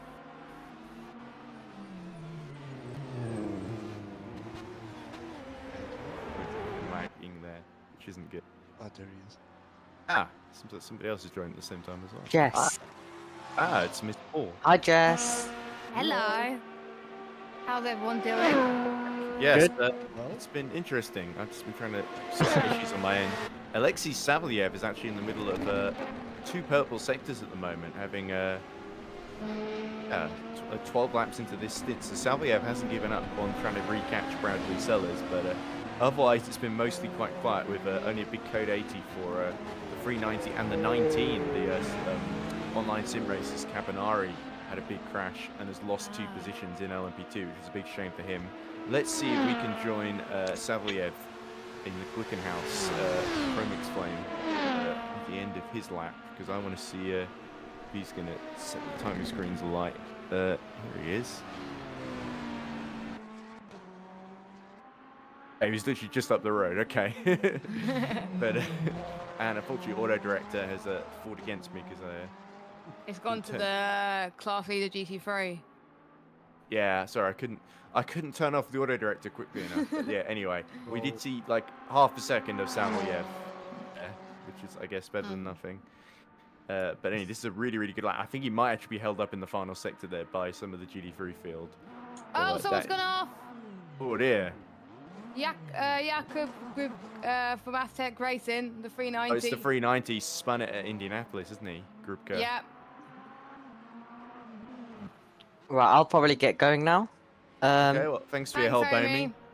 That was what, like 20 minutes? Half an hour, maybe? I mean, I only joined. Endurance trooper, Mr. Omi. Well, I only joined because Josh said that he's busy, so he can't join because he was supposed to be here. And then I didn't see, and then Jess wasn't in the box. So. Very true. Well, I yeah, appreciate because your I was meant to have my break an hour earlier, and then I lost track of time because I was enjoying it so much. Yeah. Anyway, I hope my tales of how I got started in commentary at least inspired you somehow, Omi. But I can tell you a few more details of how I got started in Trackmania commentary, in like a weird Australian league called UF1R. Oh. But anyway, it's not an amazing story, but it's okay. Well, Josh has to go listen to my voice now, so I'll see where he is, and I'll see you I'm then. sure he'll enjoy that punishment. It doesn't sound like a punishment, if you ask me. I'll see you guys later.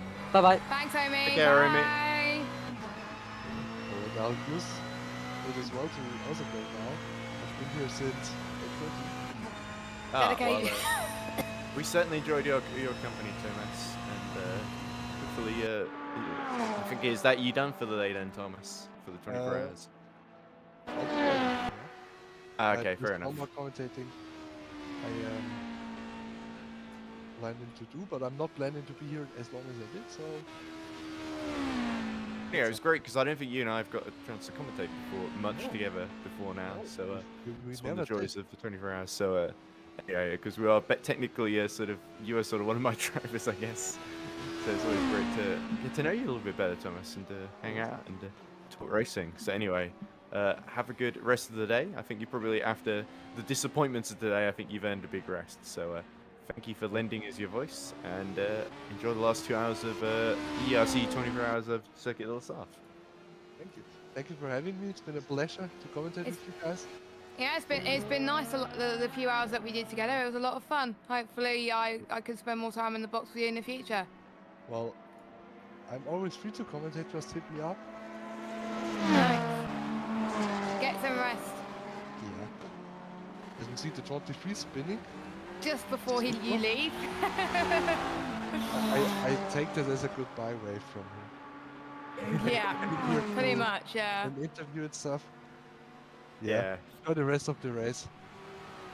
We actually had Joseph's Frederick Pseudo interviewing it earlier, as Thomas alludes to there. And so that's probably him knowing that he would show up on the broadcast. As Bradley Sellers now pits just after Savalyev is pit, so that's going to be interesting. Anyway, see you, Thomas. Bye, Tom. There we go. So, two commentators leave and one joins us. So 2 hours to go. And I'm here to the end now. Oh, that's very kind of you, Jess. But anyway, well, that's what I was scheduled to do anyway. So. That's true, yeah. I'm so not used to people committing to doing stuff and following through on it. Trying to desperately get the driver schedule together, and in the end, it didn't really matter. If I'm being honest, I feel bad if I don't commit to the hours I'm meant to be doing. So. Yeah, me too. If I'm being honest, but but anyway, so the fight in GD3 is quieting down because Cabello and the 163 has taken over. Yeah. So Fuentes has stayed in a bit, so that's why we're seeing a 38-second gap between the two. So surely the 162 will change drivers in maybe the next half hour, 40 minutes to get to the end, because Fuentes has been going for about 2 or 3 hours now. So the other interesting thing is that fight for third in Le Mans Hypercar with Beck still about 14 seconds behind Savalyev. We can see where Bradley Sellers emerges. Should still be ahead, I think. Unless they're doing a driver change at Rookie Monsters number 73.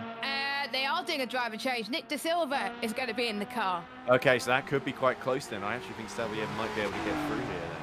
But Nick is a quick driver. We know that. So even if number 83 gets ahead, De Silva could catch up very soon. So I think it's going to be quite entertaining to watch.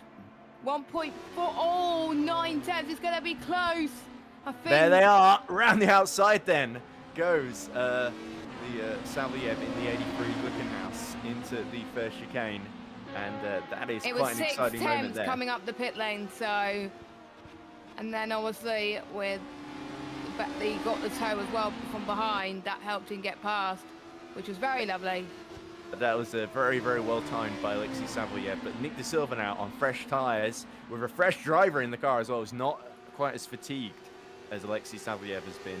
We can see quite a battle for all. I think Nick De Silva, I wouldn't bet against Rookie Monsters to retaking that second position. No, I know what he can do. He can pull out the laps when he can, and he probably feels refreshed as well. Obviously, he did a few stints earlier on as well. So again, the track may be different to a couple of hours ago. It's pretty much the same as it was at the start of the race actually. So it's gotten a bit hot than we would expect, but it is obviously, I think, 1 PM in game. As they go onto this straight here as well. I think the Silver just finding a little bit of his feet with his tyres as well, warming them up. And our class leader in LMP2, the number 66, is in the pit as well. Indeed they are. So Gatus could be also doing a driver change. This seems like a good moment to get the driver changes out of the way. Saba has been in for about an hour or two, I think. It's a bit hard to remember and keep track. Oh, look at those stints. 9 laps, 9 laps, 9 laps, 9 laps, 11 laps, 3 laps, 9, 7 laps. It's just sort of like...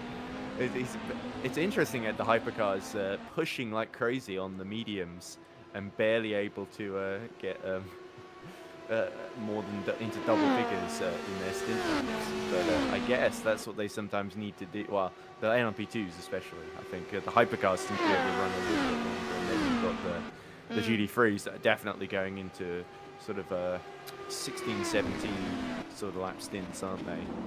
Or Yeah, and it's like almost a 4-minute 26 4-minute laps. stint. Fuente's been done 26 laps, I think, on the previous stint, so 5 laps on the current stint. He stopped recently.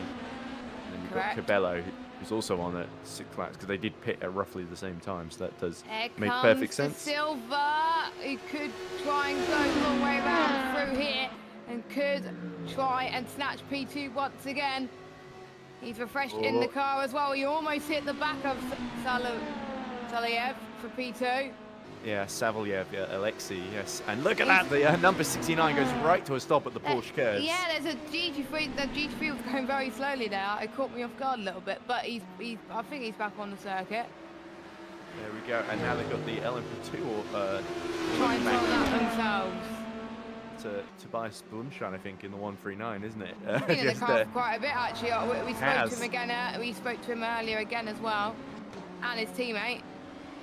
Yeah, great to hear from Finavon team. And Tobias Blumschein, it's weird me seeing Tobias actually in Finavon colours, because I'm so used to seeing him driving for Iris, which is now Scuderia Marrera. Yeah, that's what I'm used to as well, because he was in Team Iris. I think one of the Team Iris cars in the other series I commentated on Yes, as well. wasn't it? Yeah, oh, and look at De Silva just having a think about diving up the inside into the second part of the Dunlop chicane there.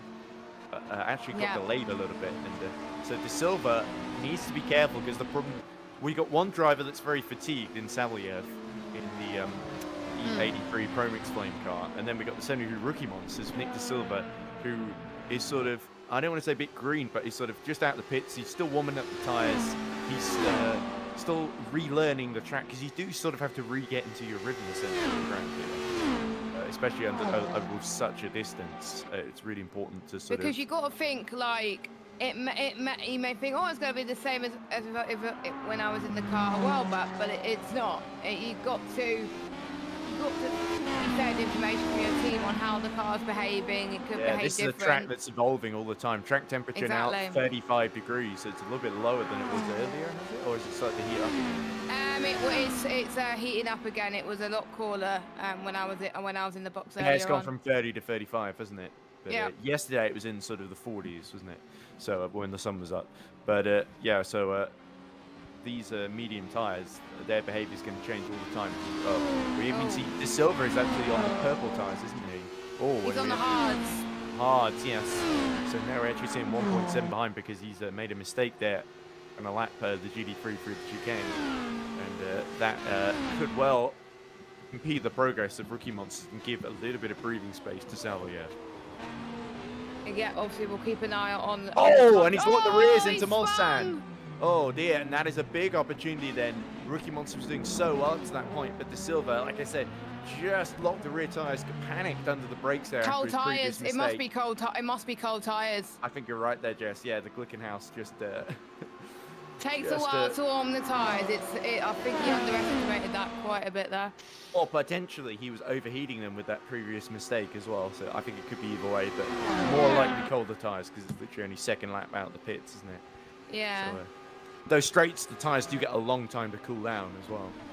definitely. But that's setback. So let's get back to our auto director in the hope that we'll capture something interesting then, as De Silva continues on his way. The gap now 10 seconds. In fact, Bex, you see just behind here, in the 137, only 3.5 behind, could take advantage of De Silva's mistake. So keep your eye on that battle too. Oh, I've just found something on Twitter. Formula One. Austrian Grand Prix is set to remain on the calendar until at least 2030. Oh, that's good, I guess. That is good. I like Austria, so yeah, good circuit. Got any stewards' decisions that we've missed? No. The last steward decision was at 10 o'clock this morning when you joined the box. Yeah, it was lap 270, and it's now lap 353. So we are looking good to get to 400 laps here, which would match our sort of Le Mans record, I think. And beat the real life record. That's very true. There's actually a 40-minute documentary, I think, on the WEC YouTube channel that's about 24 Hours of Le Mans this year, which I was hoping to watch because it looks very interesting. There's a lot of behind-the-scenes footage of from like Ferrari and Toyota pits and sort of all the other classes as well. Yeah. Vice Blumschein now goes into the pits as well, as we also got Gleb Kiliagin in the Cyberlynx 241, also being serviced. So, and Kaliagin also on the hard tyres. He's got the Ligier that's out of position about 33 seconds behind, and then Carl Magnus Boré in the Bababoy SimSport. Boré was the driver that got on pole. He's only about 180 seconds down, or be about 160, 150 once Kaliagin comes out of the pits. He's around about 200 seconds, around 200 seconds, which is 321 laps, so... Yeah, I think Carl Magnus Boré could get himself into that, into the top 6. Yes, Kaliga exits the pits. There we go, and that is the gap then, 160 seconds, as we see on screen. But, meanwhile, Luke Beck's 5 seconds then. He's actually lost a little bit of time. De Silva has got back on the pace then, it would seem. Something was leaking there in my room, but it wasn't. It was just my R-Factor screen. Yeah, it looks like Le Mans is leaking. Yeah. But he's all, oh, Valencia's back in the car. Oh, that's good. Yeah, it's good to see. Is that Valencia in the 139? Yeah, Mario Valencia. Oh, that's great. I spoke to him earlier. Yeah, it's good to see Mario doing that because he's usually in the duty-free 444 car. So it's great to see him. Yeah, he's doing in something third. a His bit car's different. in third as well. So they're in, as long as they keep it clean, they're in a good chance for podium. Yeah, Tobias was really pushing it. We saw him desperately trying to lap one of the Inter Points number 47 car at the Porsche curves, and the Inter Points car with Jonathan Jones, I think, at the wheel had to like literally go into the wall at Porsche curves to get out of the way. So Tobias definitely wasn't hanging around. I'd love to hear from Tobias if he's not too tired. Well, we've heard from him. We heard from him a lot. I think every time he's got out I of the didn't car, hear we've from heard him from him. because I was asleep or just not around. But it would still be to hear from somebody who wants to talk to us. But let's have a look at the YouTube chat then, as the race continues unabated. 44 people watching at the moment. It was 50 earlier, which I was very impressed by at like 10 in the morning. It's crazy. Yeah, distance record is 397 laps. We talked about that earlier with our little stats. And Ducat749 asks, can we have one full lap on board with Le Mans Hypercar 137 or 73? We could ride on board with Luke Bex, I reckon, see if he can improve and chase down as we see Fuentes. Oh, just dip a wheel on the grass there. And Matteo Schmid says, who's one of the drivers, I think, from the 163, says, I think 163 for the win. That's a little bit like betting on yourself in a cricket match or something, which I seem to remember about 10 years ago. The Pakistan team got in a load of trouble for doing that. Oh, Tobias saying EA Sports, it isn't in the game. Well, there we go. So I'm guessing the answer to that is no. It's worth a try. Well, 139 has definitely fought valiantly and could still get a podium. So I think Tobias can feel very proud with the stint he's put in. And he's not the only one who's had game issues today, not by a long shot. But anyway, let's go in and show him a full onboard lap with a funky camera angle on the 137 Finn Yeah, car. but who's catching up actually to what has happened to? Oh yeah, he spun, didn't he? The number 73. So That was what happened. Yes. Let's see. so yeah, let's go on ball 137 because we can see him closing up to the 73. Yeah, here we go. Oh, and I forgot to turn off the no. auto director. No, it seems more interested in Hallam. Voice, his own Parker Jones completely cuts the chicane. Not great for the logistical nightmare. But there's a rather obvious pun that comes to mind now. Yes. Let's go back to. Let's go off auto camera and go to. There we go. Go right on board then. So shall we stick with the front bumper cam, the least weird camera then? Yeah, we might as well. Yeah, it looks nice anyway. I wouldn't want to race with that camera on. That would be. Yeah, even more. The nose cam, I think, if you better. Here we go, through Mulsanne corner goes Luke Bex. 4 seconds then to the car in front, which is, of course, Nick De Silva, who the gap to Salviev has stayed constant at 10 seconds. So it's very tense between these three. I think the podium could go either way, quite honestly, as Arshad goes into the pits for EERC Racing, which is definitely going to raise the spirits of Valencia's Lardapide also coming in the junior online junior team. Is it online juniors or sim juniors? Which one? The number 528? Sport junior, yes. Thomas Lardapide, yes. The 528. It's the Yeah, sports junior team. Those yeah. brackets really just throw me off and make me forget It the name. does because people think, oh, is it them out the race? But it's not. Oh, there's a weird Garage 56 thing going on.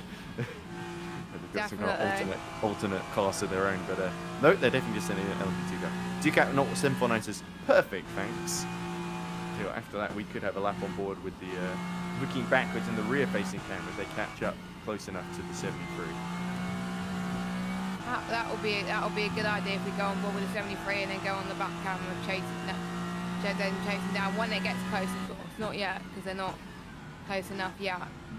The hypercars, I think, have put on a brilliant show this season. It always seems to be that somehow you see the top 4, top 5 relatively close to one another, despite the long distance of some of these races.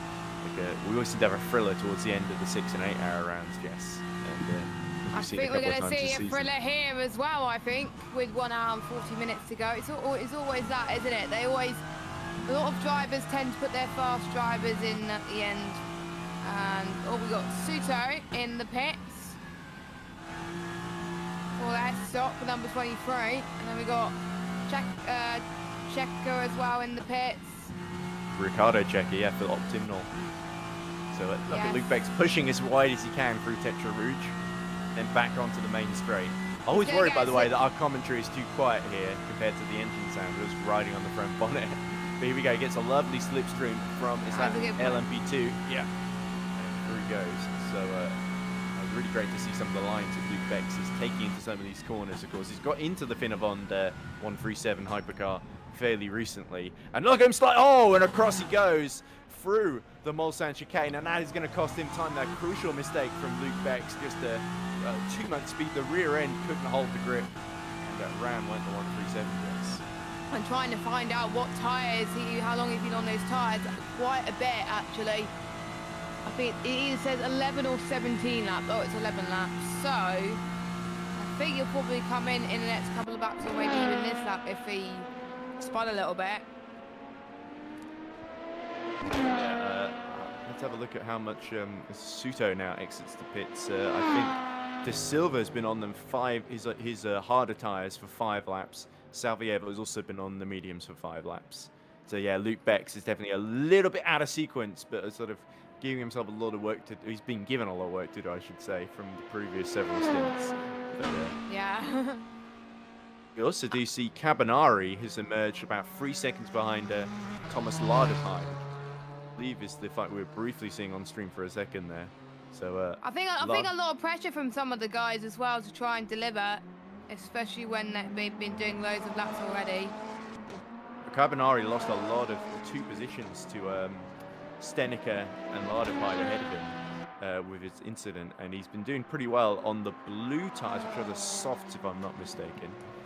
So, yeah, we could keep an eye on that fight instead, actually, for the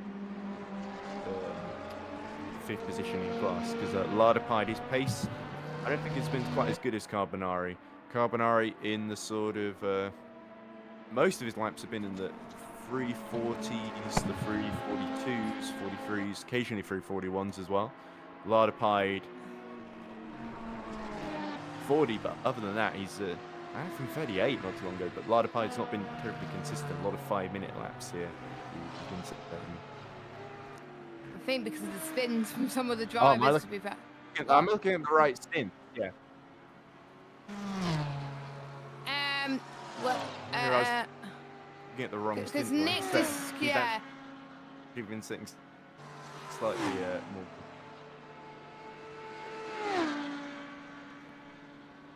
I think that might be It's on those tyres 10 laps. Okay, that explains it. And Sapchalev has set times for 6 laps as well. So again, yeah, Bex I think got a lot of work to do on that. As we're seeing Bonner who's chasing down, well not chasing down, but he's finding time just to stay on the podium. He's 2 laps ahead of the cars around him, so as long as he keeps together, he should be on for a good result. 120 seconds down, but at least he's still on the lead lap. The GT3 battle could be quite interesting as well. Gap now down. Sorry about 9. that, Jess, by the way. No, that's absolutely fine. My problem is I left Parsec on, Parsec. I left it on for too long, and my computers couldn't handle having the Discord stream on at the same time. I was sort of got too into the commentary there. Yeah, when you got no one else to run the it broadcast. happened. That was me earlier when I lost track of time. I was so into it. Oh, no, not that, but it's because I've got this limitation with my computer that it literally just the microphone completely craps itself, and I just got kicked out of the Discord call because it was like the computer was like, oh, I can't handle all this. It's just a bloody stupid thing. I feel like throwing it out the window sometimes. I get so annoyed. But Josh almost did that yesterday with his laptop. Yeah. Tom Dennis says, a viewer in Parsec at the end of the race, can you please click end stream on OBS because I won't be around to do it. Well, I can try, but it'll probably take me about 30 minutes of trying before I can actually end the stream. But so I may as well get interviews done during that time. But anyway. Well, there we go. It looks like I have to do everything. I can't just be the commentator. I have to this crappy dying computer. That was what I had to do at the end of the last one. Oh, and that's Gleb Callaghan. Oh dear, Gleb. It's an interesting name, isn't it? It feels like if you made up a cartoon character, you'd probably call him Gleb or something. I would call it Gleb. That's a nice lovely name. Caligarian still holding on to 6th though. He's 131 seconds out of Carl Magnus Bore, but that's certainly going to help Baba Boy Simsport catch up to the 241. So that Audi in the wall at Indianapolis, giving itself a world of hurt in the next few minutes, I think. Carbonari, by the way, is starting to drop behind Lardepide, so Lardepide has stabilised his lap times a bit. His pit stop. And meanwhile, De Silva has taken a second out of Sablier in the last couple of laps, but otherwise not much progress being made there. So the gap's still pretty stable then as we go into lap number 357. And Zoltan Hive sets a purple first sector, so we can actually ride on board with our race leader, see if we can clock his lap time, because this could well be a fastest lap of the race attempt that he's doing at the present moment. Here he is. He tends to do fastest first sectors, which is quite consistent actually, but I think the middle sector he struggles a bit more. But again, he's in first anyway, he's a lap ahead of everybody else, so as long as he keeps the laps consistent, he should be fine. He's consistently, I think there was one, I'm just trying to think of the last stint he did. I think there was a few 124s, 324s in there, and there was after his in lap he did a 323 as well. So he is pushing, but he's slowly getting into the the 31s again in the first sector, which strongly suggests that the fuel is coming down very, very quickly. As we're seeing Luke Bex is in the pits now, the finer of on Motorsport 137, so they're going to come in. I wonder if they're going to switch drivers or keep it as it is. We will find out soon. Yeah, Hive set a personal best in Sector 2 there, 79.640. So if his the best lap time that goes a 321.7. His last lap was 325.2. So be a bit of a mountain to climb to get those 4 seconds of the best lap of the race. But as you say, Luke Beck's being serviced then, so this is an attempt to try and regain the ground he lost with that spin by trying to undercut the two ahead of him. But Nick De Silva, I think, is more focused on Salviev in front of him and trying to catch him up with the long grind on those hard tyres. Yeah, that does look like it's that way, isn't it? With them pushing on those hard tyres a bit more than the mediums, but I think it's hard to know which drivers want to do what since. I mean, in terms of tyres, would they want to be quick at the end but risk possible damage, or would they want to have a more durable tyre and make sure they get to the end? Well, it does depend whether you're fighting for position as well. We'll find out what happens soon. Yeah, Hayes was lovely to watch through the Porsche curves there. Just a beautiful direction change, sort of she has to hang on the edge, and that's why he's pushing. He's going into the pit lane, so not actually going for a fastest lap attempt. Negotiates that little fiddly chicane and then gets in for a service. So I guess we can go back to auto director now rather than just watch this pit stop. Yeah. There's not much action. There's nobody else in the pits, so there's not a whole lot of action to watch here, sadly. No. But it is to be expected with the final hour and a half, which is probably going to be the slowest hour and a half of people's lives, including our own. Well, we'll get through it, Jess. Don't worry. Feel free to ask me almost anything within reason. Wow, we already found out who what was it? Found out your commentary journey, which was quite interesting to watch. Well, to listen to, I guess. Listen to as well. So Cat 749 says, yeah, sad for OSR. We're making a solid race, knowing it's the first LMP2 race for the majority of our drivers. Yeah, there's a lot of case. We've got a lot of new people who are trying to get to the end of the 24-hour at Le Mans for the first time as well. So, yeah, a big shame for Cabanari and the rest of the online sim races team that they had that crash with the 390 that caused the code 80. But only 6 seconds behind Lardapar, they could still get back into the top 5. But I think Jane Seneca, 2 laps ahead of both of them, is going to be a bit harder to catch. So Promix Frost are going to get the 48 home in 4th potentially here. 9 laps down on Marion Lentia though. Yeah. So there is a gulf in between the podium and 4th position, sadly. Yeah, I think the podium battles that we're seeing is quite a big gap anyway. So I think it's just a matter of seeing if De Silva can catch up to the number 83. Will the 83 choose to change drivers for the last few stints as well? Because they will probably have to pit one more after this. I'm not entirely sure. Yeah. You know, I think my plan at the moment is to commentate for another half hour and then stop to eat lunch, basically. Because otherwise I'll be really hungry while doing the interviews, which I've done before, and it's like a really painful place to be in, where you just like don't want to talk to anyone because it's like, okay, bye, I want to eat lunch. When someone's like driven the race of their life for 24 hours, and just like, okay, well, whatever. When you're like so hungry, you don't care. It's not good etiquette. Definitely not. But when you only have like 5 or 6 commentators for a 24-hour race, and not all of them are available for the whole thing, you've got to kind of compromise sometimes. Yeah, I think we're the only 2 available, so we both have to compromise on these things. There's other people doing other stuff, and yeah, exactly. There's Josh commentating on every motorsport series under the sun. I don't know how he does it. God. Yeah. Oh, I know how he does it, but I don't think he should do it. It's not good for his health. I'm just worried about it. Maybe I should stage an intervention at some point.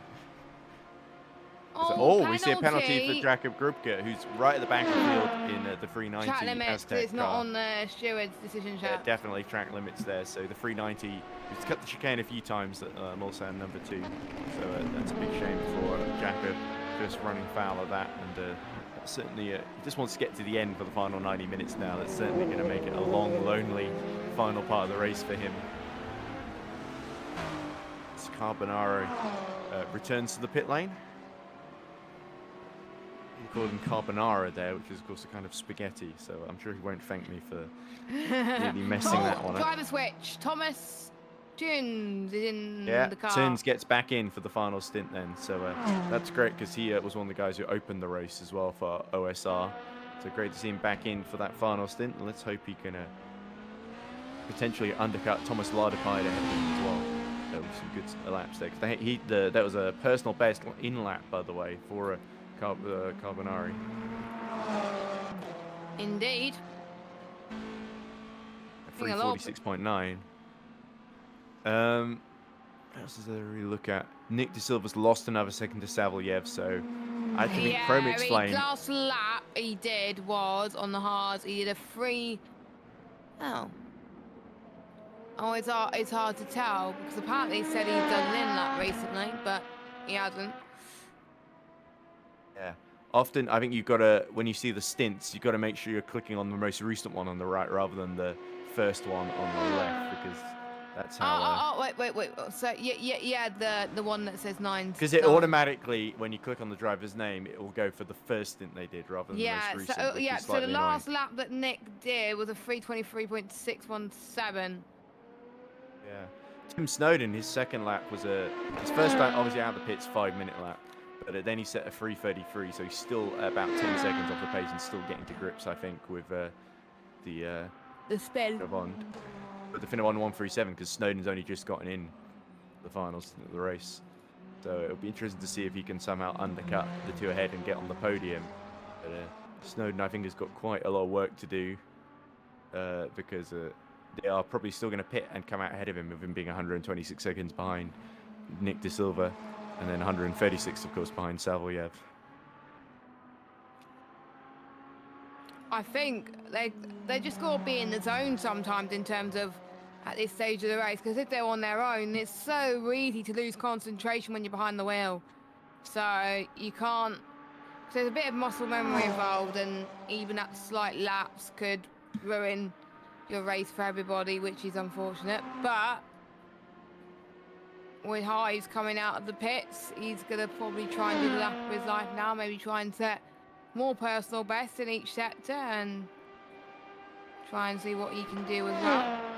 Yeah, I think he's done his first lap out in the pits, like you say. So yeah, 32.4 in the first sector, not too bad, but he'll slowly get bed in these tyres and start to bit. And then 80.9 in the sector 2. So yeah, not quite in the 79-second bracket, but lapping comfortably to keep that lap advantage to Savelyev in hand, as Owen Parker-James pits in the LNR Bangers and Mash car.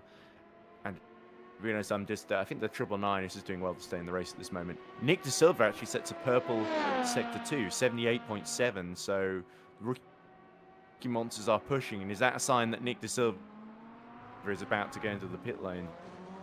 I think it might be. To put some new hard tyres on. I think it could. I'm just trying to think, because he will have to pit again and do a splash and dash. Unless he could do like 45 minutes each, maybe. He done it, The only thing I'm thinking is maybe he can make the fuel tank go a bit longer, get more out of the hard tyre. But anyway, here we go. End of the lap incoming. What is Nick De Silva going to do? We're going to find out in the next 50 seconds or so. Yeah, because that's how long the next sector is. Yeah, this is literally me just looking at the timing screen there. But let's see. As we look at Mark Verardi, still in the race for Full Throttle number 69. We're slightly annoyed because I'm pretty sure they took out one of my cars earlier, but I won't hold it against them. Still good to see him running, I guess. And Stephen Fent there in the Neurotic 23. It's recovered from its own troubles and is looking good to go to the end, I think. Harvey Shepherd is in. I'm just seeing if Nick De Silva will come in soon as well. No. Ah, De Silva finished a lap actually, and it was a 3:22.8. So wow. only about 1.6 behind off of his best lap, and it's certainly about 2 seconds faster than Savaliev almost. I think that's the Or fastest lap of the 1.2 race, I faster. think, the 21.2 that he's at. 3 minutes, 21.2, yeah. But his lap just then was 22.8, so a little bit off, but certainly much faster than the last couple of laps, he said. So he's pushing to try and keep Savaliev in sight. So a few more of those, and he'll be on him before the end of the race. We're on lap 360 now. And, certainly that's the closest fight I can see, other than Thomas Tens. Let's look at Tens' laps relative to Lardepai. He did a 5:13 last stint, but I could check his recent stint. No, it's hard to tell at the moment where it is. Yeah, he was setting 33.6. He said 33.6 in the first set just now, so he set his personal best. Yeah, that's about 7 tenths quicker than Lardepai's first sector last time around. So Thomas Lardepie could well be jumped in the pits here. The gap 106 seconds, that can go either way depending on how long the pit stop is. Definitely one to keep an eye on when Lardepie finally comes into the pits, but for now, positions remain as they are.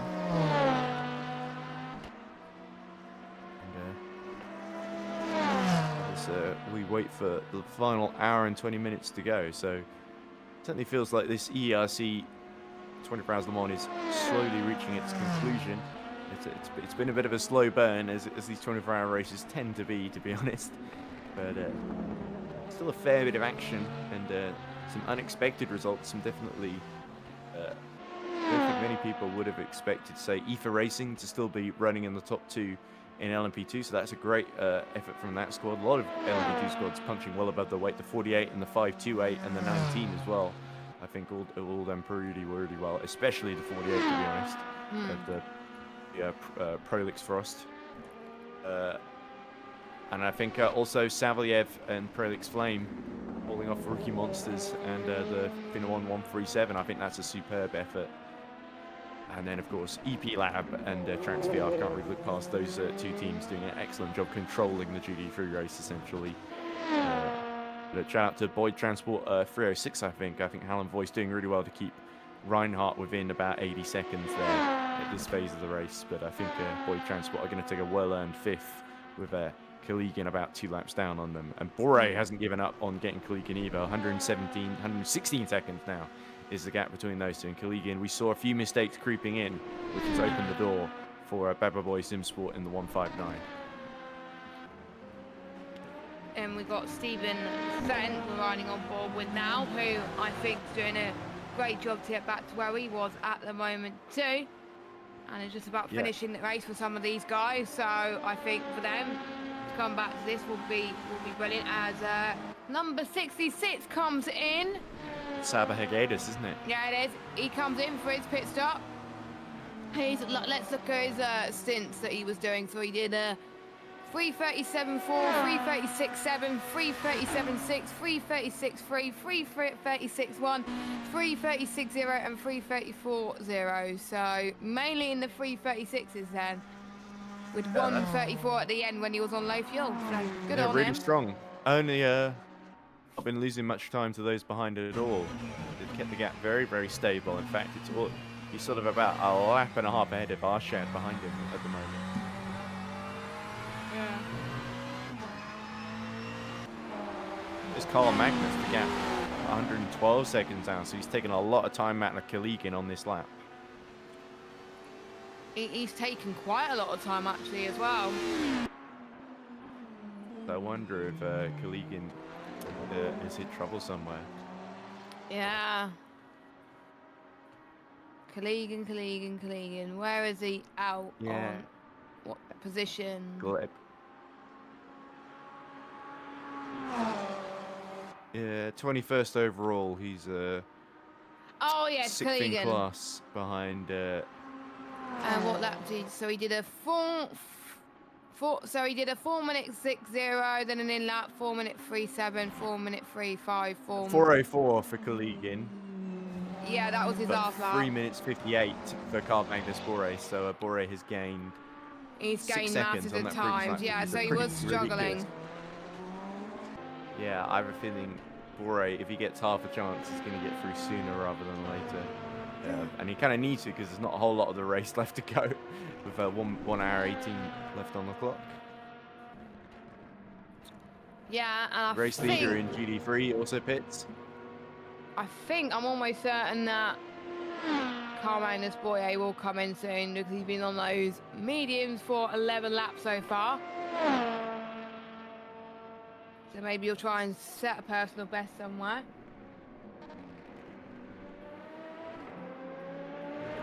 So personal best for Tamus Jager in 3:23, the HHR 36 car.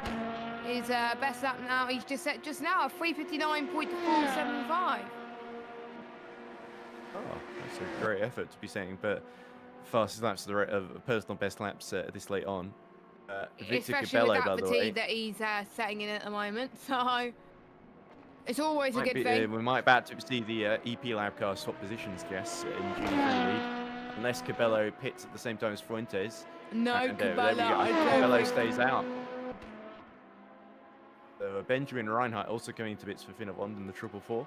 So that might allow Hallam Voice to close unless he's pitting as well. But interesting strategy from EP Lab to keep the 163 out because Fuentes was on the softer tyres as well, so they probably wore a bit quicker. So I'm not sure exactly Again, though, maybe he's prolonging his stint a bit so he doesn't have to do a splash and dash later on. Yeah, Savaliev also coming in, so that means Nick De Silva moves up to second in on the harder tyres in For now, Hypercar. and Nick De Silva's done 360 laps so far as I need to put my phone on Do Not Disturb. I don't know why it wasn't on Do Not Disturb, but yeah. Another personal best for Carl Magnus Boye. Hallam Voice as well, set personal best. There's a lot of drivers setting personal best at these later stages of the race. It's great to see on lap 362. Could we get 400? I think we can. It depends on Hive's pace, doesn't it, really? Yeah. I think we easily could get at least in the sort of 380s, 390s. Yeah. I think potentially 400 is on the table as well. Unless Hive decides to just take it really easy. He'll probably settle for like 390 or something. I don't think he'll take it that easy. He's a racer, for goodness sake. But he can't afford to push too much because that's when mistakes could happen. Yeah. But if you look at it, he's 4 laps into this stint. He's been setting 326s, 325s. But if you did the maths and add it up, I definitely think 400 is possible here. Or he might fall just short in the sort of 397, 398 kind of territory. Yeah. But either way, I think that's still quite impressive to get that many laps done in this race, especially considering the code 80s that we've had. The other thing is, if we get more code 80s, then I think 400 is off the table. I think we were in the running to get to 400 laps, but we had quite a few code 80s this morning. That probably ruined it, unfortunately. But Yeah, it we happens. did. But I still think we're going to get close, which I think is an achievement in itself. Yeah, it's always good. Enns has got the gap to Lardipide under 100 seconds and 98, it says on screen. Which funnily enough is the gap between Savaliev and De Silva after Savaliev's pit stopped. Out comfortably ahead of Snowden. Juan Fuentes spins in the 162, having just come out the pits. And Jess, could Cold that well tyres again. blow the race open? That could well blow the race open for Victor Cabello in the 163, who are now 54 seconds to the grid, although they haven't pit yet. I think, Jones also though, gets the Cabello penalty. might That's come Jonathan out in the Jones. lead, but we will see. Penalty for So, Jones, I yeah, think- track limits. Exactly, that's what I was just thinking of, Jess. Could only be a track limit. So you see yellow in the second sector. I think it's between the first and second sector, but it's gone now. Not much is happening, as you can probably tell. Yeah, we are trying to breathe life into this race desperately, aren't we, Jess? But Yeah, it is. doesn't seem to It be is having hard, much but effect. It is hard sometimes as well, especially when you've been like commentating for quite a bit, and yeah.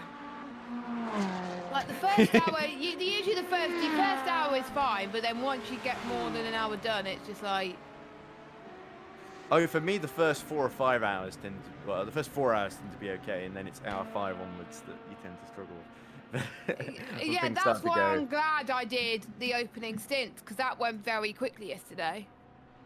We also did see a car flip over in the opening step. Yeah, as well. Anyway, that car is still running in top 4, surprisingly, only 22 seconds off of a podium. So that is impressive, despite that flip. So. And Nick De Silva is in, as is Victor Cabello. So we're definitely going to see Cabello emerge behind Fuentes, but that spin for Fuentes is definitely going to put them a little bit on the back foot, and we could well see because the stops are a bit longer for Hypercar. It's definitely going to be Nick De Silva emerging, I think, about 10 seconds. Unless there's a driver change, he's going to. I don't think there will be because De Silva got in fairly recently. He's going to emerge. I think De Silva is going to be in until the end of the race. Savalyev, I'm not sure about because he's been in quite a while. Yeah, we could see a couple of splash and dashes in the final hour, is what I'm thinking of as we approach it. Only 12 or so minutes to go, isn't it? 12 minutes to go until we hit the final hour, yes.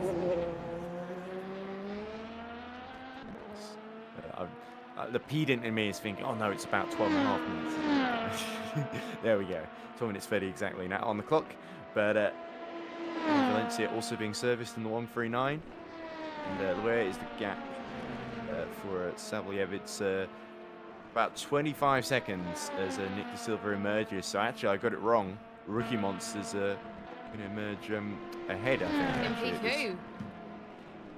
Yeah, so Rookie Monsters, despite De Silva's spin, by running on the hard tire, I think they're double stinting on the hard tire, aren't they, again? And that has enabled them to once more emerge just ahead of Chromex Flame 83.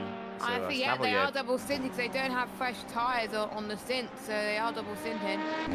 Arshed now coming in as well, as we can see. Schmid is back on board the 163 now, so he's going to try and get to the end of the race. And the 163 crew will be hoping they can steal the win from their sister car, but the 162, no, they want to take max score in the championship. As there is Nick De Silva now. It'll be a bittersweet moment for the team. It's like, oh, we won, but at what cost? Oh, I think they're so far in the lead in the championship, quite frankly, that I think they think whatever happens, whichever car wins, whichever car wins, they will be happy. Yeah, I don't think there'll be too much of a sort of annoyance, because if the 162 spins at the first chicane and that's what cost them the race win, then they've only really got themselves to blame. It's not like, oh, 163 was right on behind us and bumped us around or put pressure on us. It's all on their own, I'm afraid, for one of my Fuentes. But Fuentes is a driver who's come a long way in his time in this championship. I remember him being a bank marker for like many races in the last season. Now he's looking to win in GD3, I believe, for the first time. So that's a great effort from him. That'll be good. 162, of course, did win earlier in the season in Hockenheim last time out, so they're definitely on a bit of a roll at the moment. Yeah. I think a lot of drivers. Oh, big slide for Narbulian through the Porsche curves, but he saved that really well. The logistical nightmare baggers and maths, I have to say. I'm surprised they're still in this, but I'm glad that they are still in this. Yeah, in fact, they are sort of essentially racing the top two in LMP2 for position, which says a lot about how their race has gone, because only now just about to overtake Arshad, who's in the pits on track overall for 7th, and there we go. But still, they've got Zava Hegardis is still a lap ahead of them in a much slower class of car in the form of the LMP2 Aurora. Benjamin Reinhardt, by the way, about 5 seconds behind Hallam Voice. So after Finnewan's pit stop, they've actually still got to get back into that 4th place. So Boyd Transport doing well to hold on at the moment, but I think Hallam Voice has still got another stop to go. Yeah, 17 laps on this stint. So a lot of teams a little bit out of sequence with one another at the moment. Which makes things confused for us, but we are able to tell by the stats on race view on how much they've been on, so we can tell who's still got another stop to make, who hasn't, and Arshad has been in the pits for a long time. Has he now? Yeah, Minute. he has got 2 laps to Mario Valencia though. That is true. 1 lap now actually. Yeah, 1 lap. So I wonder if maybe I'm there was just some saying, damage that we didn't see. See that last it might have stint. been He like was a 7 spin. laps into his stint, so it was a slightly early stop. What was the in-lap time? His last lap was 4 minutes 08, wasn't it? Yeah. And before that was 3:36, I think, on the previous stint. So. Yeah. Did he only do 1 lap and then came in? I think maybe. Is that what the timing screen's telling me? Yeah. But that is very unusual. Thomas had a moment before he went into the pits. That was tight. That's not going to help Lardipide hold. Oh, Tens is out. So number 19. The number The, 19 the online- is the OSR. Yeah, oh dear. It's showing them as DNF on the timing screen. Let's see if we can go in and have a look at what's actually become of them. I believe that may be some sort of disconnection because it's not showing them. Yeah, there you go. There is 10. Yeah, it's a disconnection, I think. Yeah, 10's in the We garage said, then. please do not have a disconnection. Oh, that is really bad luck for number 19 because they were looking to recover after their incident earlier on, and Lardipide will breathe a sigh of relief now because that 5th place is much more secure than did it. And is that 10's getting back on track suddenly, actually? Maybe, yeah. Yeah, let's see if I can rediscover the... Rediscover life. Yeah, I say rediscover the car because, like I said, I've got RF2 TV client that's got all the drivers that start in the race. And I'm pretty sure Thomas Tens didn't start in that car. But right, can I actually find? That is a shame for them to be out of the race if that's the case. But they could go back. But it would put them like a few more laps down. Oh, so they're back. Okay, so they must have disconnected and reconnected. So that's lucky he escaped them, but certainly they're now a lap down rather than a few seconds behind, which is a big blow for them. Yes. But that's the way it goes sometimes. Sometimes it's not to be. As Hink Jen Seneca is also coming to the pits now as well. Yep.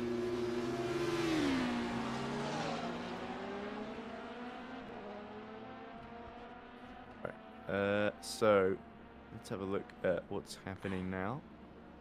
Oh, there was a house Savalev. Sorry. Go on. The one that just disconnected had power cut, house electricity issues, but luckily they're back, so that's all good. Well, lucky at least it wasn't Workman that caused that, though, Jess. But No. that is unfortunate for I don't know how they get it sorted that quickly. 19. Jeez.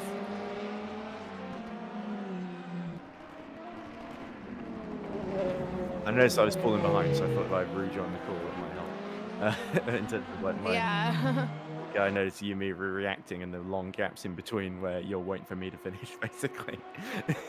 And I've actually already finished. It's just the crappy CPU over here. Right. So.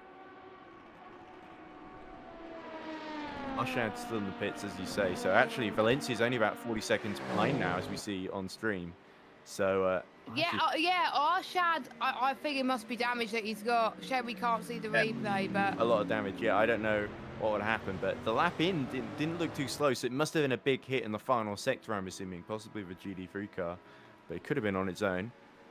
Reinhardt is still about 4 seconds behind Hallam Voice, by the way, in that battle for 4th. So I think we've really got a battle for 4th in GD3, and the battle for 2nd in LMP2, and maybe a battle for a 2nd in Hypercar as well. Yeah, with the Le Mans hypercars, that could get pretty intense. 20 seconds between Saliev and De Silva. De Silva still in 2nd place, which I find it hard to believe after the trouble they had yesterday, but they're still going. There he is. So Arshad has got out of the pits just 7 seconds ahead then of Mario Valencia. So game on for Mario, isn't it? There he is. You can just see him in the foreground, I think. Yeah, you could just about see him. The thing is, will the gap close in with the warmer tyres with Mario Valencia, or will the gap increase with Arshad being on fresher tyres. Yellow in sector 3. Now it's gone. In fact, I think actually the battle to watch might be the sister Finnevond, the 444. Fighting, 4 seconds between him and Harlem Voice.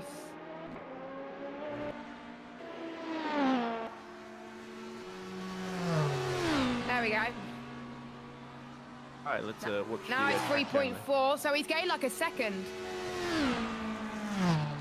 It is. It really looks like Hallam is struggling on those old tyres, I think.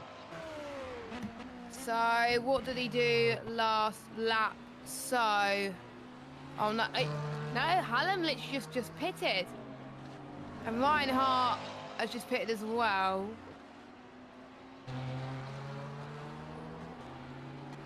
Yeah, he struggled on his outlap compared to Reinhardt for some reason. Or it might, well, no, would it have been ones that have been in the pits for a long time? I don't know. No, it wasn't. So yeah, he lost a the wrong minute. stint info. Yeah, I'm pretty sure that Reinhardt just had a really slow stop, and because he was leading the 306 for quite a while, but certainly he's got the pace to catch back up.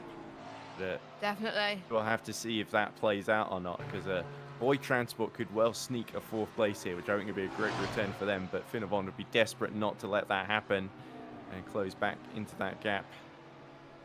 You see Alan Voice is really pushing to keep Benjamin Reinhardt at bay. Benjamin also pushing through Maison Blanche as well. The gap between Valencia and Arshad still about 6 to 7 seconds. So like you say, Arshad on the fresher tyres, having repaired his car as well. Perhaps this was a strategic decision from EERC Racing. They thought, well, we lose a couple of laps repairing the damage, but we might come out just ahead and have much better pace. So if we stayed out, then there was a danger we might have been caught at the end of the race with our damaged car if we made another mistake or something. So Yeah. A very tactical decision there. 22 seconds each between De Silva, Savile and Snowden. And they're battle for second, third and fourth. Oh in yeah, the because hypercar. Snowden has set personal best 31.879.7. A good effort from Snowden. Hasn't given up yet. Yeah, 2 tenths slower than Saliev. So De Silva and the hard tyre set a 3 minutes 23.7 last lap. that's faster than both of them. insane. That's a 3:23.6 then from Tim Snowden. So that is only 4 tenths off of Finnevond 137's best lap of the race. So yeah, definitely really pushing to reel them back in. But has he got the time? And has he got the tyre life to really close in? Because if he's chewing through the tyres, That will be great to see.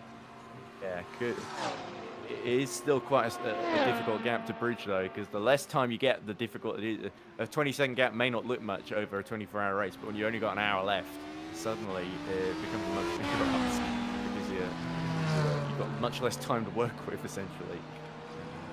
You can nail every corner, but at the end of the day, if you leave it too late, then you're not going to get through. No, I think you got to think ahead with these type of things, because if you think in the moment, you're not Yeah, really and that's gonna why strategy is so important, isn't it? Yeah. You see the BMW just ahead here at Hallam Voice, and while Benjamin Reinhardt is actually being lapped here by the LMP2s, he's hoping to get a little bit of slipstream off of it, but he's not been closing quite like he would have probably hoped. I think the McLaren is not quite as quick in a straight line as the BMW, but it's not a huge disadvantage. I think the McLaren is it's pretty even with the BMW around here. It's the Ferrari that's probably the fastest car, Yeah. especially in a straight line. Valencia has closed back to win 6 seconds, so it's sort of nip and tuck between the two as we get to the 1 hour remaining mark. So I think I might put us back onto the auto director and go eat lunch, Jess, if that's okay.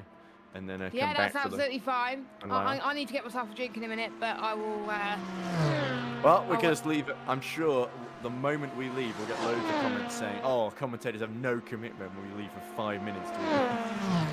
Yeah, I will be back in just a few, like about 20-30 seconds, and then we'll be back in 10 minutes, 10-15 minutes. I think 10 minutes is realistic. So, we got a message from Stufa15 who says, come on, Alexei. So, yeah, they certainly think Savliev can retake that second position. So, I definitely look forward to seeing that. I think there's every chance he could get the better of De Silva if the hard tyres Who will fall we off at the speak end to of the in stint. interview? We'll see, but we'll let you go. Absolutely, and I'm gonna reset the cameras at Yeah, that is a good point. So your leaders, it's Sultan Hives for Racing Zone number 1. It's Sabahagadis for Morera number 66. And Juan Fuentes by 32 seconds then for EP Lab number 162 over their sister car, the 163. So certainly anything could happen in the final hour of 24 Hours of Le Mans EERC.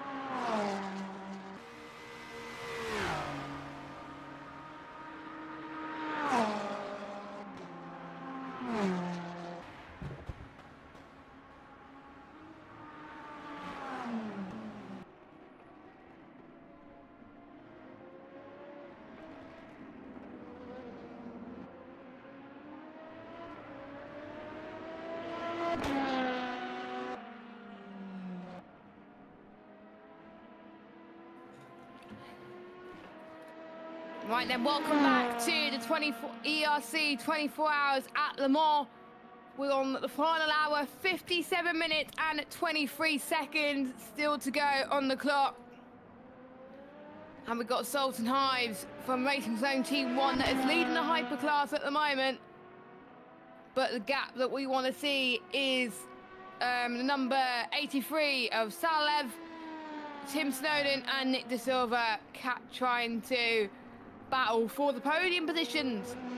So far, Nick De Silva will be in second, but still a long way to go in this race, as the 83 matching, trying to set personal best times, and has just last lap did a 3-minute 23.427 as their last lap time. And we've also got the battle between Callum Boyce and Frank Bonnard, and Ryan Hart as well. So, oh no, it's a second. Oh, it's the timing screen having a bit of a hissy fit for me. But yeah, it's Ryan Hart and Callum Boyce we'll draw our attention to as well. So you can see the Ferrari right behind. But leading the GT3 class is Juan Fuentes, number 162. The two EP Lab boys running very, very well. And Matteo Schmidt still could potentially win this race and catch up. 33 seconds is the gap between them at the moment, 23.1 as well. As we've got Ricardo Checker, Fox Motorsport in the LMP2, and in that class, it is the number 66 leading by a lap, well, 2 laps over Arshad. Number 46, Ligier from EERC Racing Team. Last lap from them, they did a 3-minute 39.109. And then the LMP2 free, there was a few people having a few stinkers as Frente almost had a bit of an off there, but the gap now 30 seconds. It was closing a little bit actually, so he might have made a bit of a mistake, so we'll keep an eye on that. Let's watch Carl Landis Boye, who is in 7th spot at the moment, and he's about to lap one of the other GT3s. You got to be careful with these types of things, careful with the amount of traffic that these guys will have as well.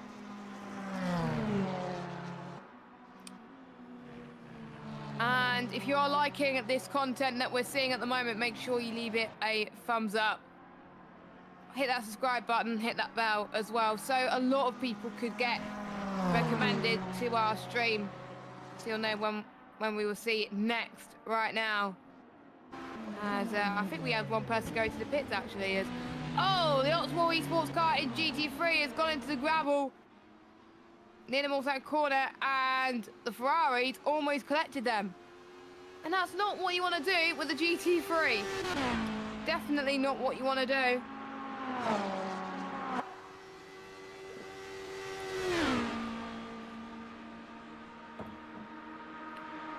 As you ho, Soppen, optimal number 75.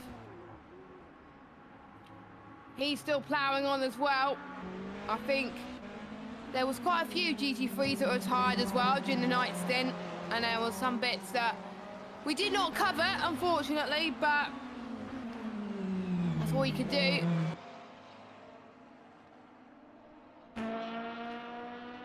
And I think gap between Valenti and Arshad about 4.7 seconds, so it's increasing a little bit more now. Final pit stops could make a difference here.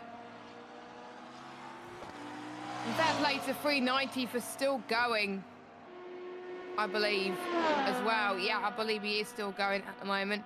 We've had 1, 2, 3, 4, 5, 6, 7, 8, 9, 10, 11 retirements in this race. A lot of them were doing very well, in fact, but it just goes to show how cruel this sport could be, unfortunately. And unfortunately for Eek Sky, the brake issues were still there for the entirety of his stint, which is a bit of a shame for him. And it might be setup changes,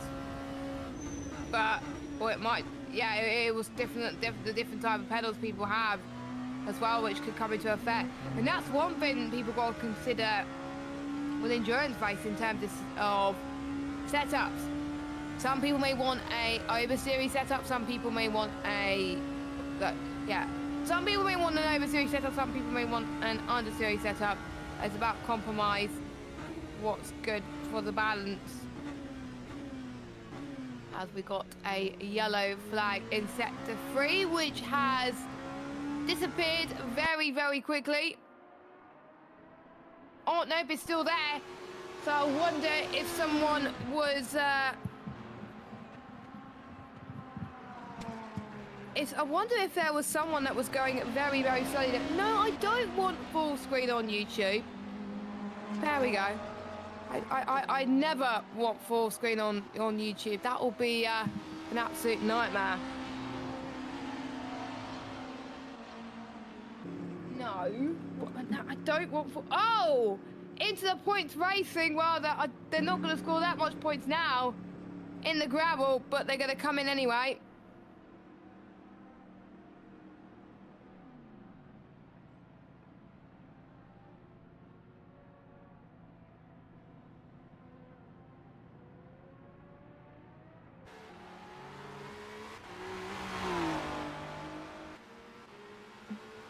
Better with my mic, definitely in a much better position now as it was before, luckily.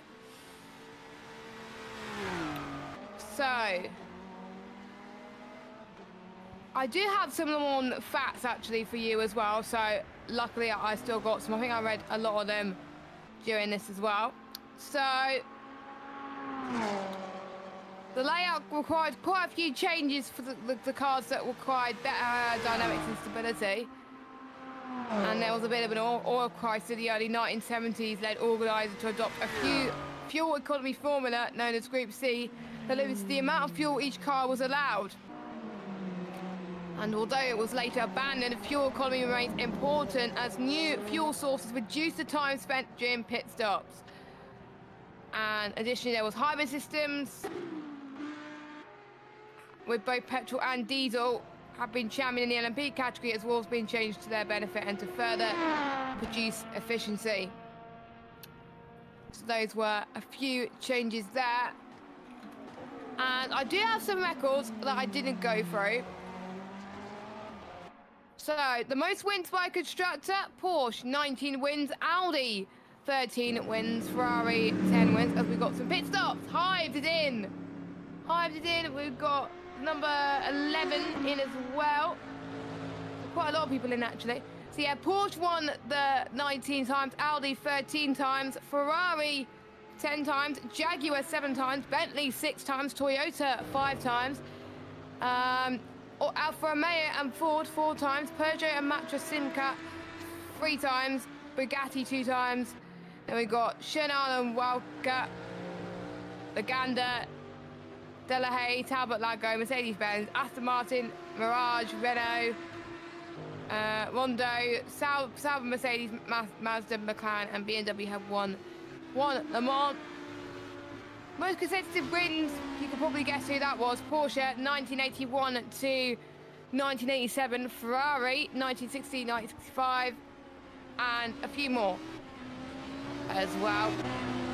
Most 1-2 finishes was Porsche, 1970, 1971, 1979, 1982 to 1987, 1996, 1998, and 2015. Most podiums, 54 was Porsche, and they also won most podium knockouts, which were the record of 8, which was in 1970, 1979, 1982, 1986, and 1996. Most participations without winning was Chevrolet with 38 and without a podium as well. Most participations without a class win was Dome with 15.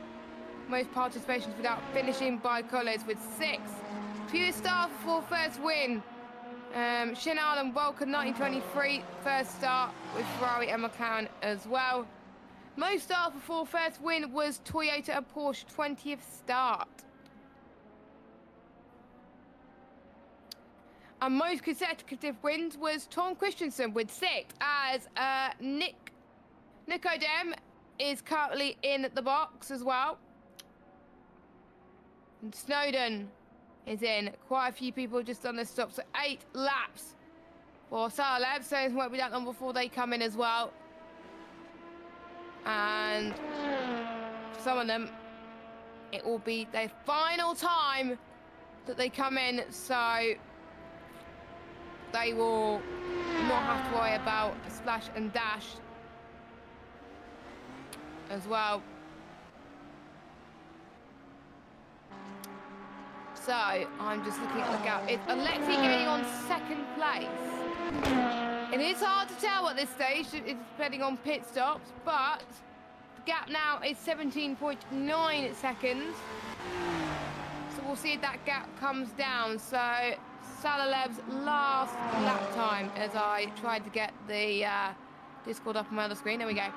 So Salalev's times were the 3-minute 23.0, 3:23.4, 3:24.7, 3:23.4, 3:22.1, 3:23.7. And Nick's was 3:22.5, 3:23. No, wait, looking at the wrong stint. 3:23.8, 3:23.7, 3:24.0, 3:24.3, 3:23.3, and 3:23.7. So quite close between the two of them. Will we see the gap come down? It is starting to come down now. It was 17 seconds, now it's 16.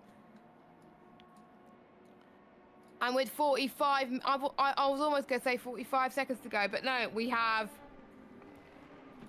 46 minutes to go. Anything can happen in this race.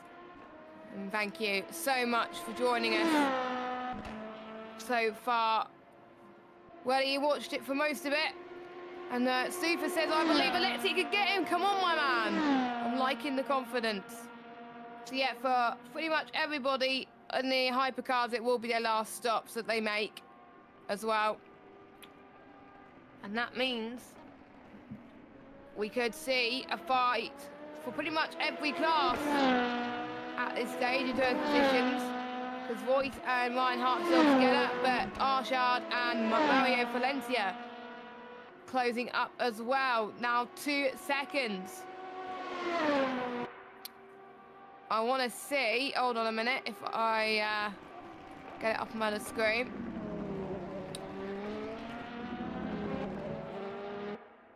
As we're running on board with Arshad at the moment. So lap times for Arshad was a 39.1, a 36.8, a 38.1, and a 37.0. And Valentia's done 2 laps more and done a 4:33.9, a 3:39.7, 3:38.8, 3:37.3, 3:37.0, 3:36.1 and a 3:36.3. So bring it on between the two of them as they try and chase down a P2 in class. Make sure you stay tuned for the rest of this one because it's going to get really hectic to watch as you see your favourite drivers try to close in with every lap that they can.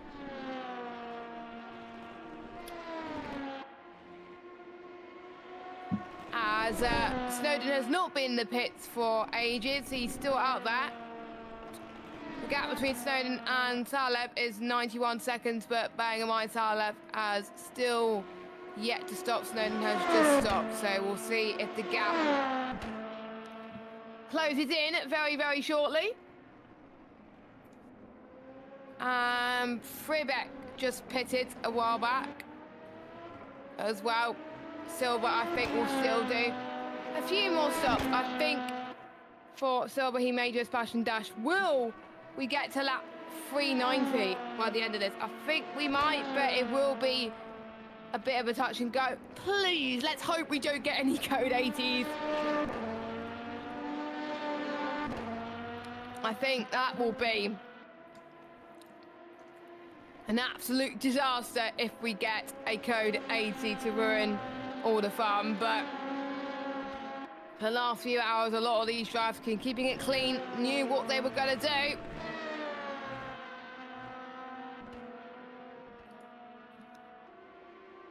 And I think the gap now is 1.6 between Arshad and Valencia. Ooh. So you can see they're right in the same camera shot as well, right on this back straight. It could be down to setup, and it could be, they may have a different amount of fuel in the car as well, but the only thing they have in common, Arshad and Valencia, is they have the same tyres. As in, they both on at the medium compounded tyres. Good to see quite a lot of you watching as well to see this battle unfold. Who do you think will come out on top of this one? Has anything big happened in the meantime, Jessica? Well, Tom, I literally got back at 12 o'clock. Pretty much the lead is still roughly the same. Fuente's had a spin, but could be a fight for the GT3 win. And yeah, that's pretty much it. I think Snowden is caught up. We'll catch up to this battle for second place as well, but apart from that, that's all that's there at the moment. But yeah, good to see you in the chat, Tom. I thought you'd be in bed, Thomas. I was glad we told you to go to bed. You are an absolute machine for staying up this long. You probably want to see how far this is going to go, I think, with this battle. With almost 40 minutes to go. I think a lot of people, including myself, will definitely deserve a little bit of a rest after this. As we head to pretty much the home stretch for these people. Brilliant! The 999 is in the box. So, there we go.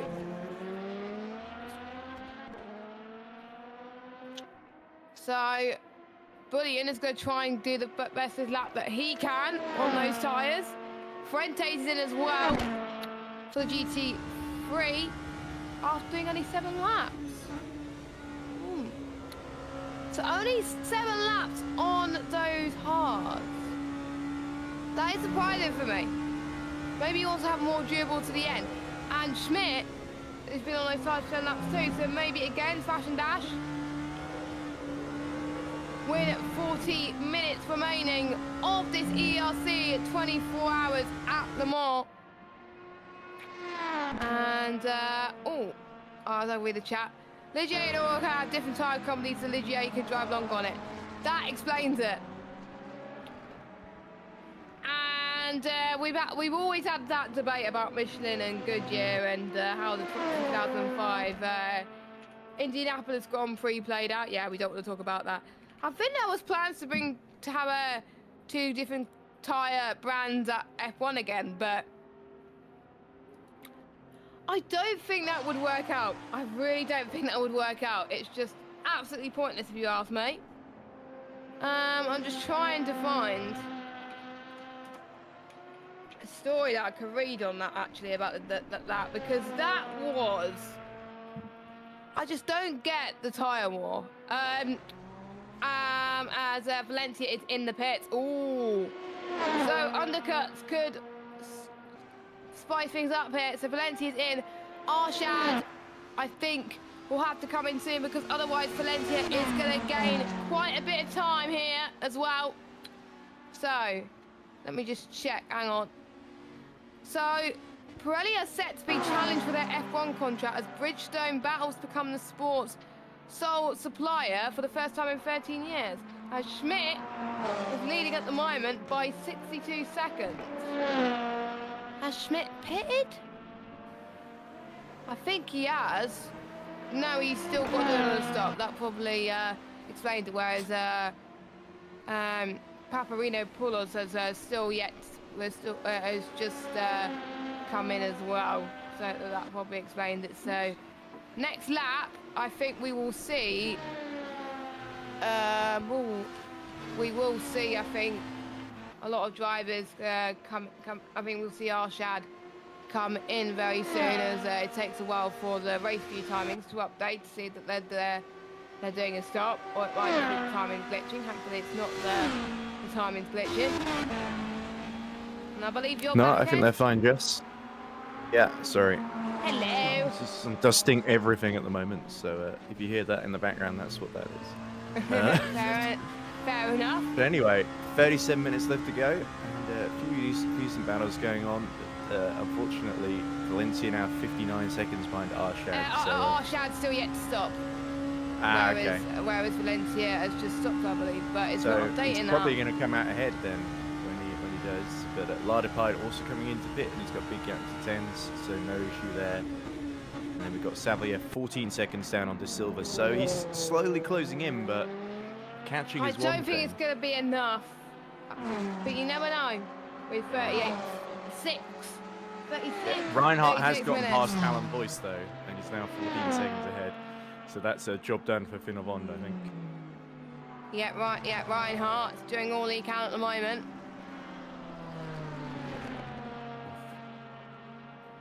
I was just thinking over lunch about something I wanted to talk about with you. I was thinking about the new F1 game and the much vaunted story mode actually. While we wait for I haven't played all of it, the story mode yet. I haven't had time. Well, I was just thinking about the concept of the story mode during the live stream. I've played it either. I've only really seen F1 23 I think for the first couple of scenarios or whatever. The gameplay is too easy for me, even on hard mode, but the cutscenes are fantastic. Well, that's interesting. I don't know. I feel like I've not been as impressed with some of the writing as other people have in the Breaking Point series. I understand. I don't know. I felt like the first attempt in 2021. I felt that there were a lot of really, really missed opportunities. Like I think this Aiden Jackson character is like dull as dishwater, like most milk toast guy ever. He was like very nice at one point, and then yeah, I feel like and then suddenly if you haven't seen much of Breaking Point 2, spoiler alert. I think they're turning Aiden Jackson to be the mean guy. I think in some of the some of the chapters, which I don't understand really, but I can see why. You don't understand, but you can see why. That seems to be a contradiction. Okay, but it'll probably make sense when I see it dumped on YouTube at some point, because it's a change. Yeah. Story mode seems like an interesting thing that I probably would have loved to see in the F1 games back about 10 years ago when I was still buying them on release and actually cared to but yeah. But anyway, maybe that's a me thing that I just kind of got old. Salev is in. Yeah, that means De Silva is going to extend the gap. This is truly a sort of bit of a Hail Mary to try and undercut him. Or potentially this is a splash and dash because he's worried about running out of fuel otherwise. Yeah. And see a lot towards the more it'd be interesting to splashes see if and anybody gambles on the softs near the end as well. That could be quite interesting. But yeah, is he going to come out ahead of Snowden? I think he should do, unless this is a really long stop. But Snowden hasn't done a middle sector yet, so it could be quite tight. yeah, it could be. Shall I hold that for the question that I was doing? And there is Savalev, so he's going to come out about 28 seconds ahead, I think, of Snowden, and 84 behind Nick De Silva. So Rookie Monsters have either Nick they've got to De make these hard Silva- tires live, or they've got to get them to the end, or they Nick could De potentially Silva come will out have to come in again. There's no way those are the fuel tires will make it that and long. He's potentially going to worry about being undercutted because Savalev's going to push like crazy to Yeah. try and close that gap so that he comes out ahead when the pit stops happen. Is his Abdulrahman Valid? He's got the longest first name of I think the entire Of field. eternity. Yes, poor Abdulrahman. He's been driving for Inter points for a while. You'd think I'd have a bit more respect for that name by this point, and Paraf probably deserves it too, as he desperately tries to put another lap down on the 241. Oh, he's trying to unlap the Gleb, isn't he? Who's a couple laps ahead of him. Yeah. There's quite a few people still yet to do their final stops, so that could change I've quite only a got bit. 32 minutes to do him in. But well, I was thinking about a breaking point. That, what I felt when I did back in the F1 2021 was that there's Aiden Jack's account. I felt he was really kind of generic, and there wasn't a whole lot to him. That he was just this rookie that he was just a relatively normal sort of guy, and there wasn't anything. There wasn't really a very big hook or interest there for me. And what I thought was really interesting is there's all these optional phone conversations there, and one of them is like from his mum, and there's like she's like, oh, British Grand Prix is next. This is like halfway through the scenarios. We see, ooh, who's that coming in? Is that De Silva? It is. Just De going into the Silva pit is lane there. in. Yes, I thought he was going to come in, and he is. Would he do? No, he won't go on the soft now. Probably It'd be a mediums. bit hard to get the soft the last half an hour at full speed. I think he's probably going to go for a switch from the hards to mediums, unless he's going to try and do another stint on the same hard tyres. Fair play if he does, but I don't think he's going to do it.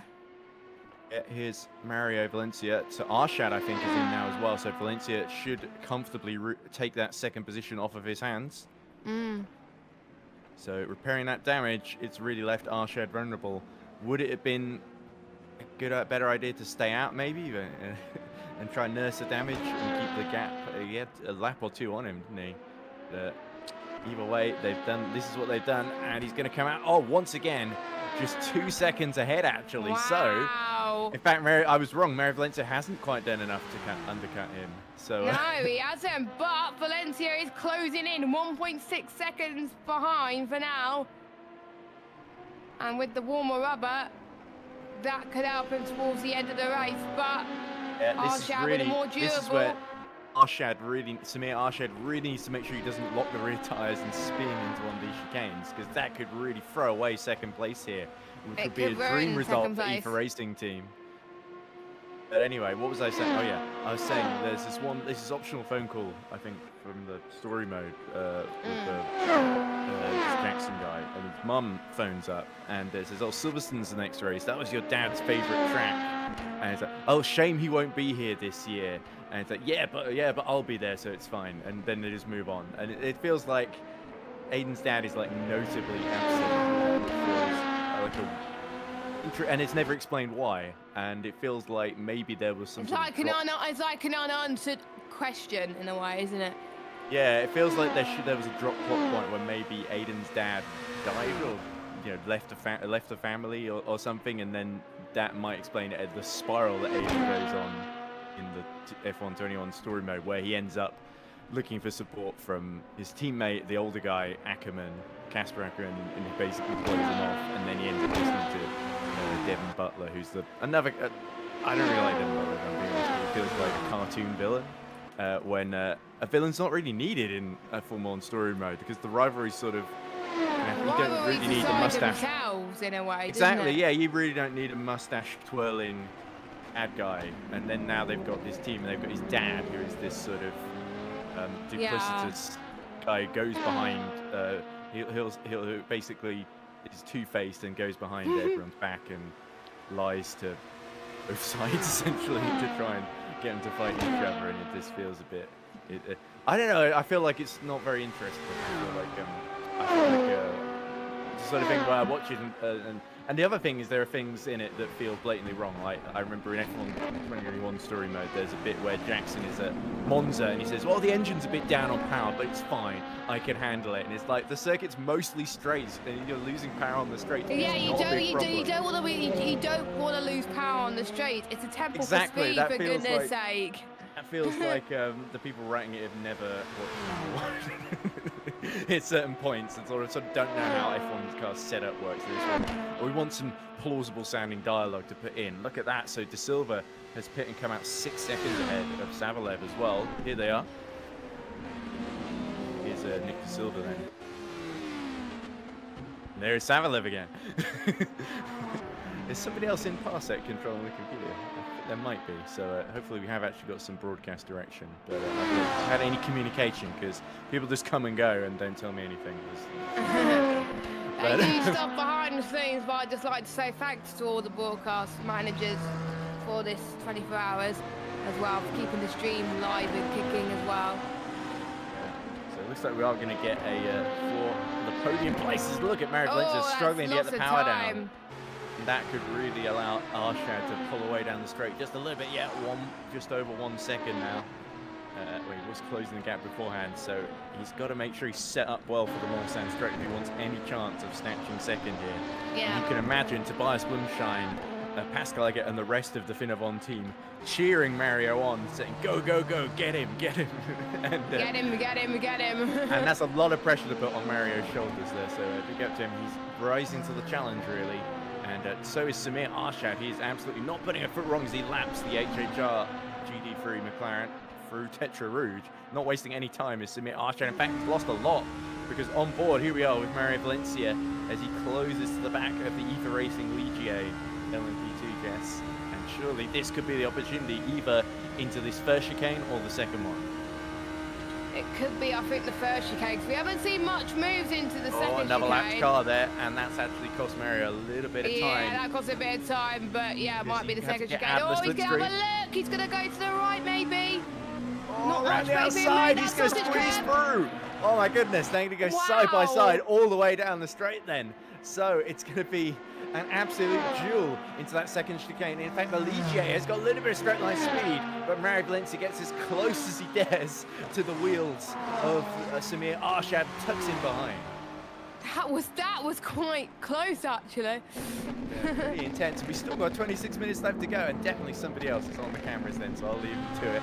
But we get a nice view from the front nose cone then, and here is the lap car, and in fact they go either side of it. It's a Ricardo's Lonza moment, and Samir Arshad just about holds the inside then. So as they were, Arshad ahead, Valencia behind, and now Mulsanne corner to go. It's not over yet, Jess. Here he comes.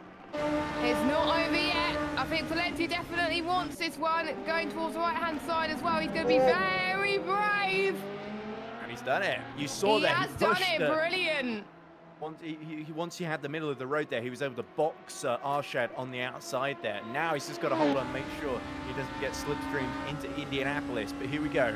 So he's going to go for the outside. No, again to the right. That's going to become the inside though when they get to the corner. So Arshad needs a monster run, and indeed he gets one, and he's able to get that Ligier ahead. This is insane. Then. Keep swapping position. Stuff. This is going to go back and forth. Meanwhile, 5 seconds between Savalev and De Silva up front, as Tayens is also back in the pit lane again as well. But it's this that really absorbs our attention as Mario Valencia backs out of a move into Arnaud's corner at the last moment there.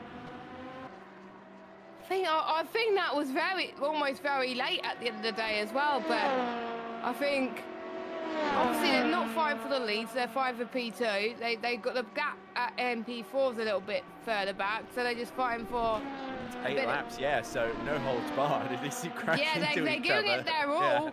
Yeah. They got nothing to lose at the end of the day unless they crash, which I hope they don't.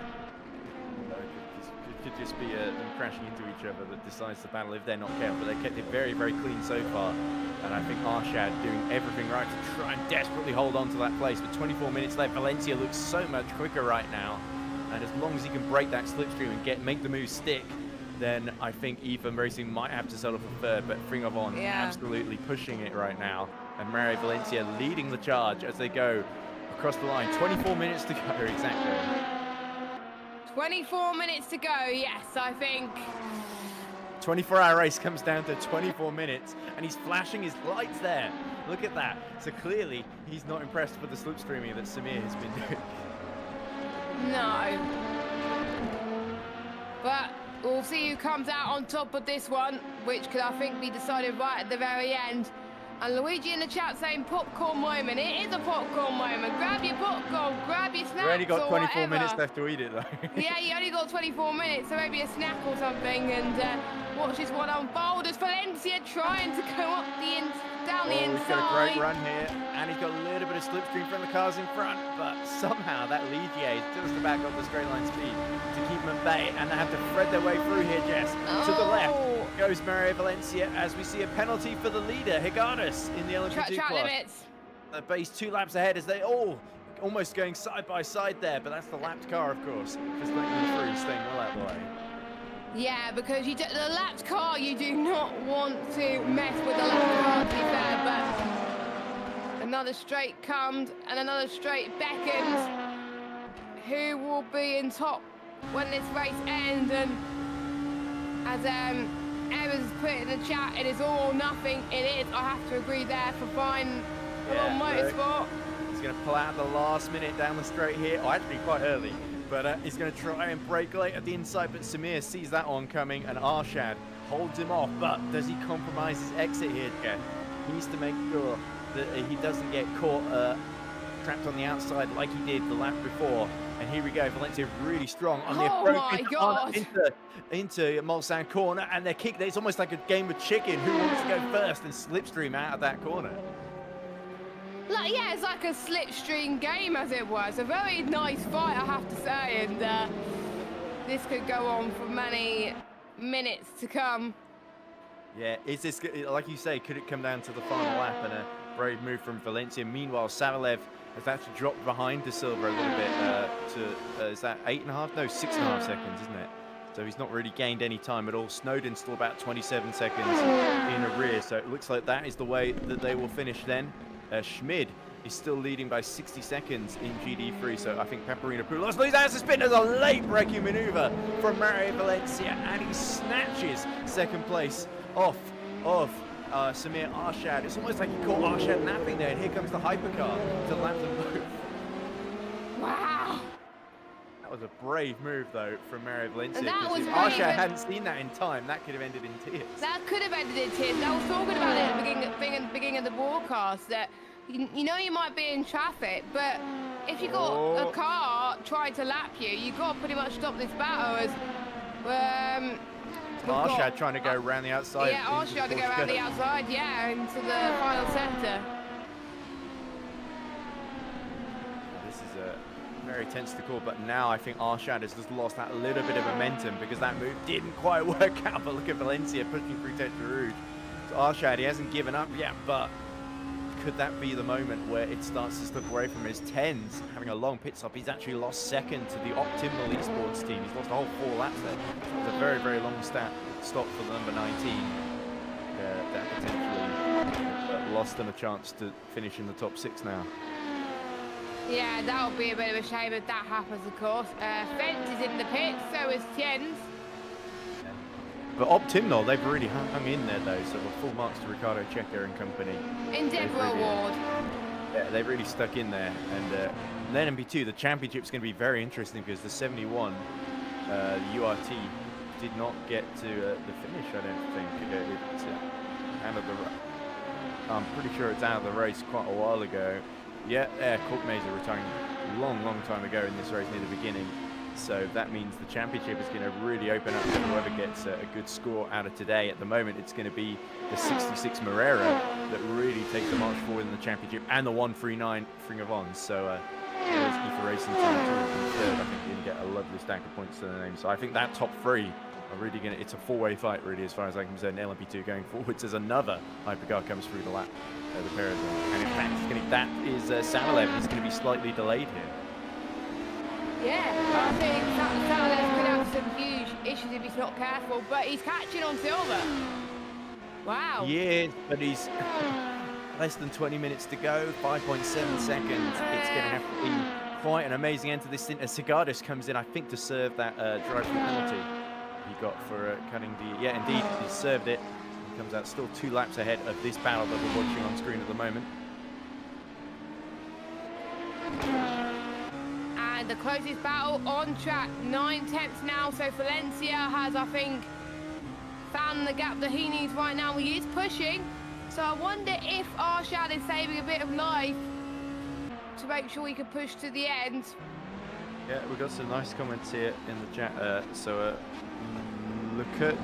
Lukurj NL says sick fight, so I assume that's Frina Von supporter. Ducat 749 says prepare the record button. It will bad finish. It will bad. It will be a bad finish, I think. Okay, so I think he expects it to end in tears. SSJ2 Luigi says, and people say the Ligier was useless, so actually Arshad showing off the straight line speed. Adam Exactly. Buzita says, great move by Mario Valencia there. I think that's probably one of the best moves I've ever seen Mario Valencia pull off, and certainly under such high stakes as well in the final 20 minutes of a 24-hour race to pull that off was pretty insane. And Arshad, to be fair, kept it very clean as well, yeah. So, but Arshad could well fight back here, especially if Mario makes a mistake, but doesn't look like he's made mistakes before while leading, but at the moment he's only second, so maybe that will let him off the pressure that has afflicted him in previous occasions. And Mario, still a very, very capable driver, even when leading out front and unchallenged. But in this instance, he's very much being challenged from behind. So the pressure still very much on his shoulders, despite having made the move.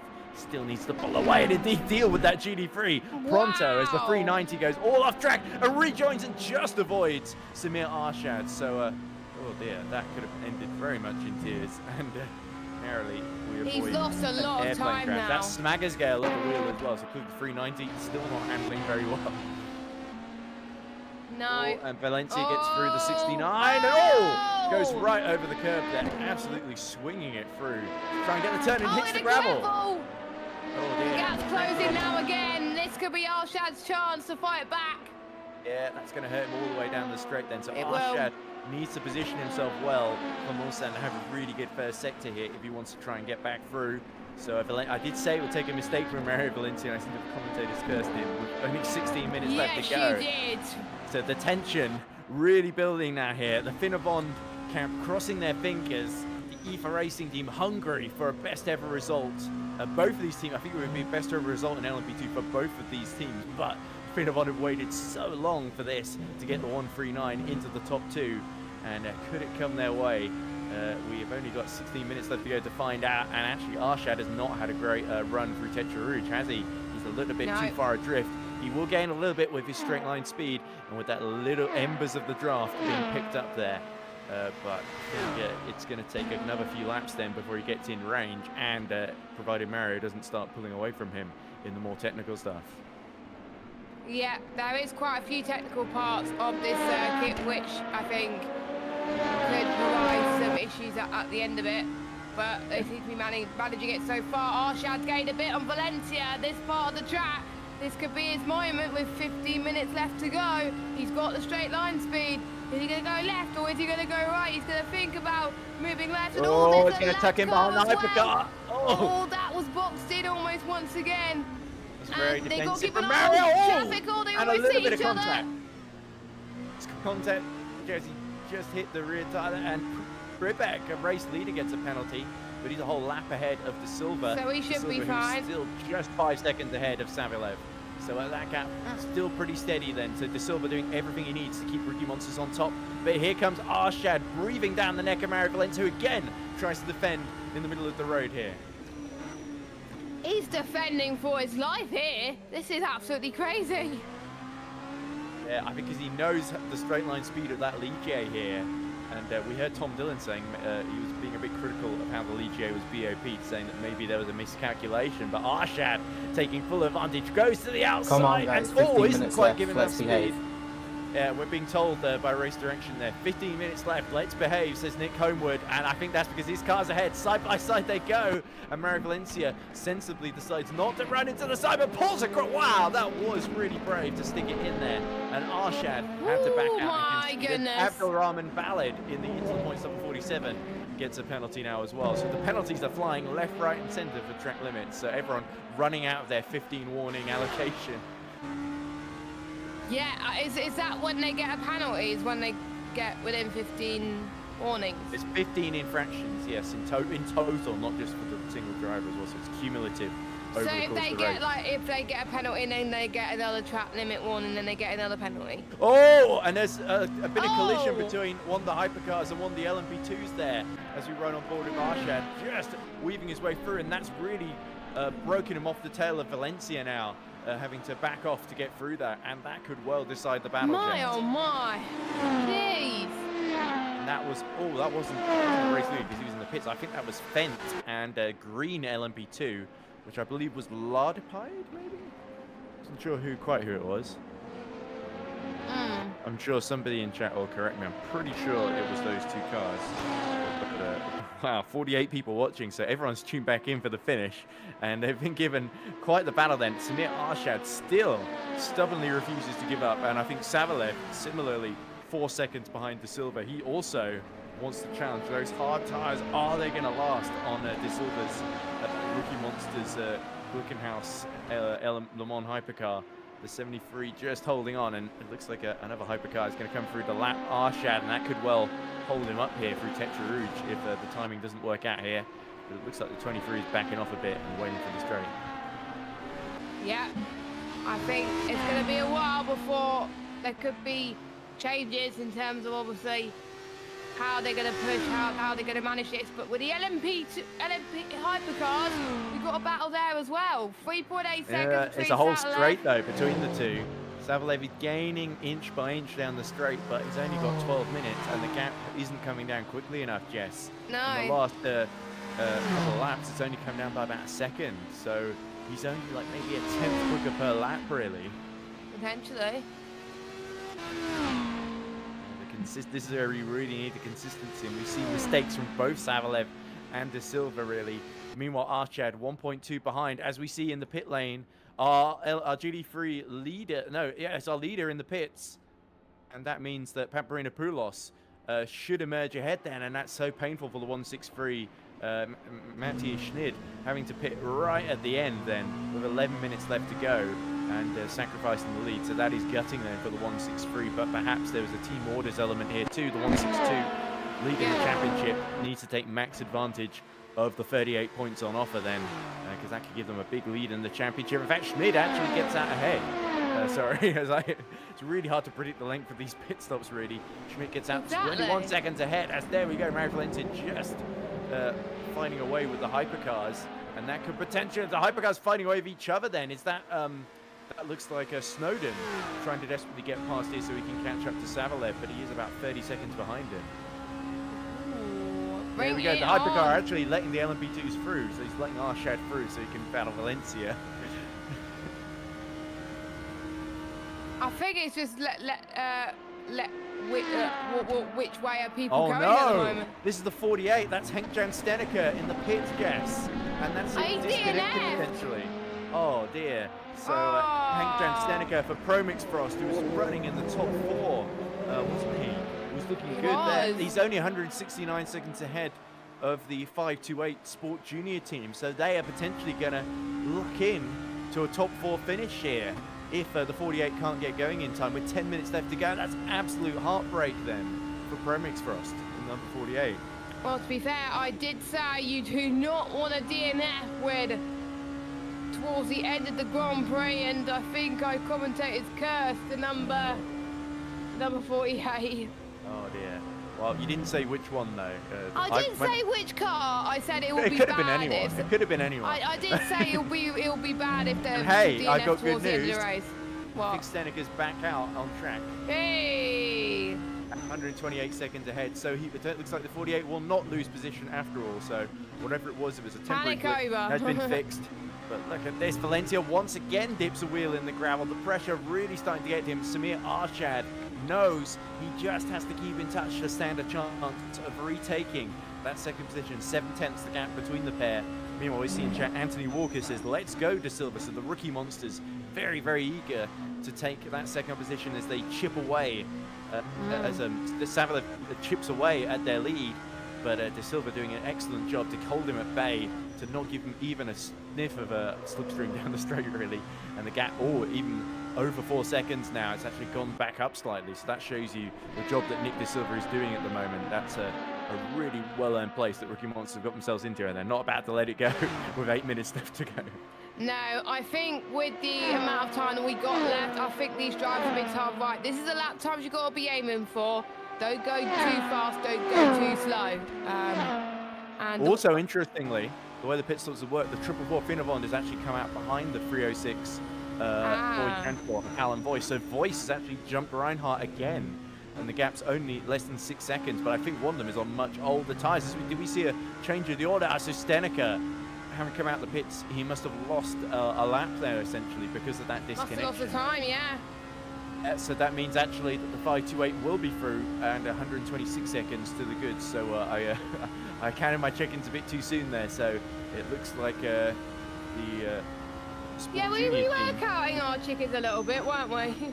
It is really hard to read these things, though, especially when you've got some people a lap ahead of each other. And oh, that's not a great exit there from Valencia. That could leave him vulnerable. He's fishtailing the rear tyres, isn't he, Jess? 7 minutes left to go, and it's going to be a nail-biting finish here in LMP2. Samir Arshad smells blood in the water and is ready to pounce. He is ready to pounce with this much time still in the tank at the moment, when the track temperature's getting a bit hotter again, like it was almost 24 hours ago, believe it or not, since we first started. But we started the stream at 1 o'clock UK time, well, 3:20 UK time. Remember 1:20 as well, Arshad's 1:20 tyres are 2 laps younger than Valencia's, so around a circuit like Le Mans, that does make a difference. So that is why we're seeing Valencia start to struggle with traction in some of these zones. And look at them trying to change direction. Valencia trying to anticipate what Arshad will do, and then trying to brake late to hold him off into Indianapolis, as we've seen him do before, but locking up, and that is going to cost him potentially. 3 seconds, by the way, between De Silva and Savalev as Pribek makes his final splash and dash with 6 minutes left on the clock then. And that is actually going to put De Silva back on the lead lap.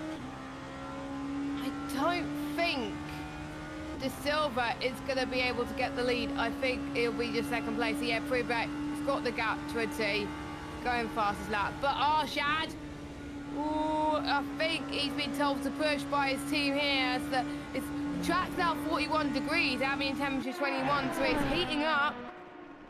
Yeah, that was nearly about 7 temps quicker by Savalev than De Silva last time round. Meanwhile, between Valencia and Arshad, I think Arshad set a 3:37 last time around, whereas Valencia set, I believe, a 3:39. 2 seconds a lap slower with that dip in the gravel as we cut back, and oh, what's that? Is that Valencia coming in for a splash and dash? Oh, that's ruined that fight. Oh no, so Mario Valencia could not get the fuel to last, but it was a valiant effort nonetheless. He gave it a go. It's going to be third place in the end with 5 minutes left to go, unless Arshad runs out of fuel on track in the last 5 minutes, which I don't see happening. It looks like Snowden is also going to pit from 4th. So it is 2 seconds now between Savalev and De Silva. That is the battle to watch then in Hypercar. Here is Alexei Savalev. The gap below 2 seconds there that you just saw.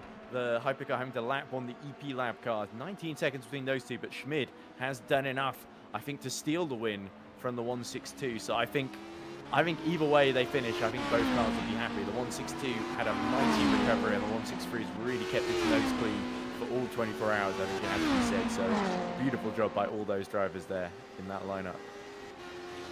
Yeah, I think they tried their best, and sometimes you calculate fuel usage and tyre usage, and sometimes it's not enough, but there's nothing you could do. But it was a good fight nonetheless. So we are going to end these 24 hours with the top 3 cars all on the lead lap after 24 hours of racing. Crazy. Admittedly, in fact, almost 4 cars because Snowden had to make that late stop as well. Yeah, the LMP2s is not on the lead lap, but every other Oh, class no. has got all cars on the lead lap. Top 3. Full credit to Marrera team, Sabe Yes. Gaitis and company have done a stellar job there, and really the second half of this race, really they have once the EP Lab 161 got disconnected and was out of the way. It really was the 66 that absolutely rose to the occasion and just built a massive lead. Admittedly, part of that was the stop for the 46 to repair that damage from Arshad, but in the end it didn't cost them because Valencia had to make a late stop as well and is 33 seconds behind. So really now in these last 3 minutes it's all about getting the fuel to last and staying out of trouble and crossing the line in the final few minutes when it matters.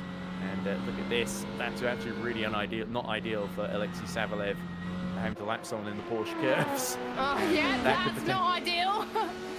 That potentially allows Nick De Silva those extra few attempts, but he in turn has got a really obstructed. Oh, and he crashes into the back of the LMP2 lead jet, and Savalev is through. Alexei Savalev takes second position as That's Nick De Silva huge. is facing the wrong way.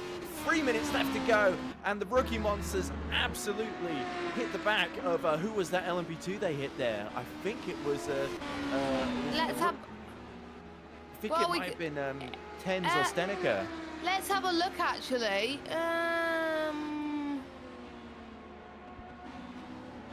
It's hard to tell. Yeah, it's definitely one of the ones a little bit further back in the pack then. It's sort of a black Yeah. and red car, isn't it? With the stripe in the middle. That definitely caught me off guard there, but anyway. I think it caught me off guard. I was shouting like crazy, which isn't usually the case with 2 minutes left to go in an endurance race. Usually it's and now we just wait for people to cross the line. But no, everyone's decided to make loads of mistakes and go absolutely nuts. Absolutely that is mental. But a huge shame for Nick De Silva. It was all going right, and that he just came upon the Ligier at exactly the wrong moment. And the reactions in the chat really say it all. He says, Stuffer15 says, woo, Alexei. He says, he's happy that Savalev got second place. Luigi says, clip. I'm not sure he means he wants to clip that on the stream. Or, as we see, Zolt Pribek going off track. Final lap, into final Rouge. lap.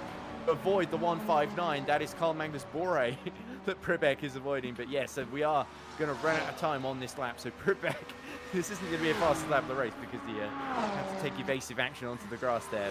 But Yeah.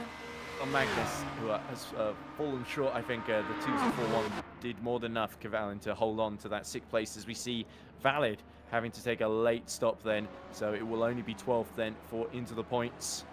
But Racing Zone team number 1, they're going to extend their lead in the Hypercar Championship, and you have to say they've absolutely earned that. They saw off the old demons, their foes from Mugen, who hit trouble a few hours ago, and I think Mugen were the only ones who really looked like beating them today. Everyone else was fighting over second, but what a fight over second we saw in Hypercar. It was And in the amazing. end, it came down to that one mistake, that one misjudgment, and whether you blame the LMP2 or whether you blame Nick De Silva for maybe being a bit impatient, and who can blame? I don't really blame Nick De Silva there. I think really the Ligier really should have got out. Of the way, Really should have in got my out of the way opinion. because It definitely they wasn't weren't so Arshad. far. It was the other Ligier, wasn't it? In fact, I can tell you. It was not Arshad because the gap between Arshad and Valencia is still 34 seconds down. So Yeah, I'm trying to figure out where the other Ligier is in the race. I think it's quite a way down. I in think the we will order. find out in the Discord chat a little bit later on. I think it may have been Harvey Shepherd in the Boyd Transport, you know, because I think he's the only other Ligier in the field. Yeah, potentially. Yeah, so poor Harvey, we got in the middle of something much more high profile that we didn't really want to be in, and let's hope Boyd Transport. And here we go then. So, Zolt Privik then, only 20 seconds left then, and the clock will run out, and then he can just cruise to victory then, 165 seconds ahead of Savalev. And Savalev, to be fair, has had a brilliant race actually to get the 83 up there. I think That's incredible. Promix Flame have really been one of the surprise teams, and they're going to be rewarded with, I think, on their debut in EERC, definitely in the 124 hours of EERC, are going to take a well-earned second place in the top class. But the time elapsed now, and Pribek only has a final sector left to negotiate, and he can just enjoy it now because victory is almost there. Victory is almost sweet for the Racing Zone team, which we didn't think will win this race because I think they were running at 5th at one point. Yeah, But they were, Jess. And what a there's a lot recovery that they made. can Look, change. there we go. He's not even in a hurry to lap these GD3s here, and the GD3s, well, they don't want to do another lap. Is that the race leader? Take your That's time. Take your time. You're like a while Yeah. back for P2. Just take your time. Enjoy the moment. Yeah, and here comes the moment then, Jess. Zolt Pribek negotiates the forward chicane. Left, right, and now right again. And There we across the go. line goes Zolt Pribek to take victory at the EERC 24 Hours of Circuit de la Sarthe. Racing Zone extend their championship lead. 38 points go to them. And we wait now for the rest of the field to cross the line. I believe EP Lab have crossed the line, and Paparinopoulos is only a couple of seconds behind his teammate. And are they going to do the switch? Yes. In GD3, Oh, can we is see it? Schmidt Can we see going to it? Can let we see it? Paparinopoulos through as we look at Brandon Valtry's? No, we want to see the battle for the lead. It's 2 tenths between the two. Are they going to cross the line side by side? Is it going to be an artificial heat here? Let's have a look then. Come on, we can't see at the moment. Oh my god.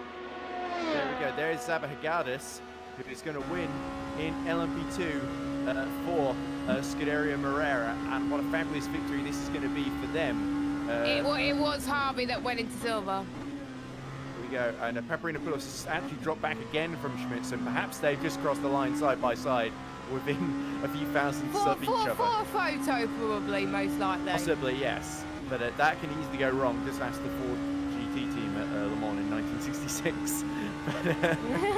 But there we go. And in this case, it's again not the championship leading car. I think Paparinopoulos would rather he be ahead, but very sporting between the two if they indeed have crossed the line. Zaba Hagardis has still got about half the lap to negotiate here. He was nearly...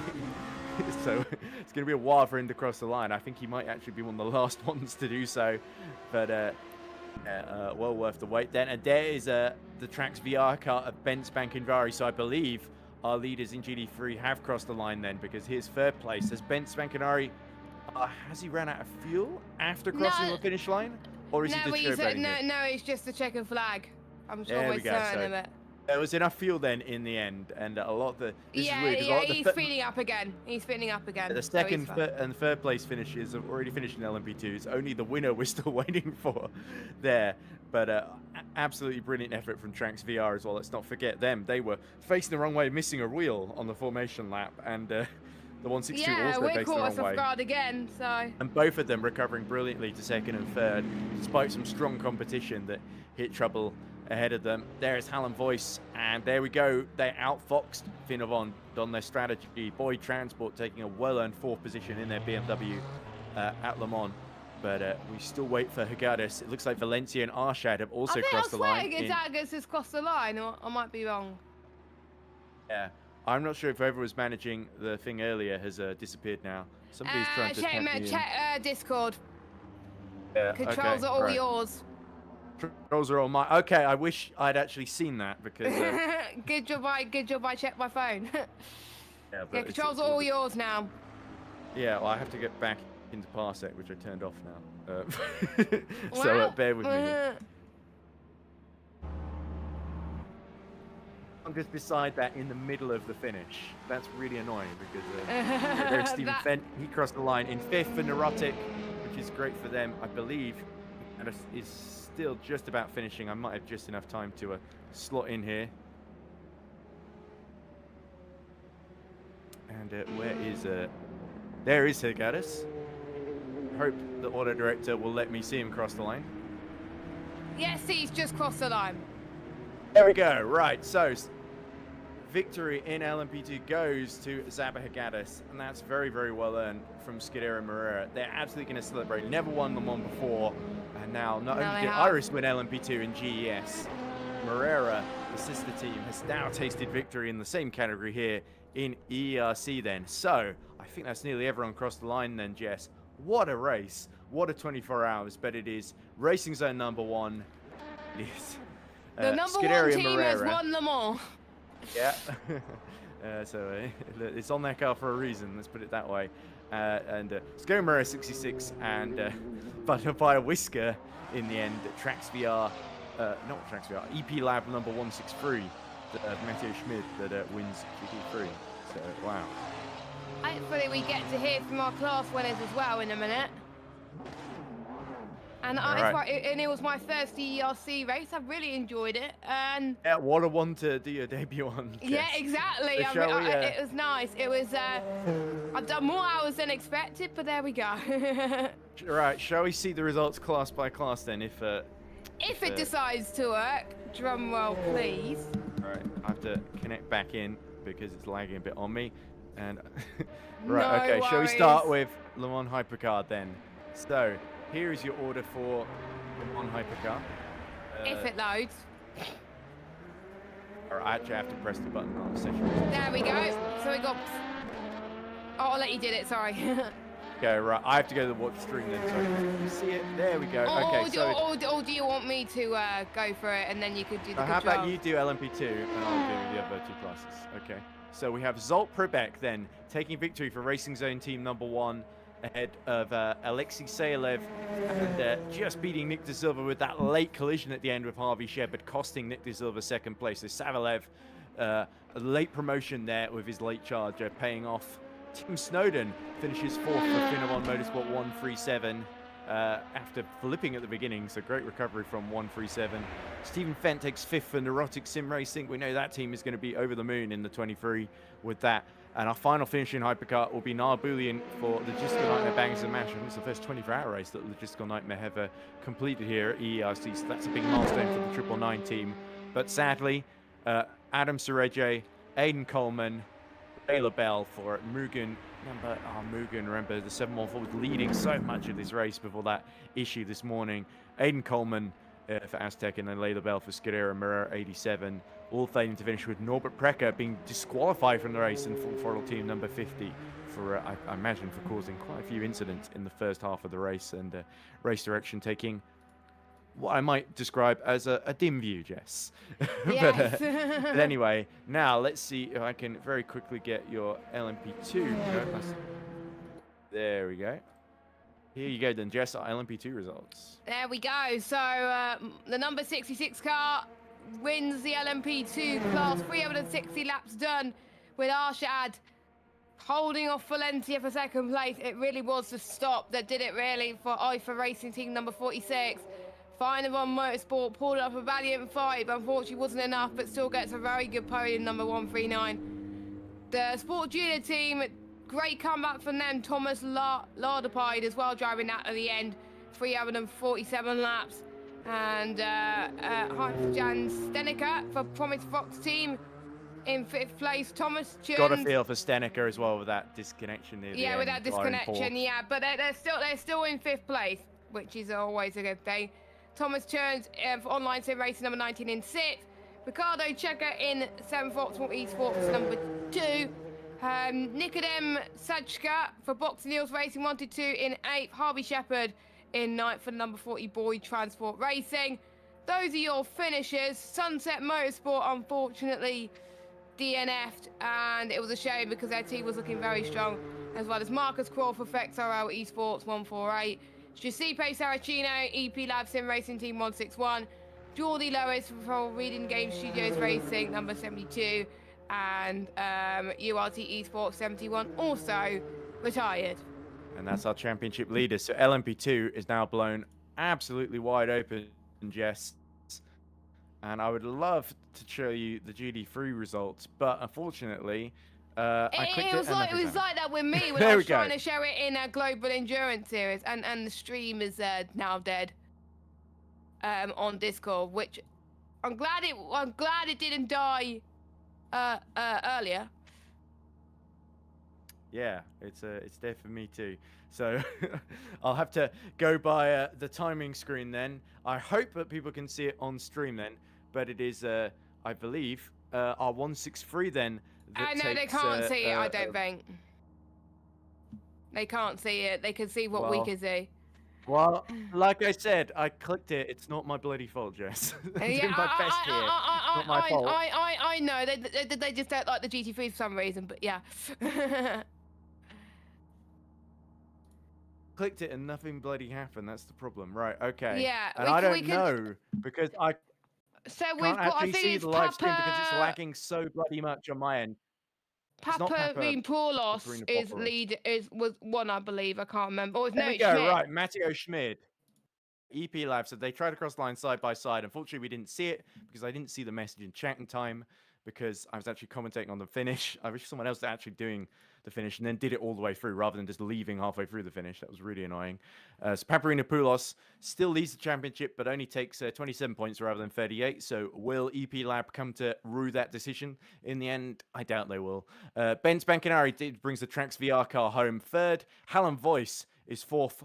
For Boyd Transport, outsmarting Benjamin Reinhardt and Philip on number 444 near the end with their strategy.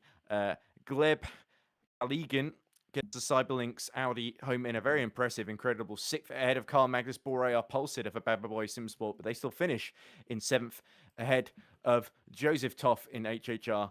Brandon Vulgis in for Race Club Germany takes ninth, and a top 10 will be rounded out by Juho Sopanen for Optimal Esports number 75, and then behind them, I'm going to assume what you're seeing on screen, because it hasn't updated for me yet, is Ferrari for Full Ferrari Racing Team number 69, Abdurrahman Valid for Interpoints number 47. I had that late issue. And then I think it's James Smaggersgale, Smaggersgale, Racing, yes. number 390, and then 287 laps down. Then we had Ian Maycroft DNFing. For the two Hunter Birch boys, DNFing quite. Let's not dwell on that misfortune. That's not good at all. So let's not dwell on that too much. But yeah, that's the finishing order for the EERC race. We have one of the class winners. I think Matteo Schmidt waiting in the interview room for GT3. All right, let me just get out of Parsec before it destroys my mic like. With this crappy and we would need to change right, scenes. Okay, let's get Matteo we need to change scenes though. Oh, Jesus Christ! Well, all right, fine. I'll run the broadcast and run the interview and talk to you, Jess. Right, it's a bit confusing. Everything. Thank you. That's why we need a broadcast director rather than just getting me to do it through a crappy screen share thing, which doesn't even bloody work, by the way. Right. Okay. What scene am I supposed to change to? I think is there an interview scene? I don't see one. I see no commentary. N overlap. No, that's the sources. Sorry. Break. Do we need to go to break? See an interview thing. I'm just gonna leave it as is because nobody's telling me what to do, so I'm not gonna mess with any of this. That's fine. That's fine. Right, okay, I'm just gonna drag him in. So I don't care if you think it looks ugly. I'm just gonna get on with it because you put me in this situation, guys, and I've had enough. Right, okay, let's hear to Matteo Schmid. Okay, so joining us now is the winner of the GD3 class for EP Lab number 163, and that is Matteo Schmid. Matteo, are you there? Yes, hello. Congratulations, Matteo. That was a tough race, but with a lot of the GD3 runners hitting misfortune ahead of you, you kept it really clean and won in the end. I was interested by that finish. We didn't see it on stream, sadly, for reasons. But the 162, it seemed like you were running side by side over the finish. And I thought you were going to slow down and let them through. Or was that just after you crossed the line? Nah, that was just slowing down to, make a few nice shots from the finish line. Okay, you weren't tempted to give the 162 more points in the championship? Nah. Okay, very, very good. But of course, you got to worry about your own championship as well. 163 isn't that far behind as well, and it's got the full 38 points added to the 10 it had already from earlier in the season. So that's 48 points. That's nothing to scoff at then. But what are your thoughts on the race, though? It looked like a really tough one to just stay out of trouble in, and somehow you guys managed it. So, I know that there were some very strong contenders, like two teams in particular that just have drivers that are on the other planet when it comes to pace, but they didn't manage to stay out of trouble, and we did. Our car and the other GT3 car of our team, and I think that's what pretty much let us finish 1-2. Yeah, I think I agree with that. I have a pretty good idea of which teams you're referring to. One of them probably being the pole sitter in the 159 that did also finish the race at least. But anyway, so in terms of EP Labs Championship now, really the sky's the limit. Do you think you guys can get a 1-2 in the standings? Because the 1-6-2 won last time out, the 1-6-3 won this time. It seems you guys are just on a roll at the moment. So I think that basically in endurance racing, you just need to stay out of trouble more than actually have the raw pace. So, and I think Feels like that's- you're rubbing it in at this point for my own team. I think that our team is just able to stay out of trouble more effectively than the others. At least that's what I feel from this race, because that's the first race I do in this championship. I just joined the team. Oh, well, congratulations, and that is a big win for you. Thank you. So, yeah, I think the guys just do a good job at that, and that's what can help us. I'm not saying we will win the championship or take 1-2, but I think that we can have a shot. Absolutely. So, Jess, any final questions for Matteo before he goes off to celebrate his well-earned win, or maybe with a nap, given how little I think sleep you would everyone's probably need gotten? a nap, to be honest. Not gonna lie. First of all, massive congratulations on the class win as well, and obviously you're thinking about the next few events as well. Which event do you think will be your team will be the most confident at securing more decent points? Honestly, I've got no idea. You killed me with this question. I'll put you on the spot. I'm so sorry. Very diplomatic answer, Matteo. Anyway, thank you very much for. Can I have a last word? Oh yeah, go give for it. shout outs. Galore. So I want to give shout out to our sponsor, EP Lab. It's our title sponsor. They make sim racing equipment, and they basically make the running of our team possible. So very big thank you.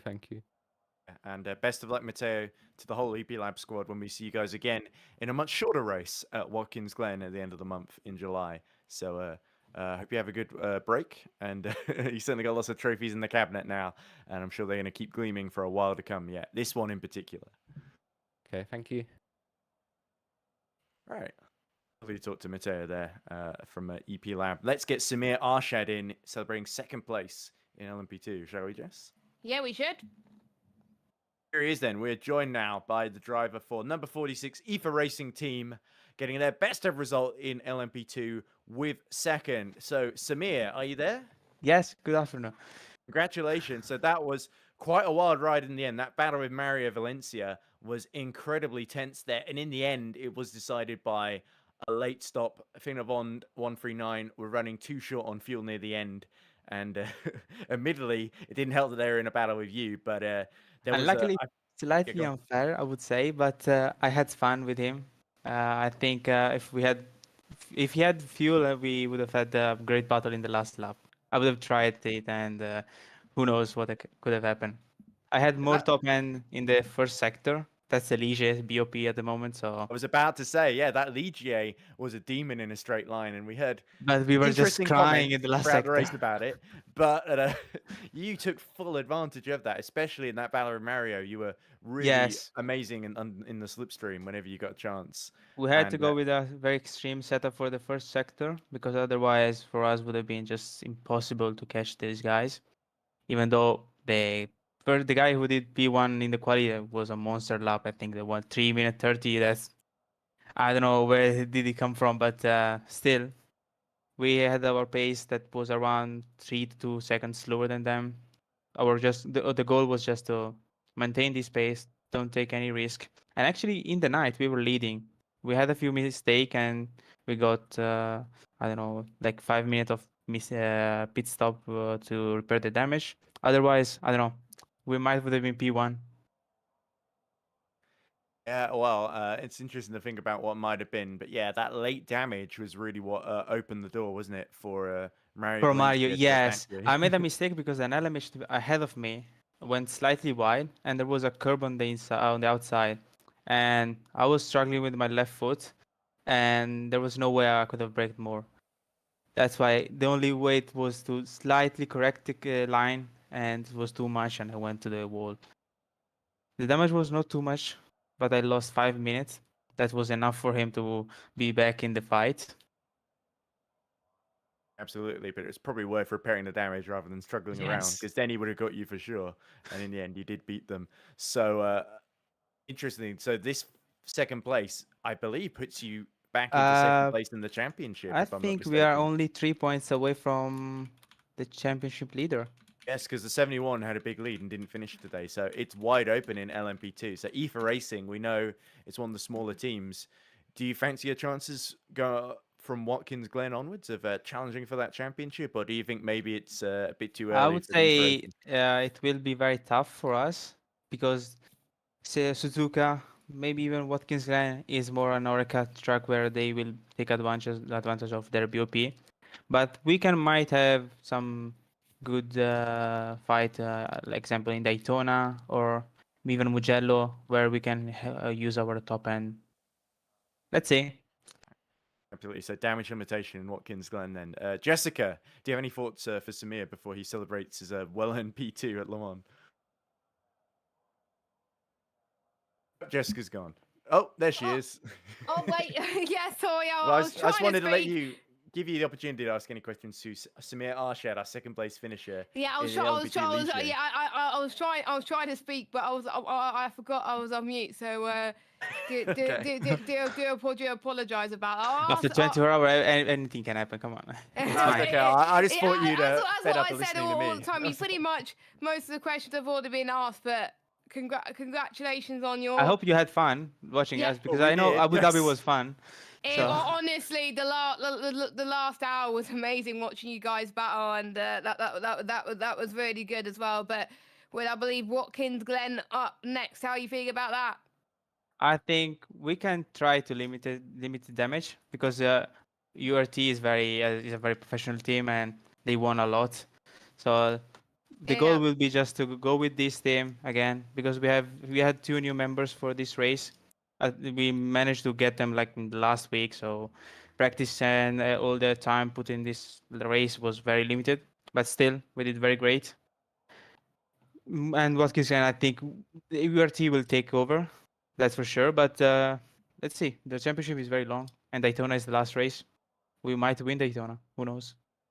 Oh, very confident there. I like That's it. what we like to hear. Yes, exactly, Samir. So thank you very much for talking to us. Congratulations on the P2 in the LMP2 class. And I hope you and EFA Racing Team enjoy that long into the night then, because certainly... I hope you enjoyed as well commenting that. So exactly. That was fun. I enjoyed I think it. you've earned a Thank you rest very now, much. Samir. Thank you. Have fun. Right. So I think there's only one more driver that we're waiting to talk to us. He's very patient, and that's Ricardo Chaker, I believe, from Optimal Esports. I will double check. Yes, Optimal Esports number 2. Here we go. So we are now joined by the driver from Optimal Esports number 2. That is Ricardo Chaker. So Ricardo, are you there? Sorry to keep you waiting, by the way. No issues. I know you want always to interview the podium of each class. It's usually the norm. So sadly, not the podium for you, Ricardo, but you did finish the race, which considering the issues that Optimal had today, I think that's a pretty big achievement in itself. The number 2 was P7 or P6 in class? I can't remember. We were up to P6 at the final few minutes. We had a collision with our teammate in GT class, and unfortunately, oh no! Then an LMH collected us. So it was a very, very heartbreaking a very heartbreaking scene. Better said. I mean, it's usual stuff. It's usual stuff. Yeah, it's not as bad as Rookie Monsters 73. A hypercar hit the back of the Boyd Transport Ligier in LMP2 and lost second place because of that. But still, losing P6 or at the end after such a strong fight back from Optimal, because it felt like right from the beginning, the race, it felt like it was against you guys, wasn't it? And he just kept coming back and kept going, which is what you have to do in an endurance race, and it's surprisingly hard to do. Yeah, that was our main focus of the race. Fun fact, all the squad, so Maxime, Santiago, Leandro, and myself, it is our first 24 hours for all of us. So it was pretty tough for our bodies and our minds. Actually, this is a cool thing that I can say. Santiago is here with me. We share the same setup and same PC. We ran together at my home, so we swapped drivers. Not directly. I mean, almost, because when I was out, someone else was in to then let Santiago switch as well. So we also complied by the rules and never had any unfair advantage. So I took that into account. But considering it is the first 24 hours for the whole squad, and even though the first half of the race was, I must say it, horrible, Aw. at least we kept our mind focused and we kept digging, because I know for a fact that EERC can throw up a spanner from time to time, and maybe in the case of a disconnect or a game crash, it's our factor too. We know this game has a lot of stuff. But yeah, I mean, that at the end was a bit heartbreaking because we were climbing up to P6 the whole time. But at the end, at P7, it's something I think we deserve, not only because we are the newbies, but also because it's our first 24-hour endurance, and the universe. When that final accident with you, Juan the LMH, happened, I said to myself, okay, the universe doesn't want me to finish higher than P7, so I'm a stayed here. I'm not pushing anything more, or otherwise I'm about to bust a wall. But luckily, it ended up good. So yes, I hope I can come back. I have university stuff to do from now on, so I don't know if I will be able to come back and take over the number two car. But my run from Abu Dhabi to here, it's been a very good one. Absolutely, and we really hope once you finish your studies, we get to see you back on the other side of it, Ricardo. And best of luck with those studies too. I don't know what you're studying, but whatever subject it is, I hope you do it well and you pass the exams or the coursework or luck. whatever it is. Well, thank you. I have to start. I have to start working on my thesis though. So. Ooh. Thesis. It's definitely more academic than I assumed it would be from initially. Yeah, it's a bit more than exams. So. Okay. Well, anyway, Yeah, I'm sure time is you're going to about be to run very low. Anyway, I'm sure Time will it's run low. exactly, yeah, okay. But anyway, thank you for taking the time out to talk to us, Ricardo. And well done for getting to the end of the race. Championship, of course, is wide open, so you never know. Optimal by the end. Those points the number two got today could be absolutely crucial in terms of where they finish in the championship, because I think there's like 4 or 5 cars that are very, very close together on points now, with the leader not finishing today in the. So fingers crossed, the number two does well in your absence, and when you come back, it's maybe even for a really, really top position in the standings, then on P2. Yeah, I hope the team does very well, even though I will be absent. Optiminal has been pretty much my home in R Factor 2, because this is my first time actually doing league racing in R Factor 2. So this is my first time at almost everything. Good thing that I have some experience in endurance racing in R Factor 1. Yes, that old game. But what can I say? It's a step up. I think it's good for me, and well, I hope Optiminal has a new chance to start developing, since the championship, as you said, Edward, it's wide open. Especially now that URT did not finish, so I hope there's something more in store. We're just halfway across the season, so 4 more races still to go. Still a lot can happen. But again, first time for me, first time for all the squad. I'm pretty satisfied with it. Absolutely, and I think you can feel very, very proud of that. So I think we've taken enough of your time, Ricardo. So I think we're going to let you have a lie down and get ready for going back to uni and all the those theses that you have to complete and double check and get the bibliography ready for and all the rest of it. So I have so, I have all the day to go still, since it's 8:30 a.m. here in Lima. oh, So yeah, that's very true. Yes, I I forgot have you were in Lima. all the day to go still. All day. Good, good. I Yeah, don't just know how I will stay awake, since I only slept like 4 hours, but I'ma do what I can. Okay, I'm sure you'll be fine. But but thank you very much for coming to talk to us, and congratulations on finishing in LMP2 for Optimal Esports. Thank you all. Thank you to the organization. ERC did an A-tier job to bring this race.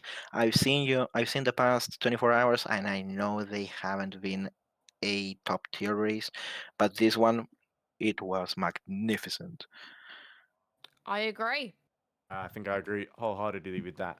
I think magnificent is the very opportune and apt word to use. So thanks for talking to us, Ricardo, and I think we'll let you go now. Yeah. Take care, Jessica and Edward. See you next time. See ya. Well, I think that's pretty much everything, Jess, then. So the only thing I can think of is I'm not sure if anyone wants me to say anything, but there was a moment during the race where I had a bit of an angry rant, or I said some things that I probably shouldn't have when I saw one of my drivers disconnect. So When was that? Was that before you had to go? well, yeah, just before. I think when Josh. Ah, right. I and, wasn't Alex watching then, so I commentating. didn't know. Okay, well, Jess didn't see, so it didn't happen, right? But, Well, yeah. So yeah, he apologizes. Okay. yeah, I basically, because Alicia then sent me a message saying that his internet had gone out because the mechanics, some workmen essentially in his street had decided to take the internet down for maintenance without telling him. And I got very upset and basically said a lot of things about what I felt should happen to those workmen mechanics, which I probably should not have.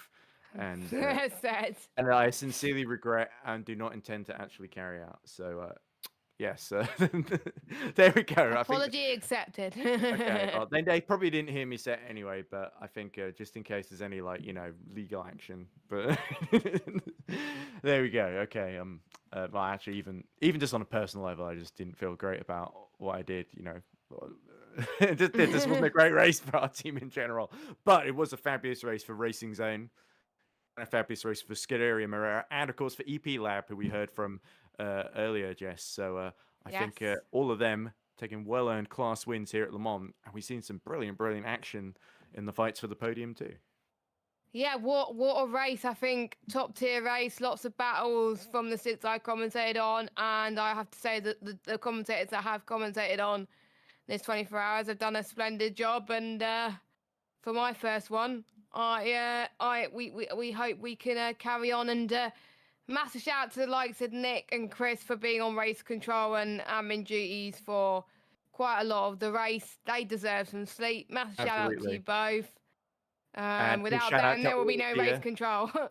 And also, big shout out to all of the commentary teams, and not just yourself, Jessica, but also Joshua Birch, Omi, Zadie. We got Alex Folks was helping earlier. Peter Schuneman. Thomas. Dylan, of course. Thomas Raschke, who was in it earlier. Alex as well, I think. Yes, I think we'll put Alex in twice, because why not? Was there anyone else I'm forgetting? All the drivers who came in to interview us, because I think all of them had really interesting things to say and helped us get through what was a monster 24 hours. Not just a rookie monster 24 hours, but a monster 24 hours in of itself. But thank you very much for joining me, Jess. And so thank you very much, as we said, to everyone else who took part as well and put on such a fabulous show for us from all 40 entries. And well done to the 21, I think it was about 29 or 30 or so that made it to the end. So from me, Edward Hunter, from EERC, that is our 24 Hours of Circuit de la Sarthe done and dusted. Tune in at the end of the month. We'll be in Watkins Glen for round 4. But for me, it's goodbye for now, and we hope you enjoyed our 24 hours, because it's certainly put the ringer for our drivers and our commentators. And it's the season. There's still more to come, but our winners, as we say, Racing Zone number 1, Scuderia Mirror 66, and EP Lab number 163 that take ultimate glory here at Le Mans. Bye for now.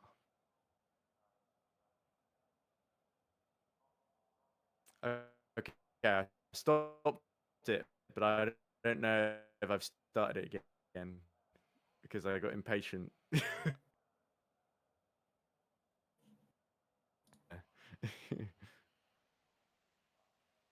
All right, I think we're off. Oh, you hear me? Yeah, I'm just watching the stream to see if they can hear us. Okay. I like I said, I pressed it. I think it said stop streaming. Yeah, they can hear us. We seem to